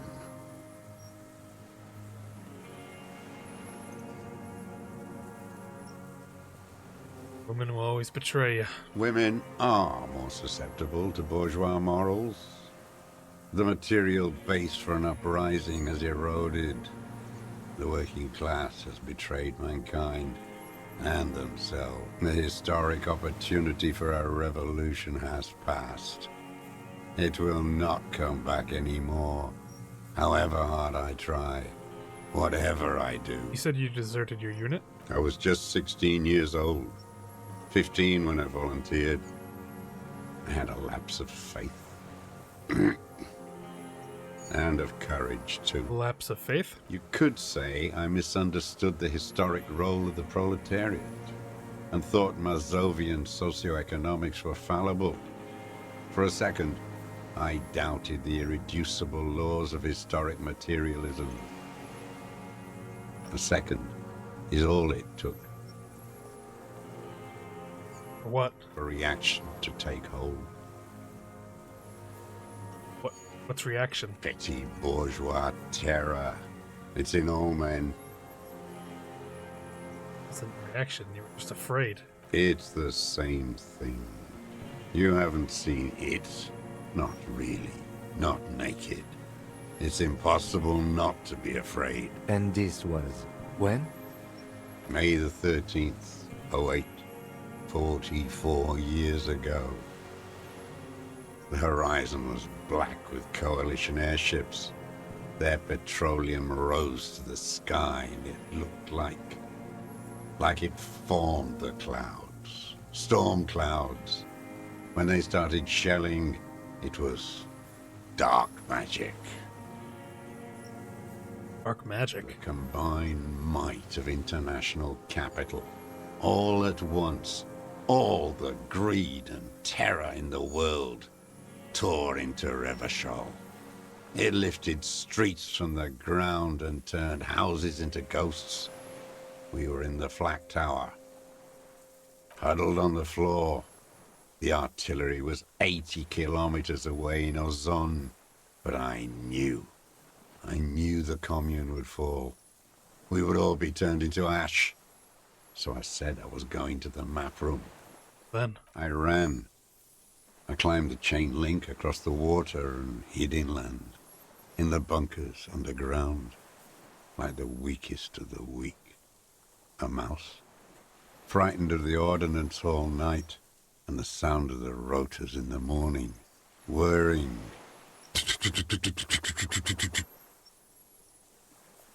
What was that? Airships. I climbed out into hell. The landing was complete. The chain was submerged. I had to swim back. The fortress was half submerged too. Shattered. They'd all drowned in the lower levels, or got torn to shreds above. The anti-aircraft gun had malfunctioned. So had I.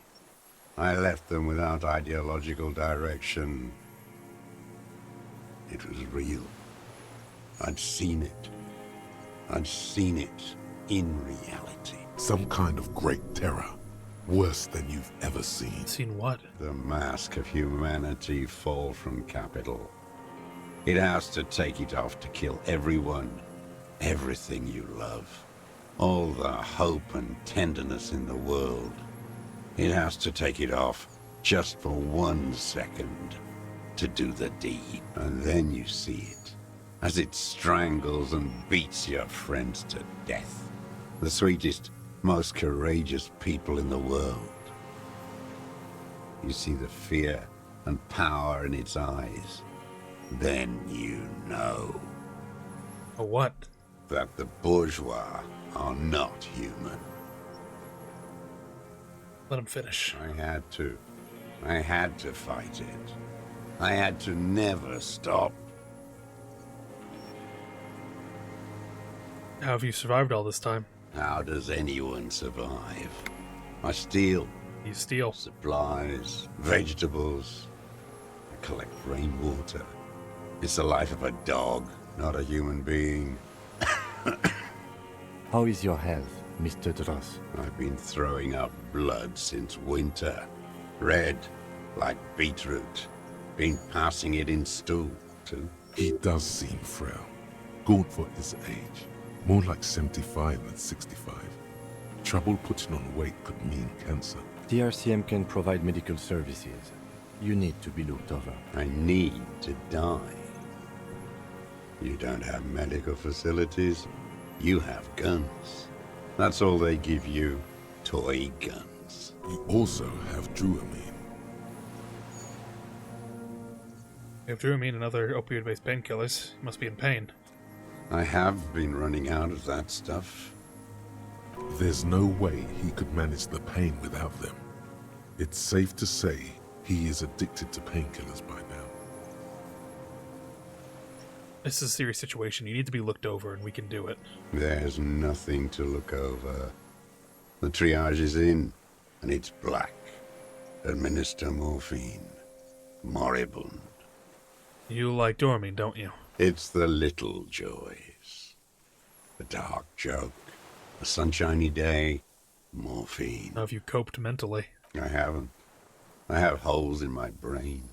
Years missing. Others filled with pain only.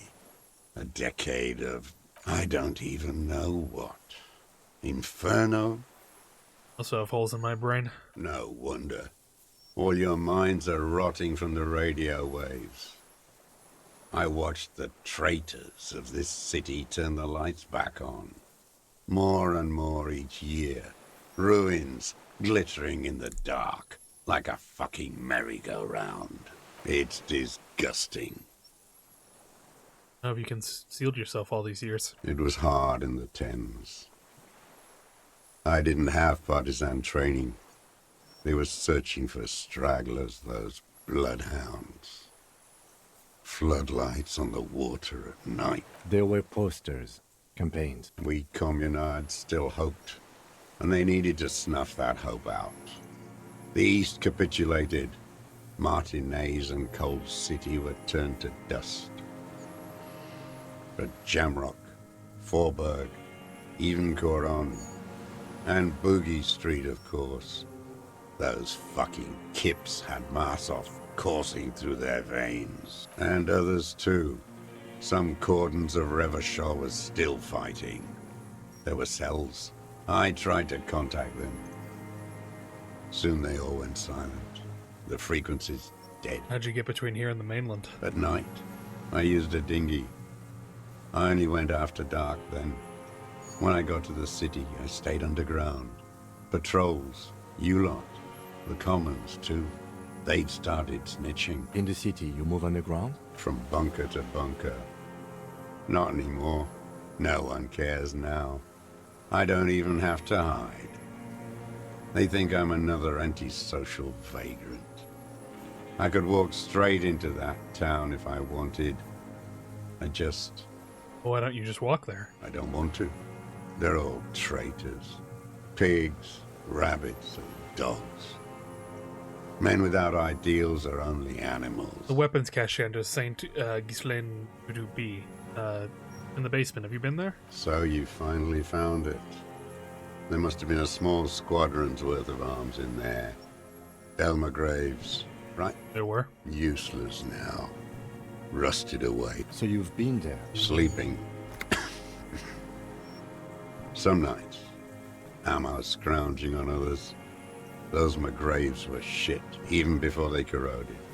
Some had bullets in the chamber, however. You feel the dots connecting. Little dots on the map he's walked across. Small bunker under the Feld building. You've stayed there? The propaganda bunker. I used to, but not anymore. Propaganda bunker? They stored leaflets there. Broadcasting equipment, too. Made broadcasts, I think. Propaganda officers. I buried them with their leaflets. They killed themselves. 2 young boys. Killed themselves? A lot of our boys did. I spent some winters there. Never liked it. Kept thinking of them. No need to go underground anymore. It's better in the ruins, on the ground. Do you smoke Tia Motiri cigarettes? I do. Ever smoke them on the mainland? They're good. Plenty of tar. I like that boy on the pack, too. Reminds me of the last century. Tell me another thing. The old man looks across the water at The city, the ruins, the motorways rising above. You said this was your termless surrender. You're with the RCM, the coalition-appointed mob that enforces bourgeois morals in Revachol. We're just trying to help people. You're the RCM. You represent the Moralist International, the enemies of humanity who took this city. I represent their adversary, le Parti Communiste d'Insolande. Take me to them as a prisoner of war. I have relinquished my weapon. I can no longer serve. No superiors can relieve me of my duty. You bulldoze them all to a mass grave for trying to free humanity. A spray of blood from his mouth on the black charcoal in the fire pit. So you're a communist soldier from the Communist Army? No, I am not a soldier. I am an ideological officer. I belong to the party, not the army. But you said you were assigned to the Defense Corps. Trained in historical materialism, then assigned as a political commissar by the party. These things used to mean something. Wait, what does political commissar do? The old man does not answer. He tilts his silver head and looks at the reeds.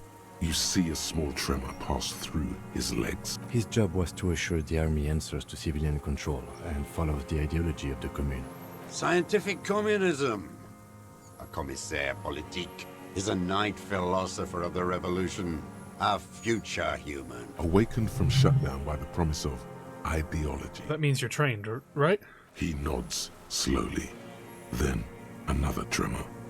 I'm not really into politics myself. You're inert lumpen with a gun. Detective, we have not come here to discuss ideology.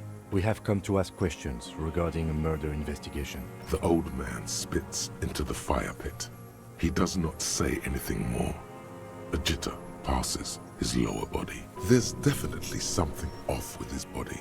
Something more than just metabolism, or even cancer. I have another serious question for you. There's nothing serious in this world. It's a farce. His gaze follows your motions. The rifle feels surprisingly light in your hand. Frame stocked and patched in places with tape and wire. The rifle's in a shabby state, like a crutch that's seen too much travel. Hieroglyphs are embossed into the forearm, made of walnut. On the butt, you see Vespertine writing, burnt into the wood. Triangong, 4.46mm, made in Sinyao. As he said. Worn. Personalized even. Looks like this weapon has seen a lot of use, hasn't it, sir? No response from the old man. The plastic cape around his shoulders rustles in a small bout of wind. This used jacketed ammunition. Jacketed. Military-grade ammunition. Stable in flight. Good for hitting something that's very, very far away. The old man keeps following your motion with his gaze. His right arm twitches suddenly. Some kind of involuntary response? Something is slightly off with his motorics. This looked very much like the murder weapon. It could be used against him to get a confession. In time. What have you been using this gun for? I've used it for killing people. Here we go. A trail of blood. The lieutenant smells it too. Killing people? It's a gun. That's what they're for. You want a moralist euphemism? Defending your family and your property. I haven't done that. I've used it to kill people. Interesting. During or after the war? There is no after the war. Class war is never over. So he's continued killing after hostilities ended. Okay. This is it. You can feel it, like battery acid on the tip of your tongue. Something you haven't felt in a while. But what? This is what you live for. This is the shit. The great serotonin jackpot. The solution. Go in straight. No euphemisms. He doesn't like those. No. Be careful now. Slow and steady does it. Make him repeat it first. Don't mess this up. Remember, he wants to tell you. Get personal.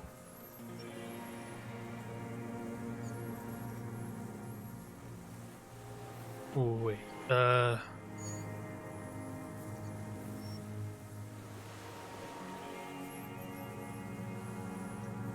You use that gun to shoot and kill a colonel of the security contractor, Krenel?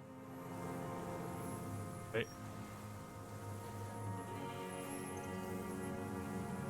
You're saying you've killed people after active fighting stopped? What did I just say? What did I just tell you? Don't drop the ball now. Did you use that gun to shoot and kill a colonel of the security contractor, Krenel? The who now? He heard you. He just wants to hear you say it. You're in. The fascist death squad who took a bullet in the mouth on the night of March 4th. Oh, yes. That one. Ugly piece of work, that boy. Did you kill him? I am a son of a welder and an officer of the commune of Revachol. I do not collaborate with murderers and pederasts of the liberal regime. Tear into him. Pile it on him. Everything you got on him. The more, the better. The gun. The murder weapon is the perfect opener. The scent of blood in the air. But what else? There was something you can't remember. Something about the tracks. Suddenly, all those tracks are so confusing. Go with something else first. Okay, go back for a moment. Tell me this. You're lost, Dwight. You're lost. Stay put for a moment. I ain't got... Let me get my composure outfit on.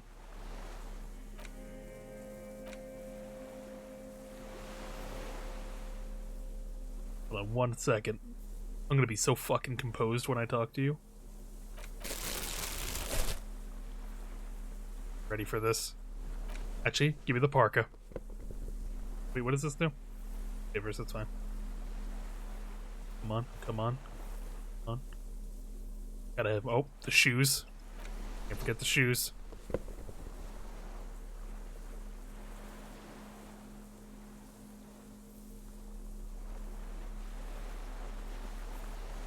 Alright. Let's have a talk with you, mister. Minions of capital.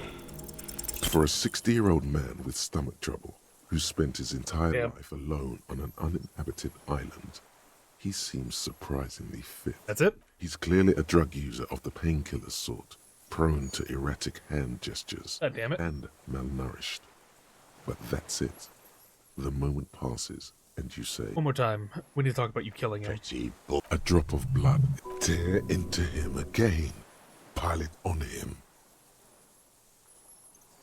We've done the ballistics. Shock came from this island.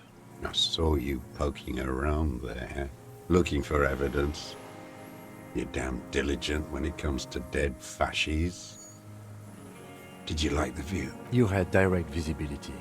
There are embrasures in the concrete, specifically meant for a top follower to use. And you had a long-range rifle in your possession. You've been here a long time, Mr. Druss. Too long. You clearly need medical aid. I'm ready to die. I've done my part. He's practically admitting to it. Dead fascies for fascists. Done his part. Just one thing remains unclear. The rifle does not seem to have a scope.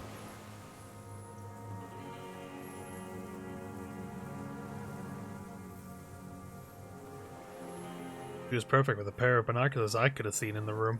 Because it's a sniper's nest, you stupid fuck. Radio Gosh is right. You have worms in your brain. Almost. He almost burst out there. Keep piling arguments. Anything.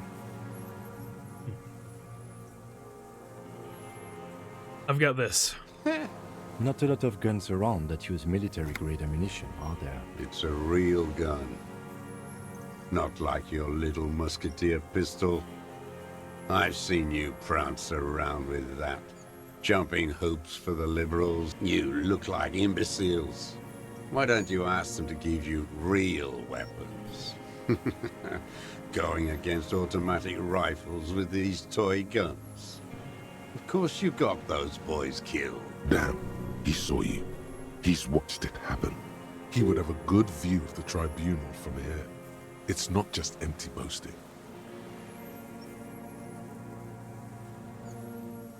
We saved a lot of them, their leader Titus. We handled the situation. You didn't handle anything. I watched it happen. You let those fucks rip right into them. Got that girl killed, too. None of those people mean anything to you. The vultures feed on this city, and you prepare the meal for them. You're getting diverted. Push the gun. Only the gun matters. So you watched the fight? Did you like what you saw? The mayhem. It was all your doing, your plan. You got them killed. You don't know anything. Stop changing the subject. We have the murder weapon. You know what? You're right. I'm convinced this made the shot. Should we call it?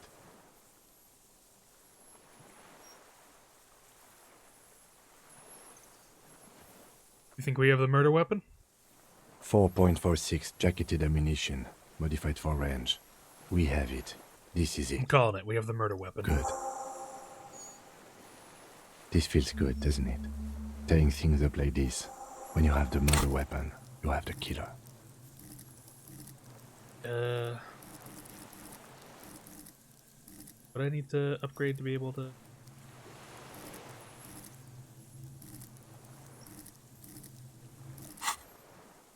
Murder. This pushed him, but not enough. Just a little more. You lost what? I need to up my... real quick.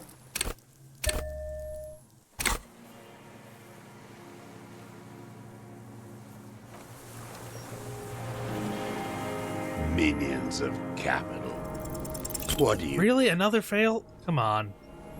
Oh shit. Aside from the rare, erratic hand, a drop of tear into him again. Pile it on him. What am I forgetting? Wait, here it comes. The goddamn Maybells. The dried Maybells on Clausia's roof. Oh, yes. There were Maybells in the grass when you got here. They're revolutionary symbols from the war. Nowhere else, nowhere in all of Martinez have you seen them this spring. Wait, don't forget the footprints. The diagonal prints in the dust in the secret space behind Clausia's bedroom. Now, they're gonna come up. Of course, thank you, Ed. You got it. Remember? The boot prints were like no modern soul. Maybe don't beat yourself anymore, though. You're not immortal. There were Maybells behind the victim. I wonder what brand of boots are you wearing? Everything is brands with you individualists. Who cares what brand my shoes are? Sansa. Show me the souls, please, Mr. Doras. Fucking imbecile. The maker is called Sansarique, and the size is 42 to 44. These are not the unusual horizontal patterned soles you saw in the dust on the floor. It wasn't him? They do, however, seem to be about the same size. The size fits, but not the sole.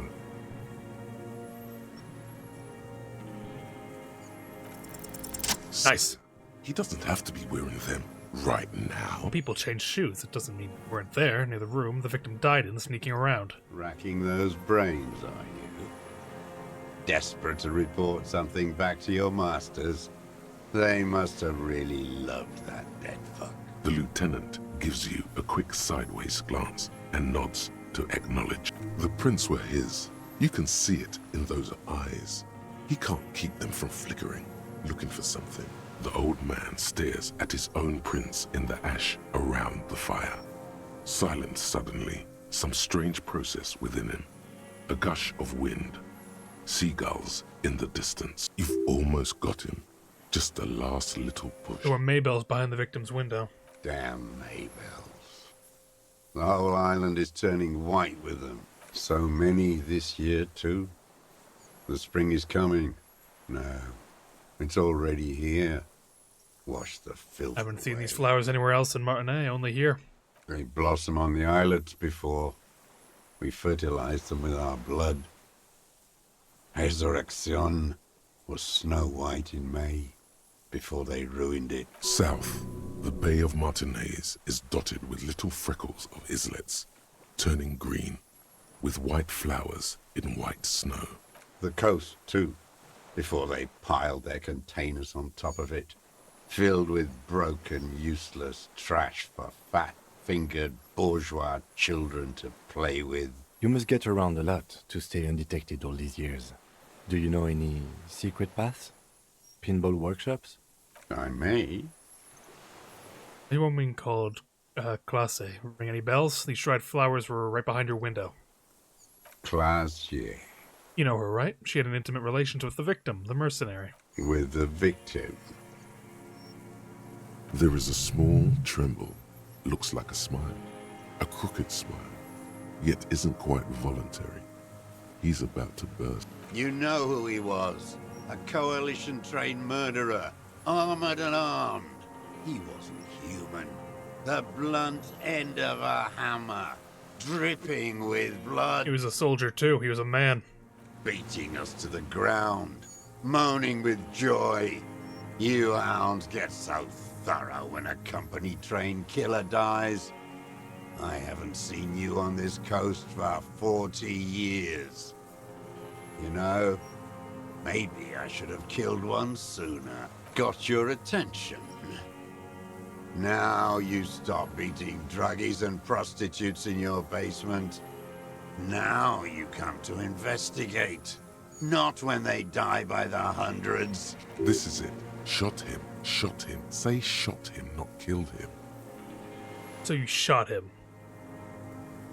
Oh, the inhumanity. One paramilitary less in Revachol. The lieutenant raises his right arm to hush you, while the lieutenant listens, holding his breath. I had them in my sights. Both of them. Him and the whore. I was breathing with them, in phase, and I pulled the trigger and flew on the air until I landed in his mouth. I didn't think I had a shot like that in me anymore. I did. I saw him kneel there with his mouth full of death, and that stupid look on his face. And his dick still in her.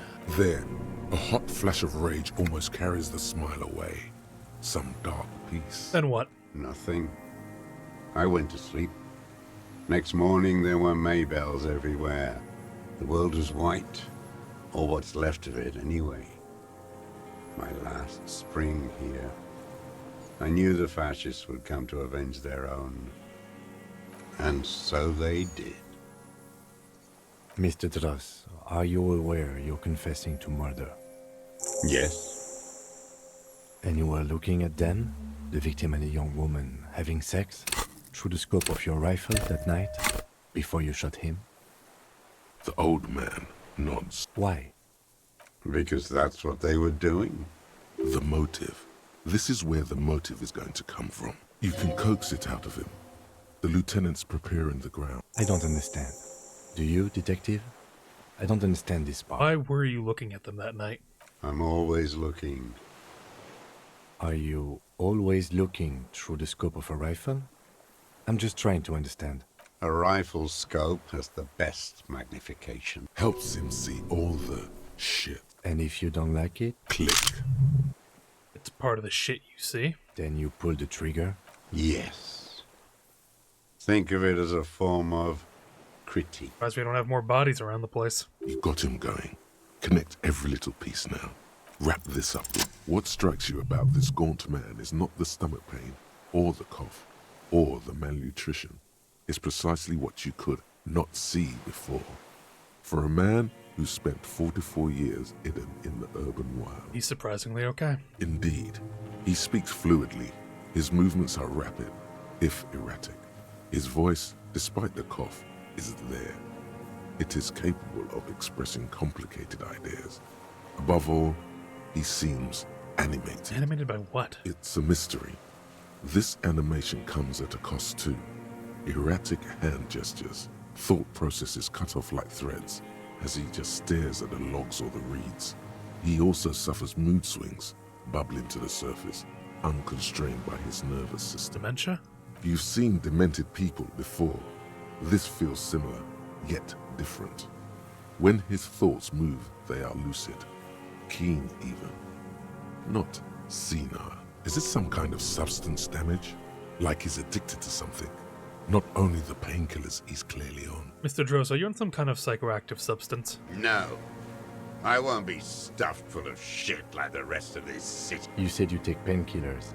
I take them to cope with pain. The people of this city use painkillers because they have pain. Untreated illnesses, not enough money for a greedy doctor. He is indeed very lucid at times. It's not a downer, rather an upper, judging by his snaps. You on amphetamines? Like some kind of decadent rock star. Are you okay? How's your memory? No, I'm not okay. I shit blood, and I'm surrounded by insane people. There it is again. Erratic hand motions, bouts of rage, and the stomach thing too, of course. Could it be a symptom of overdosing on something? Something even you have not tried? Keep your eyes peeled. And looking at anything else you haven't liked. But what specifically did you not like about what you... Anything else you didn't like? Tragic comedy. Druggies, prostitutes, and rentiers. A strange little engine seems to fire up in him again. It straightens his back. Detest pushes the cobwebs out of his eyes. Pushes the melancholy aside. He relishes it. More specifically? Specifically, the whole city is a charnel house. Stripped clean and draped in neon. But Martinez is the worst. How come? Because of the racists. Everyone is a racist in Martinez. I mean, I can't really... Their favorite thing to I can't disagree with him there. The whole world. Listening to race-themed radio shows. In the ruins, in their lorries, pumped full of steroids and Radio Revachol 92. Race this, race that. It's all sanctioned by that social democratic union and the farce of a social democrat who runs it. Mr. Clare? Yes, the fly larva in his container. He let some nihilistic advertising yuppies erect a statue of Philippe III, a syphilitic murderer, on the town square, to spit on the working class. Not since the serfs of ancient Pericarnassus has history produced a more inert social class than the Martinez proletariat. The rest of Revachol at least pretends to rebuild. These people still live in ruin. In tents, like animals, like those boom-boom morons on the ice. A pity they didn't drown in that tent of theirs. The worst of them is the blood-drenched Sucrion on her yacht, licking her lips. The old whore's gone now. Her gun-toting porcelain men are dead. So, actually, no. The worst is that old cop parading around in his uniform, throwing balls all day. It's not enough that the racists and liberals are dancing on our graves. The old loyalist ghouls he sees that guy. parade the ruins too. Every morning he's there, while the parasites he fought to protect are off in Ozon, or Coyamoran, or some other island they built their palaces on, feeding on drugs and having sex with their own children. That's all the rich really want. Sex with their own children. Throughout history, even the royal bloodline of the suzerain, it's all just an excuse for them to have sordid sex. At least that old cunt, Frisell, is now dead. We did good when we pushed him under that horse car. If only, in the 30s, those disco whores... The disco whores are too much. Hatred shuts down his brain's language center, leaving only a nonsensical sputter. What was that about? Steroids? It piqued your interest. Disco whores? Whores. And the racist on the gates pumped full of steroids? Yes, steroids. A racist on steroids. You mean Measurehead, right? What is my opinion? You think the rich man has an opinion on this idiocy? Is the rich man on the radio telling you his opinion? No. The rich man's looking at real estate and fiddling his kids, wading through the corpses. Ha, yes, but he was there. Why was he there if you can't have an opinion? Then why was he there? Scratching away at the race question. You moral intern monkeys keep the conversation going on Channel 4. Helping the rich man conduct his swindle with this inanity. You think the rich man cares about your little race games? He rules the whole world, and he laughs at your moral soliloquies. You mentioned the Union is a social democratic and Mr. Clare a farce of the social democrat. Another hideous disappointment. Unions are the real enemy. The true enemy of the proletariat. Placating the masses. Disappointment. So personal. He displays a familiarity with the Union's top brass. Who's a disappointment? Everett Clare? That deformed toad? I wouldn't expect him to wipe his own ass. I mean, the brains of the operation. The smart one. Edgar. You mean Edgar? He talks a big game about uprising and social base. They must have sent the smart one to some university in Le Jardin, where it's alienation this and hegemony that. You talked to Edgar? First against the wall with him. The Clares wouldn't miss a man hidden in their own backyard. Not all this time. Nothing happens in Martinez without them knowing. Of course. Maybe the Clears asked him to. Don't go straight for the kill. Exhaust everything else first. Soften him up. Have you approached them? I haven't approached anyone. I hid. It was Edgar who came to me. How did he know you were here? He didn't just stumble in like an oaf.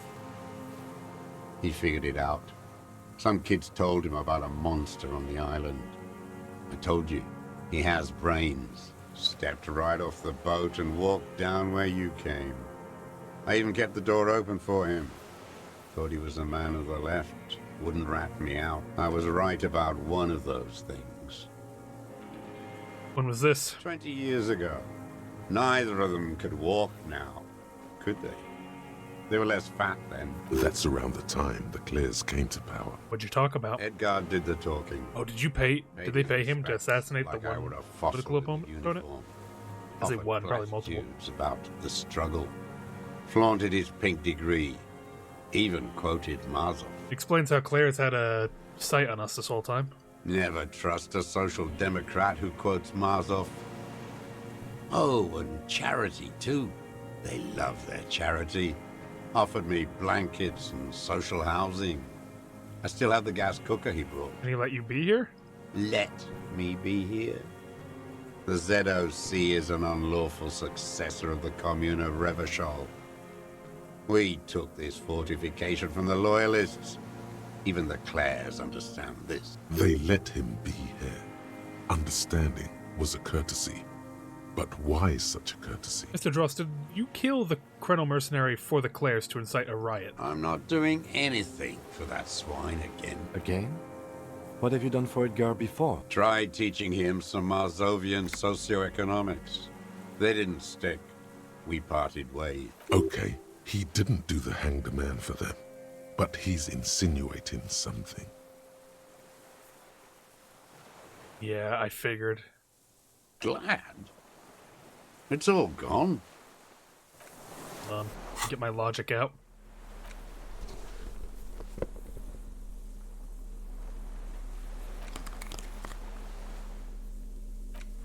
Need some logic here.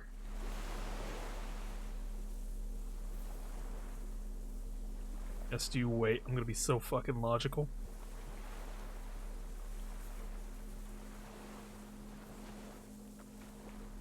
Logical shoes.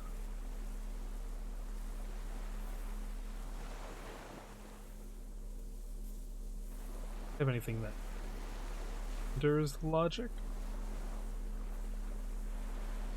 A shot. Minions of Cap. His lip curls into a sneer.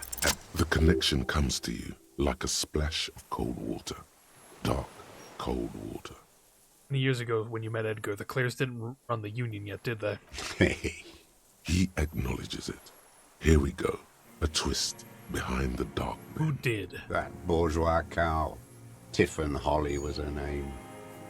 Licked the rich man's hand every time he came to town. Never seen a labor leader so hot on mutual cooperation and money. She liked that too.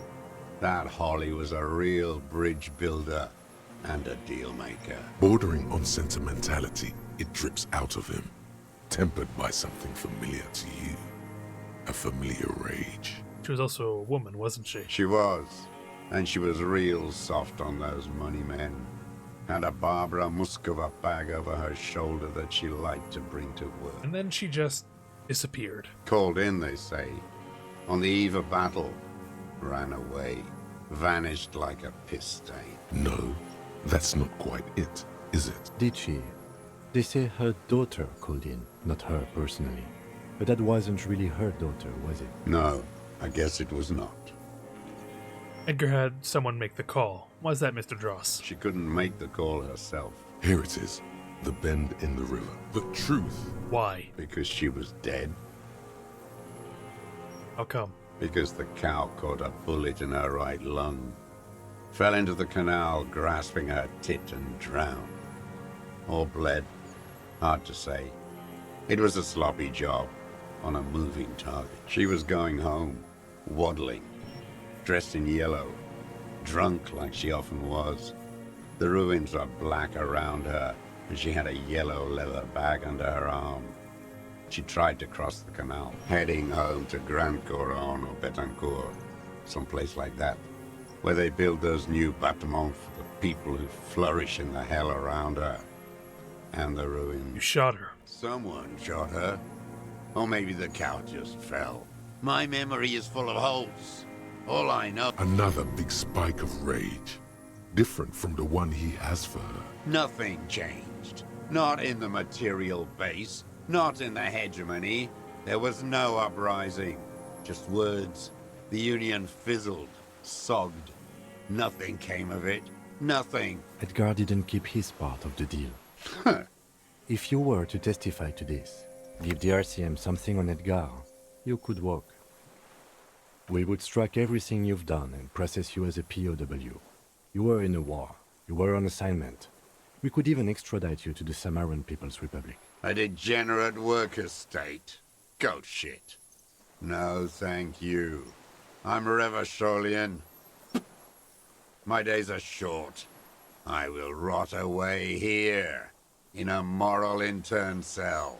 I will not testify to anything. Threaten with pain. All human beings respect pain. It's the truth. Of ways to make you talk in that moral intern cell. I didn't live and fight for 40 years to end up as a collaborationist. I've heard it on Channel 8, 40 AM, and Radio Revachol late night. Everyone is a blobber in this world. Everyone betrays everyone. They're all already locked up for betrayal. The best ones, the ones with heart, were slaughtered, trampled. By cock parading in his colorful uniform, you mean Renee? Every fucking morning for 34 years. Throwing that ball. One ball against the other. I've always loathed that game. That is not a working class game. Well, now you're just being petty. I don't care what they say on Radio June. Royalist ghouls played like it was life itself. Click, clack across the water each day. And that uniform, like a parrot plumage. I won't even mention that he's a traitor to his race. A Patank maniac race traitor. I remember him. I remember him from La Noce. Not him personally, his make and model. There were tens of thousands of them. I thought we took them all out before the liberals came to their rescue. We missed one, that one. Fat and plump, like a pheasant, just begging to be popped off. Please, Mr. Dross, shoot me. He whispers with such predatory hunger. It borders on longing. You'd like to kill him? Not yet. I like to look at him strut around, place the crosshair on his medals, right on his face, and just fiddle the trigger. Think about it. You're fucking sick, man. Melt in my mouth. A treat, better served for later. He's a pleasure delayer. Save the treat for later. He is a juicy bonbon, that one. A real treat for the black day. The blackest. When I put that gun in my own mouth, I think. No, don't waste it. Put this lead in that cock, Rene. For the boys he killed. And then I look at him throw those balls, and I suddenly feel better. I even hid one bullet, so I'd always have one for him. Haven't seen him around lately, strutting around. Must be down with arthritis. I hope it hurts like hell. I hope he sweats blood. Hearing it may destabilize him. You sure you've gotten everything from him? Tell me something else. Yes, of course. Must be passing a kidney stone. I hope it's excruciating. At least it keeps him from throwing his ball. He seems relieved. Could he have been worried for him? He reminds him of himself. The same hatred. The same. You try to think of another thing, but no. It's just the hatred. Glad. What specifically did you not like about what you saw in the murder? Them. Fucking. I didn't like that. You were jealous? Jealousy is a reactionary concept. I didn't like the Reaver enjoying himself. Drugged out, soothed in the arms of a young woman. I wanted him to die so he could not enjoy life anymore. And I wanted to see his head explode. That too. She should know better than to hold a child murderer between her thighs. I knew he'd be there for one more second. Writhing. That's all it takes for the bullet to reach his head. Now that I think of it, I wasn't aiming for his mouth. I wanted his brains to spill out on her. But you can't have everything. Her body sweating from the drugs, slick from cerebral hemorrhage. He wants to see her covered in blood. How long have you been watching her? Since she came to Martinez. I saw her sneaking in the reeds early in the morning, behind the Fell building. It was dark, still winter. She didn't have her skimpy outfit on then, just a spot in the night, moving. Past the Fell building on the coast? What was she doing there? Hiding something in the water. She had a fag after she'd done it. I was up in the ruins there. She couldn't see me, but I could see her, smoking. She was nervous, but not scared. And beautiful. And beautiful. That, too. How could you see what she looked like?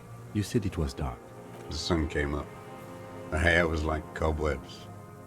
She smoked more fags and snorted a line of whatever shit she was on, right there. She needed it, just to move. What do you think she hid there? Her passport and tickets to Villiers. And from there to Cachet Brut. Kind of hidden container on the coast? You looked into it? Yes, after she'd gone. It was a submersible. Well made, actually. Sloppy. We should have gotten her to tell us about this. Did you take the documents? No. I put them back. Why would I take them? I'm not going to phone. Oh, I mean... Did you continue watching her after this? I did. She had a face like an archipelago with those birthmarks. And a body hard and lean and bruised all over. Black and yellow. I could see she's taken a beating. I could see who she was, too. A spook. On the run. Revachol's the cloaca of capital now. All the bagmen and arms dealers end up here to do drugs and have sex like animals. You could tell she was a spook from the documents? She had different color hair on the photo, and glasses. Forged. Some sordid bourgeois affair. Clever old man, I ain't he? heard about this kind of thing on the radio. The bruises. You can't make that out in a scope. And you could see her bruises through the scope of a rifle. You can't see bruises through a scope. It's just a blur. It quickly comes to you. Any chance you saw them through a hole in the wall? Oh, yes. Cutting those drugs of hers into little lines with a knife. Masturbating. Everything in him fills with impossible longing, all at once. Did you make that hole? With a clip-point knife. Ever see her through a window on a roof? Like that, too. Yes. Bending like a bow against the glass. You went through the secret route which behind the whirling in rags, and those were your footprints there. You just changed your shoes. I've been through all of Martinez. Every nook and cranny. And that too. Yes, that too. The things they did in that little room. What she'd do to feel good. Funny the way light works. You turn it on inside, and it gets so dark out, you can't see a man looking in.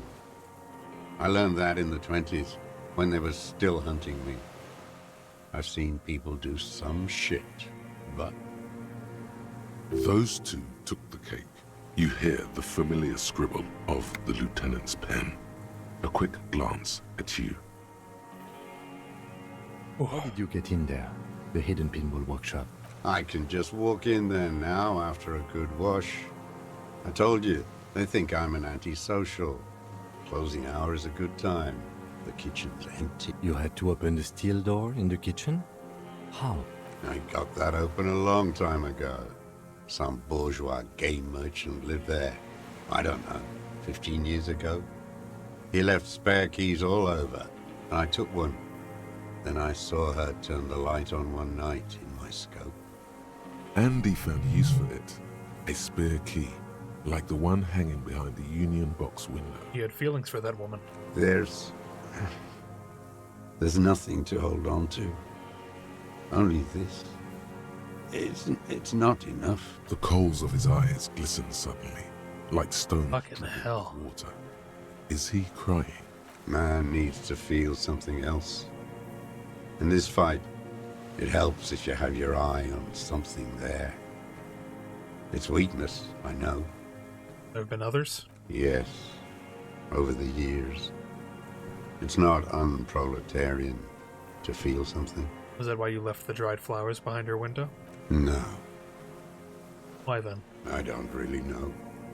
I was there one night and she was crying, like a child, in the corner of her room on the floor, like she does sometimes. When was this? The day after I killed him. Brought her Maybells. Yes. I don't know why I do the things I do anymore.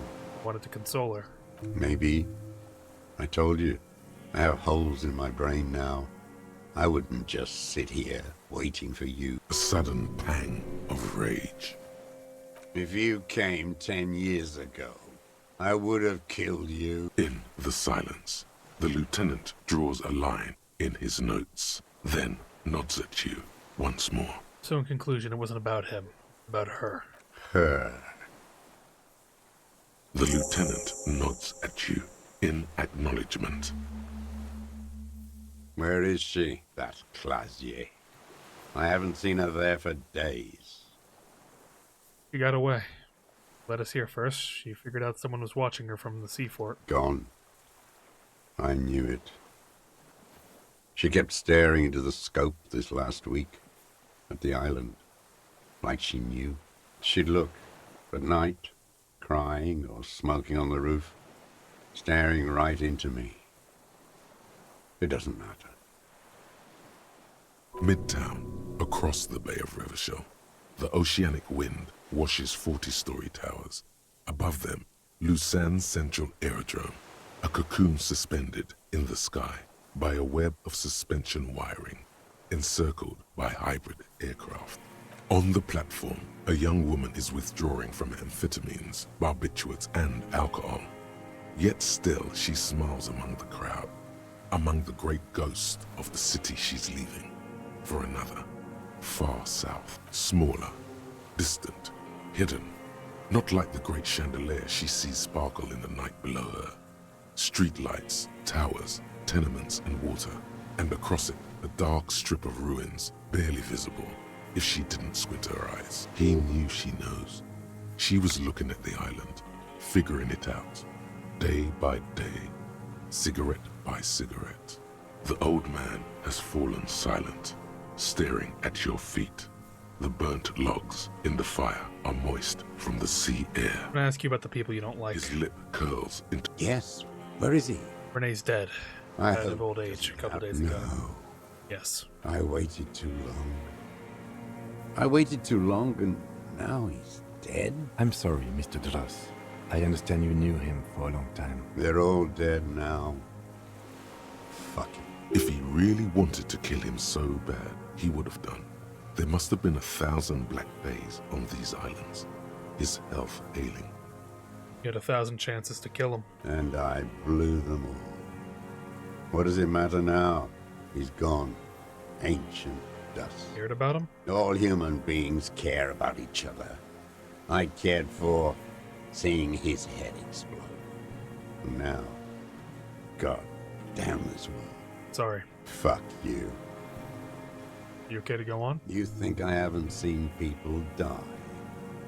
It's all I've seen them do. Fuck and die. All the other plans we had. To love. To colonize the Pale. It's all fucked. It doesn't look like he is. Okay. Glad we talked about what? You're under arrest. What? But you said I would be taken to the... The wind picks up. The silence on the water is broken all around you. Little shivers of waves appear. The lieutenant continues, like an incantation. Your wayfarer rights have been suspended. Information provided to the officers on the scene will be used against you by the prosecution. You will be given legal counsel within 1 week and must face court in 44 days. Do you understand? Do you understand? But... Do you understand, sir? No, I don't want to. I have to stay here. He's sweating. Beads are forming on his forehead. Pupils are dilated too. Eyes getting blacker and blacker. Your confirmation is not required, sir. Now on to the boat. You thought you heard something, but it's just the reeds. Maybe we could all fit in there. Does it have room for 3? Not really. We could escort him to the pier, then either one of us can take him inland while the other stays here, but... But then, who watches him while you're coming back here? Who watches him there while I come back for you? You come back for me? How about I go and send a boat back for you? What is this farce? This is a fucking farce. I can't... Lillian. You could ask her, maybe. We could all fit in the little boat? Actually, no. And we could just ask the netpicker to watch him? This is no harmless old man. This fucking world. This world. What is this? No, listen. Listen now.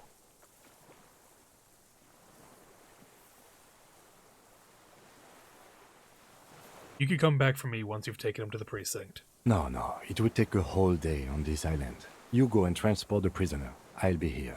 I can escort him to the... No need to be polite, I'll do it. This world? What are you talking about? Is this... us? The wind is cold. From the east, your skin is crawling suddenly. What's happening?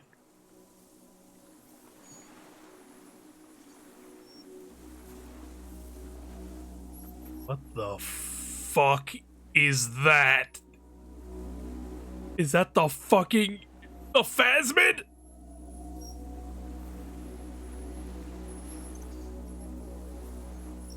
A delicate tangle of arms and legs unfolds from the reeds, limb by limb, to then just stand there, moving its scythe-like arms in ghostly silence. It's still there.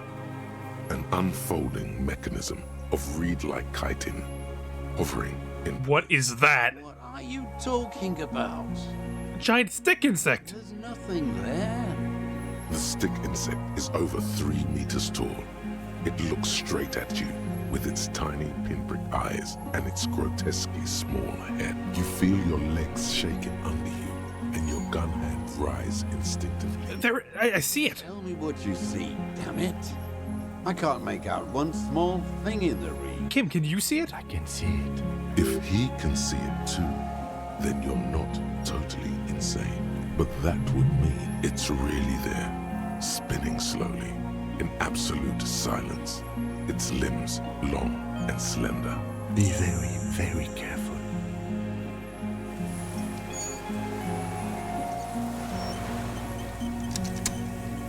Yes? What is it? What do you want from me? I can't go. Something is very wrong with him now. Right there. Can you see it? Nothing. Nothing is what he tried to say.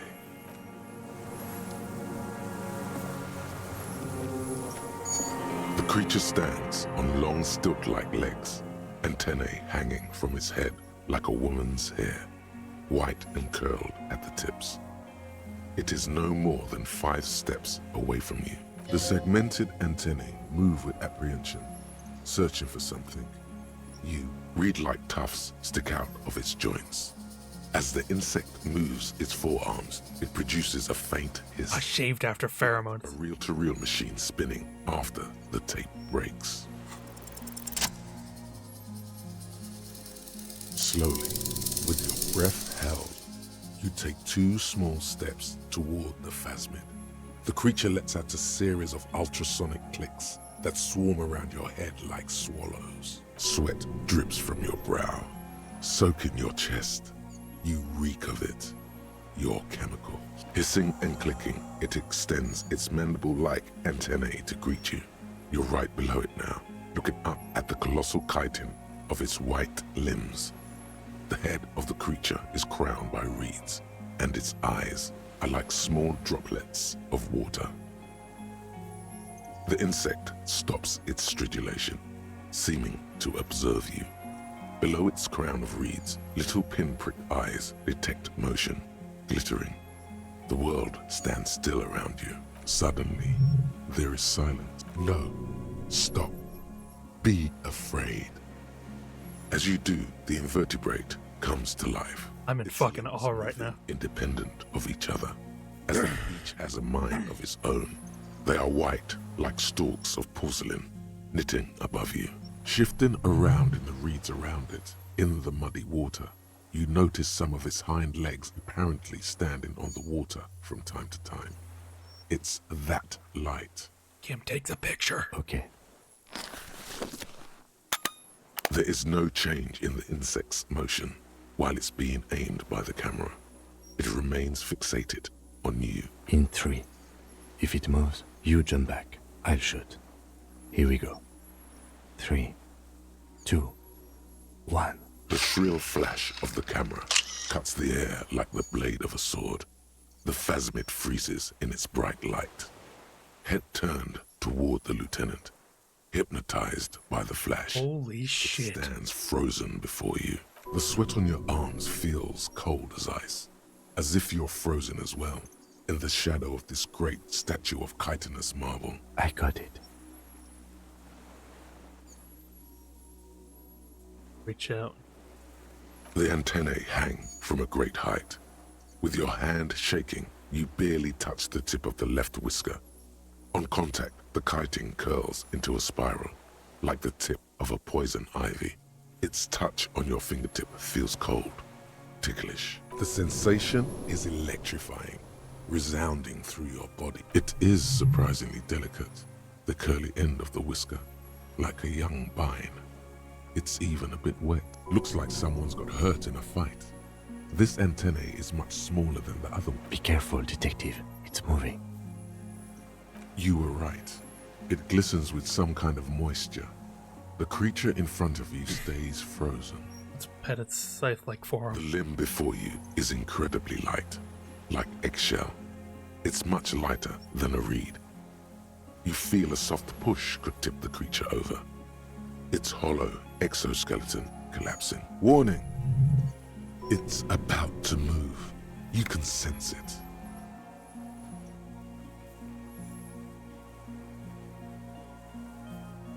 A sudden shiver passes the limb. Looks like the creature is awakening. Wave by wave from its stupor, some sort of countdown process is happening.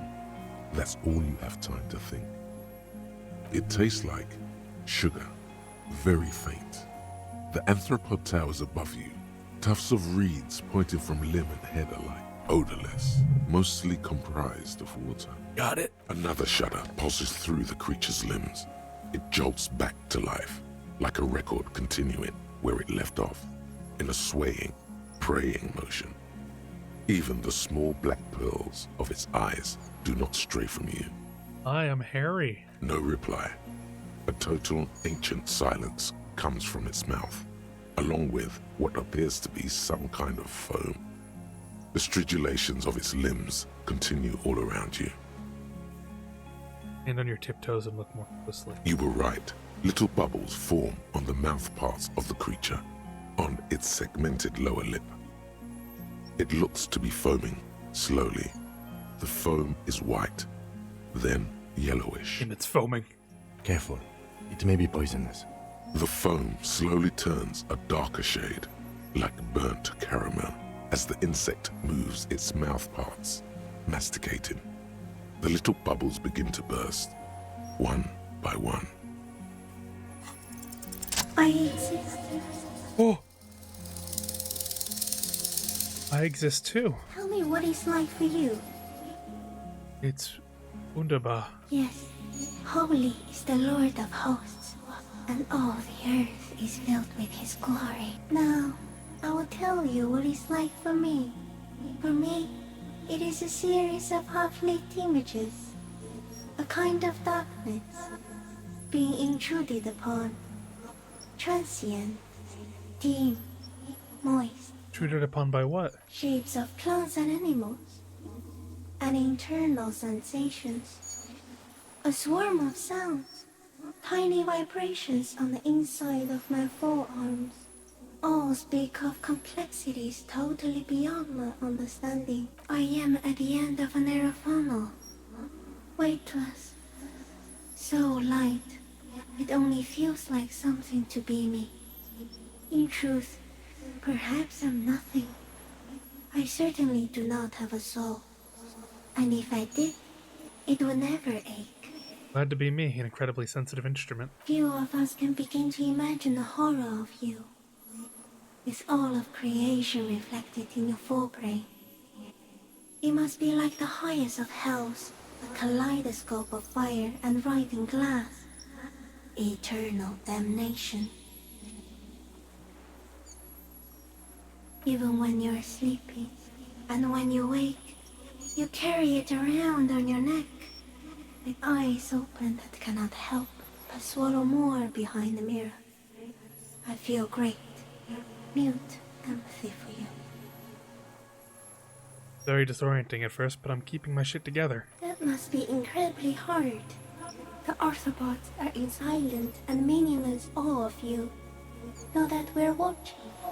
When you're tired, when the vision spins out of control, the insects will be looking on, rooting for you. And when you fall, we will come to raise you up. Bud from you, banner-like, blossom from you and carry you apart in a sky funeral, in honor of your passing. But not me, because I'm just a leaf eater. I'm a detective. So am I. I was born to detect sucrose rewards and semiochemicals. What were you born to detect? The killer? He's in a bad state, deteriorating fast now. He thinks I am beneficial to him, but I am not. I only quicken his deterioration. You're destroying him? Very slowly, and only because he won't go away. It is meant to keep them from noticing me, to interfere with the pictures in their heads. But he has looked at me for too long, and I am destroying him. Is this a dream? What's happening? No, you're awake. I am real. Light is forming me.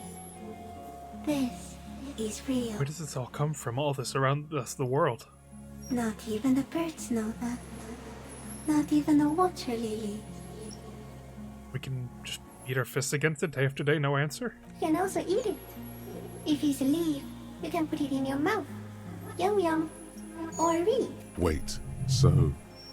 You look like a reed and you eat reeds? Yes, they don't mind. Have you accidentally eaten another reed phasmid? Yes, I once cloned myself and ate the little ones. It was winter, and I woke up at the wrong time.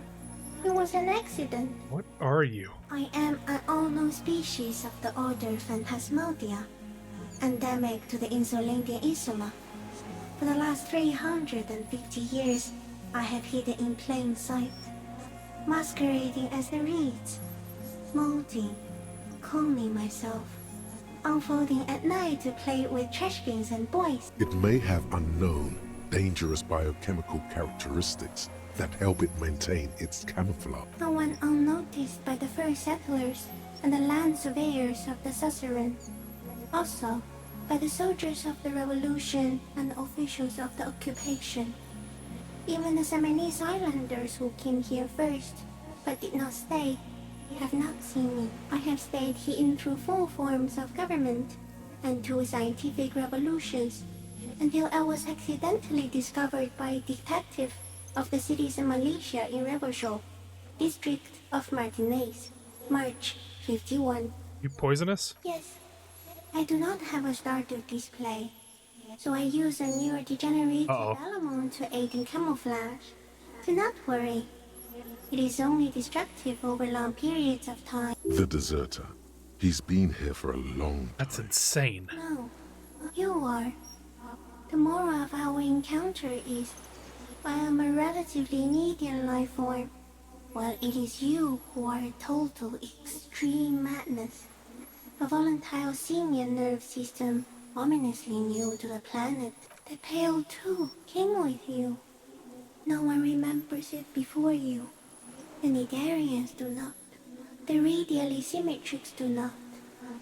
There is an almost unanimous agreement between the birds and the plants that you are going to destroy us all. Wait, the Pale is human-made? It is a nervous shadow cast into the world by you, eating away at reality. A great, unnatural territory. Its advent coincides with the arrival of the human mind. I don't have that power. You're a violent and irrepressible miracle. The vacuum of cosmos and the stars burning in it are afraid of you. Give me enough time, you will wipe us all out and replace us with nothing. Just by accident. How? We suspect it will be something like the oxygen holocaust that wiped out anaerobic life 2.6 billion years ago, when organisms first started breathing. Only much worse. Worse how? Everything your eyes touch goes back there, behind the nose mirror. What if you blink? Are we still here? Please don't blink. What if he misplaces us all one day, or just forget?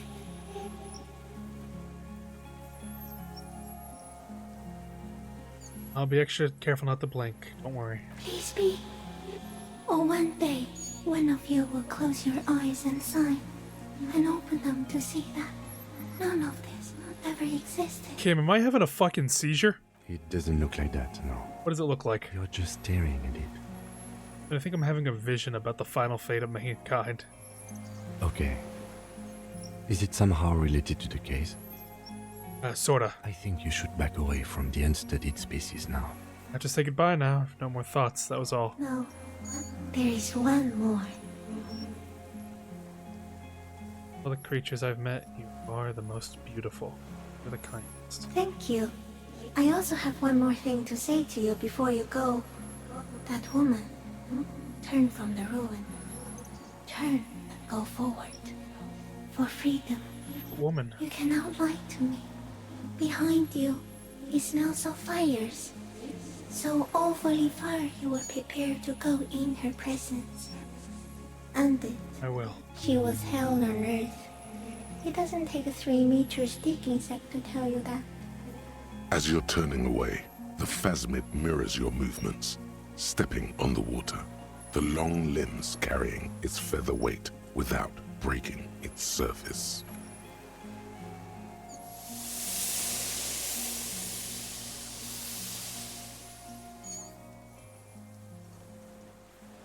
Holy shit. And just like that, it's gone, skating away across the sea's calm mirror like a skipping stone, leaving nothing but circles on the water and something under it.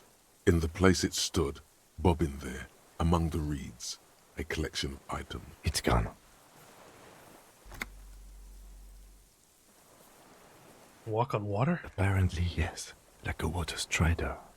Only, I've never seen anything like that in my life. What's that in the reeds? It's like a nest of some sort. We should have a look.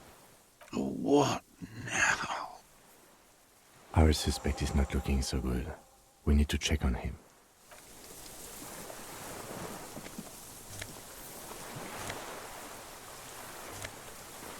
Scope and a helmet.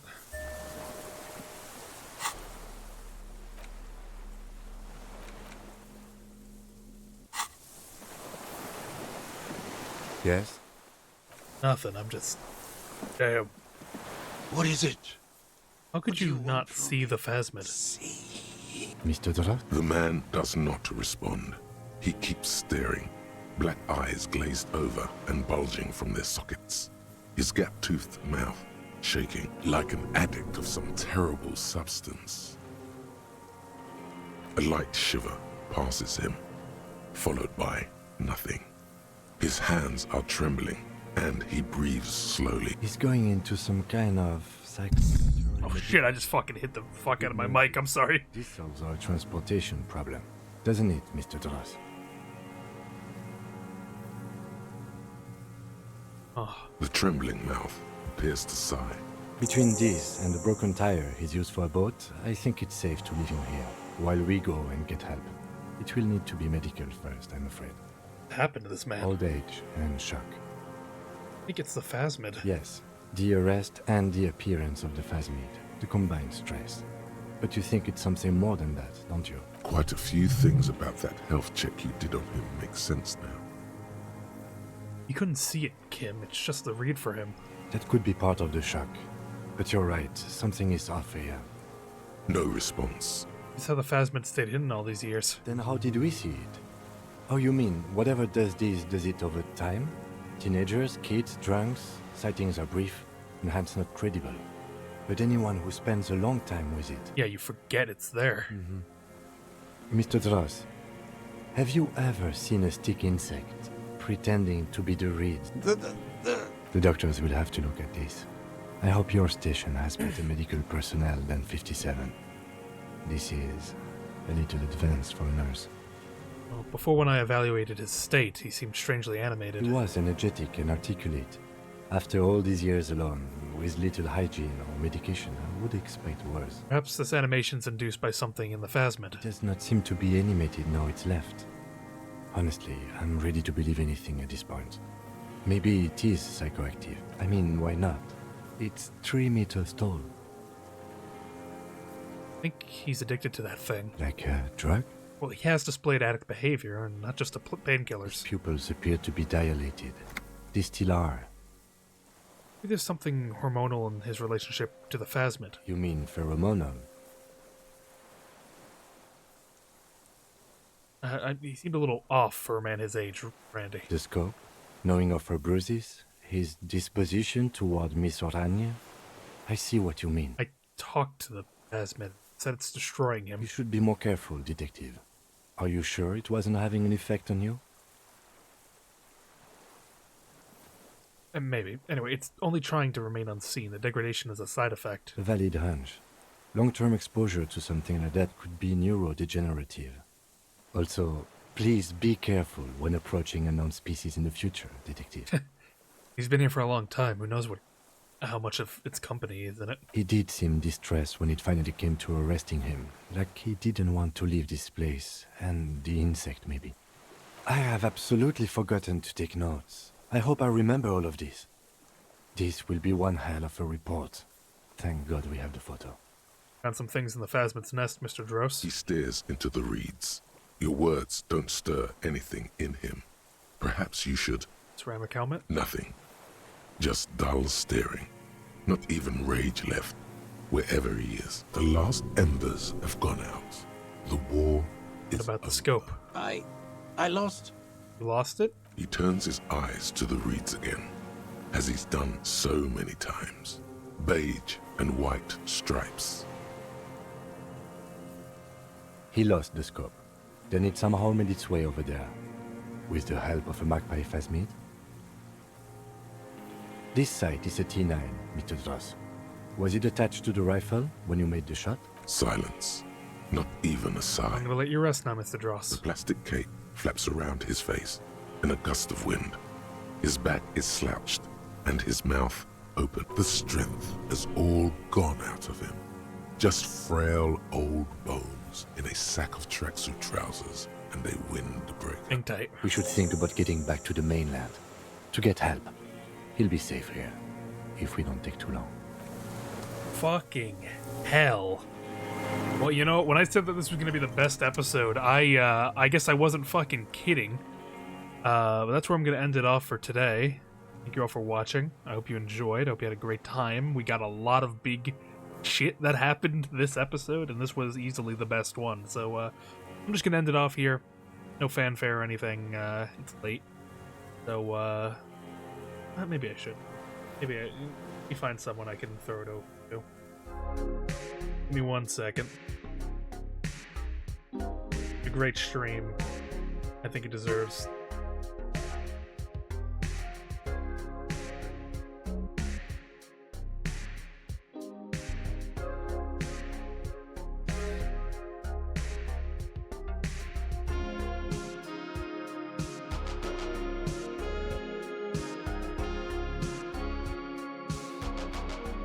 Yeah, Edren, we'll throw it over to Edren, give him some love.